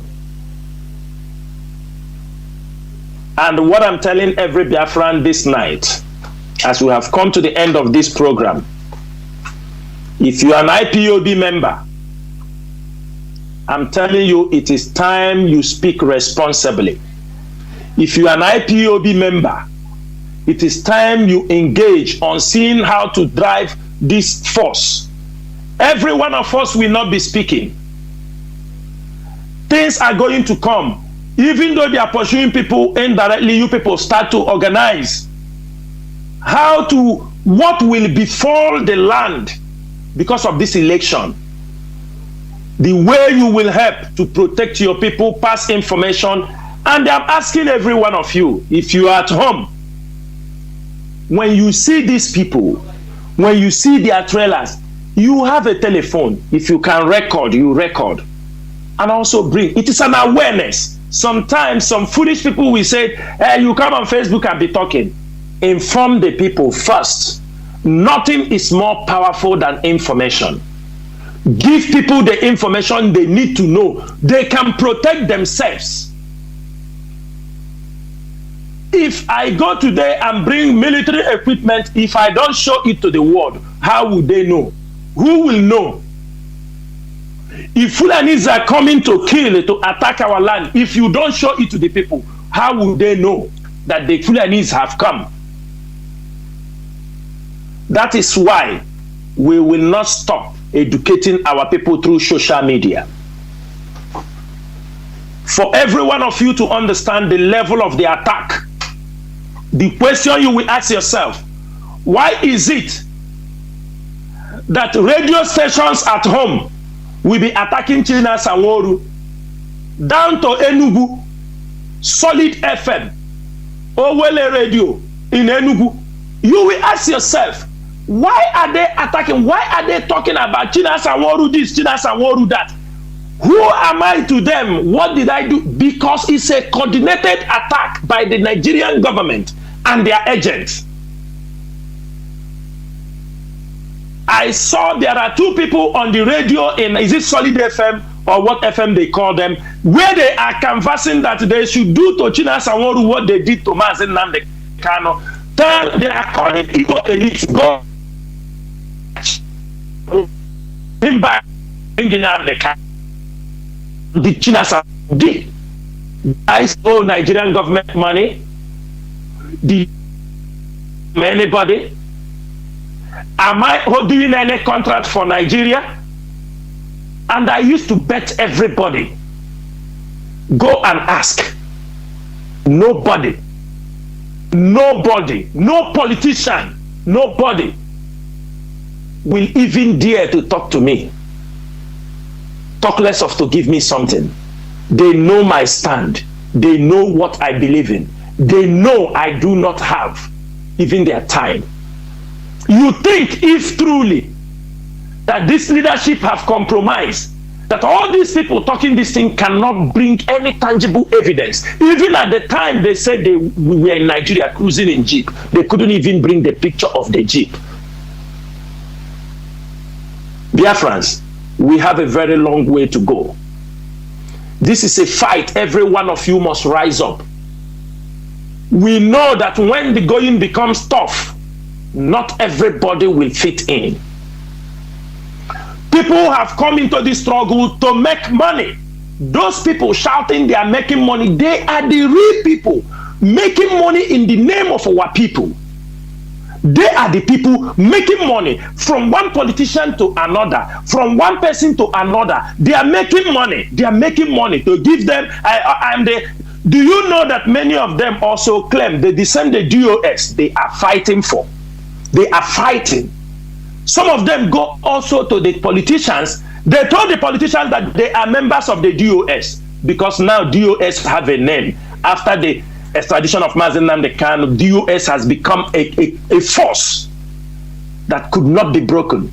Those people who destroy, who insult the DOS, they go in the back. They use the name of DOS to claim that they are part of IPOB leadership. They are that DOS they are talking about. This is to show you how evil our people are. Every one of you know about those people Onyendu called Directorate of Emirates. All of you knew them. One of them came on this radio called the DOS Janjaweeds. She's a double agent. We say it with no remorse. Today, when they have fought, this is somebody who when he gathered the Umuada they are talking about, these are people, they are not even Biafrans. They will not talk. Gather Nigerian agents in the group. They come to hear from you. Today, they are lobbying seriously while Onyendu is in detention that they should make them members of the DOS. If you people don't know, you know it today. Those women, those men who have fought IPOB tooth and nail, do everything to destroy the DOS. Today, they are lobbying. You know, some people at home, they are poor. Even poor is not because you don't have. You are poverty in mind. Even if you have, you want more. They give you, they send you. You are not in an IPOB. You are not a member of IPOB. They are sending you to go and lobby that put them in the DOS. They will come and stabilize things in the DOS. Any day when you bring you people inside the DOS that they send, Chinasa Nworu will resign. Because you people are evil. You claim that you have taken over this leadership. It is now the Directorate of Emissary is now in charge of this struggle. You move emissary or Director of Directorate of Emissary. You claim you are now in charge of this struggle. One of you is deceiving our people with his program, MMM. A full-time fraudster. They call Rabbi Chas. He is all the platform. He have already duped our people with Cloud 1, Cloud 2. Jasmine, with the name Jasmine from Morocco. Today, he is with Life Force. They created Life Force. This the same Life Force is the Life Force. This guy from Germany that have that Kenneth, he brought also this program to the people in Orumba. He told them that this life, they make program, this program is coming. Today they are much in Ghana. And if you are listening from Ghana, there is an order. The coordinator in Ghana, you are given 48 hours. All those IPOB principal officers who are inside that Life Force program, who are there talking rubbish, we give them 48 hours. If you found anybody inside that Life Force, report his name, he will be dismissed live on air.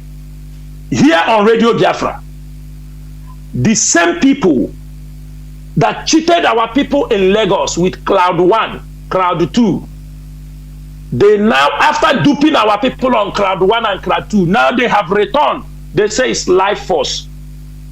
Gathering our people from there, you find what. If you want to do your MMM, go and do your MMM and go away from IPOB platforms. If you want to go to do MMM, you go and do it. You don't bring our people and you divert their attention. You are an IPOB, tomorrow they tell you itinye nka geri nka, itinye nka geri nka, you were $100, geri $1 million. The same bet, like Bet Niger is even different, you see. This is who is behind all this thing. It is members of the emissary. It's a part of them. This is what they want to bring for you. This is, they come, what they gather these criminals. They came here, continue to deceive our people. And I am asking every one of you, it is time to abandon all those petty things that are taking away your attention. Join the IPOB media warriors. We are growing in number. We have let them know over 500,000 correspondents for IPOB media warriors worldwide. Nobody can beat this record, whether they like it or not. IPOB media warriors, we have over 500,000 correspondents on social media. Nobody can beat us. Amubegi CNN, Amubegi BBC. They don't have that number. That is why we are unbeatable. And we are still, the door is open. We want more media warriors. We have to secure this space. It belongs to us. If they like, they can't do anything about it. I am asking you, if you do not have a Twitter yet, there is something our people are doing. I don't like that idea sometimes. I say, hey, like before, that time Onyendu Noya, I named Twitter Tuesday. Will you continue to be on Twitter Tuesday? That time was the time Onyendu, we were building the people. Now he feels they have built you. We don't need to remind you that today is Twitter Tuesday. Because you have been trained to be doing the job. You tweet. If you are waiting for IPOB to call another Twitter Tuesday, Twitter Wednesday before, that was when this program, we were bringing people to understand how they use Twitter. That is it. They have taught you, because many of our people do not know how to use Twitter at that time. Now you have been taught. You have a Twitter account. So you want only on Tuesday you will tweet? It doesn't make sense. Tweet every day. It is doing wonders. This Twitter and the social media is why Nigeria, when they will pass their information to the Western world, they will tell them that what you are saying is different from what we are reading. People are informed. But what you are saying, you are lying. These people, I have another version of the story. It's because of the Twitter and all these things we are all doing. Therefore, dear friends, even if we remain 10 people, we will continue to fight this struggle. We are not going to step back. People have died in this struggle, but I can tell you, onye na-ala n'ụlọ ya anaghị akwụsị n'ụzọ ọgwụla ma ọ larụrụ alarụ. Every one of us must know that we have not yet reached our destination, and our destination is the restoration of Biafra. And the way everything is working in Nigeria is leading us to that restoration of Biafra. Every one of you have to know. This storm will come and it will be over. Even if it is a war, as they have brought it on our doorstep, it will also be over. When they could not kill us in 1967 to 1970, they couldn't exterminate us. Do you think they can do it now? No. Therefore, Biafrans and all the lovers of freedom, once again, my name is Mazi Chinasa Nworu. Mazi Chinasa Nworu is a servant of the indigenous people of Biafra, and I serve you people in the Directorate of State. Asim ka Chukwu Okike Abịama kero ụwa niile, onye nyere anyị ike anyị ji na-alụ ọgụ a Chukwu Abịama, lekwa ụmụ gị, lekwa ụmụ Biafra. Anyị ewerela ndụ anyị nye gị n'aka, anyị ewerela ihe niile anyị nwere nye gị n'aka Chukwu Abịama. Ka ha bụ ndị iro anyị na-achụgharị anyị, na-achọ ụzọ ha si egbufu anyị. A sị na ọchụ nwa ọkụkọ nwa ada, nwa ọkụkọ nwa nwa ọsọ. Chukwu Okike Abịama bịa lee ụmụ gị niile n'ala Biafra na mba niile dị iche iche, ka anyị gbakọrọ ebe niile na-akpọkụ gị n'oge agha ugbu a, si Chukwu Abịama, ka ndị iro na-ama achịrị na-abịa n'ọnụ ụzọ ụlọ anyị. Chukwu Abịama, Chukwu Abịama, nye anyị ike, nye anyị amamihe, nye anyị ọgụgụ isi otu anyị ga-esi emeri ndị iro a, ka onye isi anyị nọ n'aka ndị iro. Chukwu Abịama, ọgụ niile anyị ga-alụ ga-abụ na anyị ga-enwere onwe anyị, na onye ndu anyị ga-apụta. Eziokwu eziokwu, ọ nọ n'aka ndị iro, kpuchide ya. Chebe ụmụ Biafra n'ụwa niile, coordinators niile, from national coordinator to unit coordinator, ma ndị na-abụghị ndị officers, gbazie ha olu, nye ha amamihe, kpuchite ha. Ihe ha jikwa azụ ụmụ ha akọla ha. Ihe ndị a niile ka anyị na-arịọ n'aha Chukwu Okike Abịama. Ise Mazi Chinedu. Ndewo. Thank you. Ndewo nwanne. Ndewo. I will play the clip. We must continue what we are doing.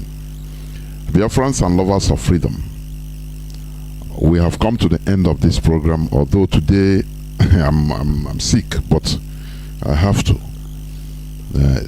So we have come to the end of this program. Mazi Chinasa Nworu have said it all, clarifying things. There are many people that called but could not enter.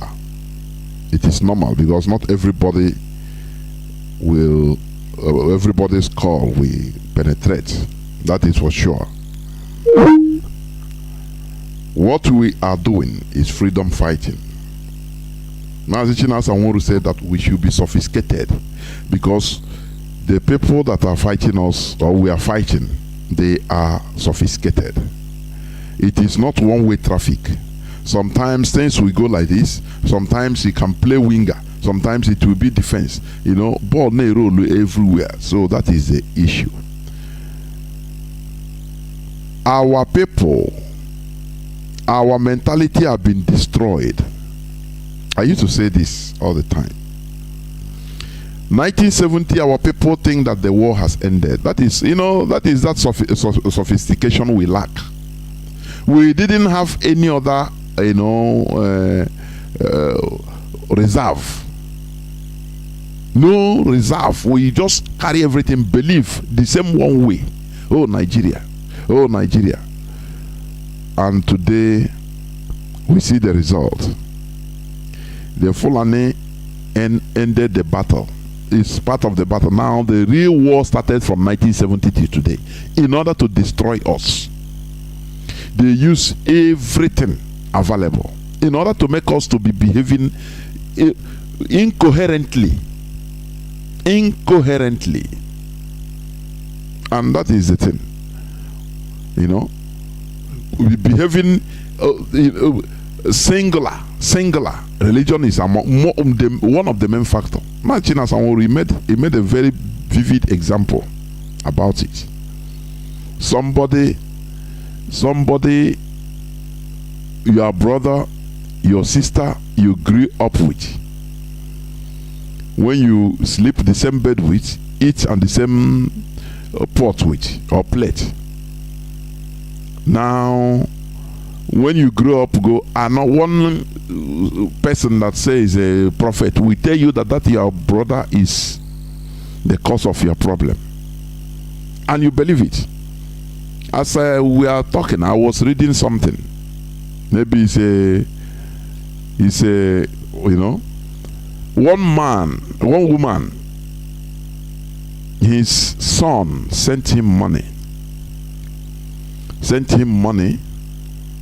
So the woman was overjoyed. He went, the normal thing. He went to give thanksgiving to the church. The man of God, in order to get away the whole money from him, what I'm telling you is what I was reading on social media. The so-called pastor called the woman and said, "Look, your son want to use you for money ritual. So in order for you to survive, you have to donate this money to the church." The woman was crying, and he believed it, because he believed that the man of God was acting, was doing miracle. So he cannot lie. That is the problem we have, the major problem we have. All these things, they divided us into single. You hate your brother hate his sister think that your cousin, your uncle is the source of your problem.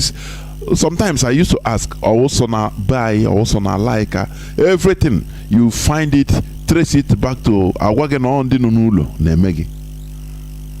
it's really absurd. We need to continue in what we are doing. Biafra is our religion. Biafra is our identity. We have no other ideology other than Biafra. Before I go, from here, Mazi Jonathan, it is simply good evening. But please, listen to the clip, please.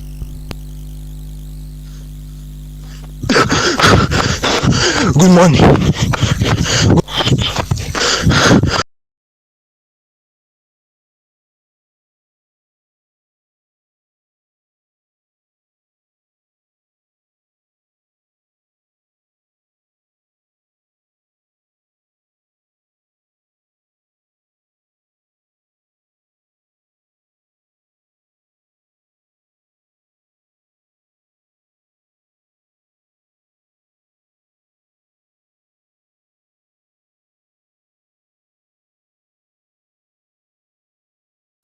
And share back this country. Nnamdi Kanu is right. Wallahi, Nnamdi Kanu is right. They are preparing some people. They are preparing some people. In Medugri camp, there's a big camp in the forest where they are preparing some people. The Boko Harams, they are training them. The British army, that the people training these people to take over Nigerians from you people. You people should go back home. Mr. Peter Obi Mr. Peter Obi, please go back home. Go back to your people. Go back to your people. Yoruba people, don't be deceived. Go back home. I've been running inside the bush, inside the forest since day before yesterday. Me and my colleague, we have been running inside.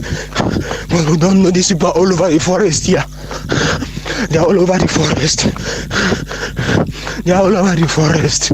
These people just need another 4 years to round up what they have started since Muhammadu Buhari has become the president. You people should go back home. Nnamdi Kanu is right. You people don't know what he's trying to come. No. You people don't know what he's trying to come. You people should go back home. Yoruba people, go back. Don't be deceived that your brother Chinedu is going to become the president. You people don't know what is coming. You people should go back home. You people should go back home. That man Nnamdi Kanu is right. Go back home. Yoruba people, don't be deceived that Chinedu, your brother, is going to become the president. No. These people have plan. They have plan, big plan. But you people don't know. You people are being blinded. Every day they are importing thousands of people from Niger Republic through Sokoto. They are entering into Nigeria. They are forming a very big army in the Medugri forest. I escorted one of our general, and I just overheard what I saw. Oh my God! Oh Allah! I saw what I saw with my eyes, and I never believed it. I saw the 60 armor tanks they brought. I saw the 60 armor tanks Nigeria Buhari brought from China. I saw the air to Kano's. I saw weapons, plenty of them over there. Oh my God! And all these weapons, we the Nigerian army have been saying, we are these weapons. Let us fight these Boko Harams so that we will be free. But not knowing they are buying it for them. You think all the loan they have been collecting from China, they have been collecting from US, they have been collecting from different countries. You think they are sharing it among themselves? No, they are using it to buy weapons for the Boko Harams so that they will Islamize this country. I am a Muslim. Yes, I'm a Muslim. I'm an Islam. Yes, but my wife is from Port Harcourt. My wife is from Obibo. I worked there before, and I fell in love with her. Her name is Njideka. But she's over there with my children. I don't know this is what they are planning to do. And we, the Nigerian armies, have been using our life to protect these people, thinking they are old. Oh my God. Imagine you people, Yoruba, those generals of you people, they have been giving them money. They have not been touching you people. They have not been harassing you people. They have not been doing you people any sort of things. Only the Igbo people. And they have been telling you people to maltreat the Igbos. They have been telling you people to marginalize the Igbos. They have been telling you people to do different things to the Igbos people. That they are evil people. That they are evil people. But you people don't know that it's their God that is protecting them. It's their God that is protecting them because their hands are clean. That's why they want Mr. Nnamdi Kanu over there. They don't want to leave him. Nnamdi Kanu is right. Nnamdi Kanu is right. You people should go back home. Mr. Peter Obi, go back home. Go back to your house. Don't come out for this presidency because you will never win it. I love you, Mr. Peter Obi. I've been hearing some of your videos. I've been hearing things. I've been hearing the great future you have for this country. But no, go back home. Go back home. Go back home. I've been running inside the forest here since the day before yesterday. I've not seen water to drink. I've not seen food to eat. Allah, oh God. Go back home. Go back home. Go back home. You people should not be deceived by your governors. If possible, kill them all because there are people collecting money and putting you people in poverty. That Imo State man that have been sending us to come and be killing you people in Nworu, you people should kill him. Kill him because they don't want what's good for you people. Them don't know what is coming. Only they just want is give me the money and I will still keep my people and I will be controlling my people in poverty.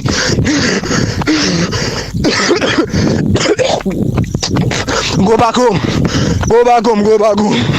Go back home. Yoruba people, open your eyes and be wise. If these people take over the Igbo people, how safe are you people are? If these people take over the Igbo regions and become Muslims over there, and the North are Muslims, and the East are Muslims, how safe are you people? You people are not wise, you people are not stupid. They have been killing people in the North, and they brought worship to the East. Is there any war happening in the East? It's not here that Boko Haram have been disturbing, but they brought a worship over there to the East. You people don't have sense. You people don't have sense. You people that's Yoruba people don't have sense. You people are doing that. You people are Homo Yoruba. That you people, yes, you people are free. You people are no. Do you think that killing that happened in that church in Owo, in that Catholic church? Do you think they just did it? Is the government that just did it to test how they're going to use and enter into you people? And they said they should provide the people that did that, and they just brought up useless people from the North that don't have sense because they don't know what to talk. I said that the people that did it are presenting to you people that is them that came and killed people there. And you people are jubilating, yes, they are finding the killers. They are not the killers. They are not the killers. They are not the killers. They are not the killers. You people should go back home. Mr. Nnamdi Kanu is right. Mr. Nnamdi Kanu is right. They are trying to marginalize this country and turn it to Islamic country and chase people out of the whole of Nigeria. You Christians, oh God, you people should stand up and be wise. Mr. P2B, go back to your house and shout for Biafra. You people should shout for your Biafra. Shout for your Biafra. Because these people, you don't know what they are planning for you people. I don't want to do a video because if I do a video, they will see my face, and if they see my face, I will definitely be tracked in the camp. And if I track the camp, I'll be wanted and I'll be killed. I love my wife, Njideka. I love her so much. I love her with my kids. I love her. I don't want to die. I don't want to die. That's why I can't do the video. I can't do video call. I can't do video so that I will show people. But I have this voice record. Please, make this voice record go far. Make it go far. You people don't know what is coming. Oh, you people don't know. You people don't know. You people don't know. Go back home. Oduduwa, go. Shout for your Oduduwa, Mr. Sunday Igboho. That general that you see people saw money in his house is one of the generals that have been giving money to keep people that you people are safe. It's a lie. If these people take over Igbo land, you people are not safe. And people don't know what to do. I'm the one telling you from here. I have somewhat the British, our so-called British, they call our godfather, the people that colonize us. They don't want these Igbo people to go far because if they know if they leave these Igbo people, they will develop Africa. They will develop Africa. Oh, they will develop Africa because they are intelligent like the Chinese. They are intelligent like the Japans. They have human resources. They are not even thinking of their oil. But we useless northerners leaders that have nothing in their head. They have thinking oil. Use the mineral resources. You people should go back and destroy this country. Share this country. Biafra, you people should go. Oduduwa, you people should go. And nothing else. We are going to be suffering. But we people have you people as hope. We have you people as hope that you people come and save us because we are brothers. I'm an Hausa man.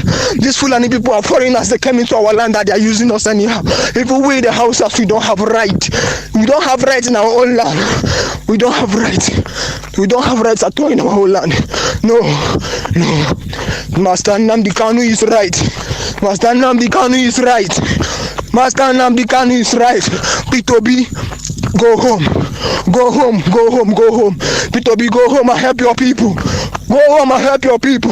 All the governors in you people's places. All the governors in you people's places are the people making you people to be what you people are today. Why? Because they are not seeing what is coming. They are only just there for the money they are giving to them as from the government. Go home. The British is evil. The Britain is evil. They will be smiling at you at your face and be hitting you at your back. Right, Sadia. Go home.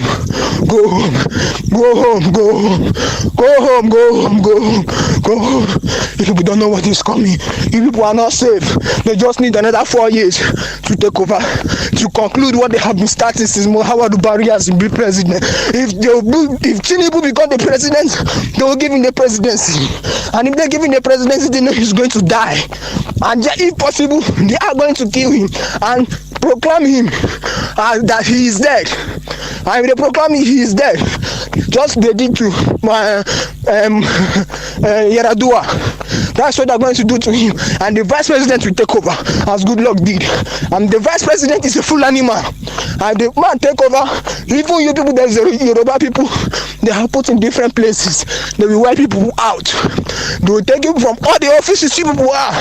Or put all their people to continue what they have been planning since Muhammadu Buhari has been president. So that they will finalize their stuff, finalize what they have been doing, and then they will come with full attack on you people. You people should be wise. You people should be wise. Go home. B2B, you don't know what is coming. Go home back to your people and help your people. Go back to your people. Yoruba people. Yoruba people. I'm warning you. I'm warning you.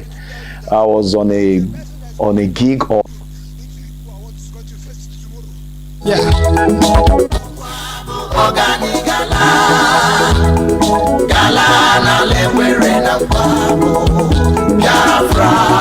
Biafra, ndị ngozi obodo bụ sọma, obodo doro nsọ.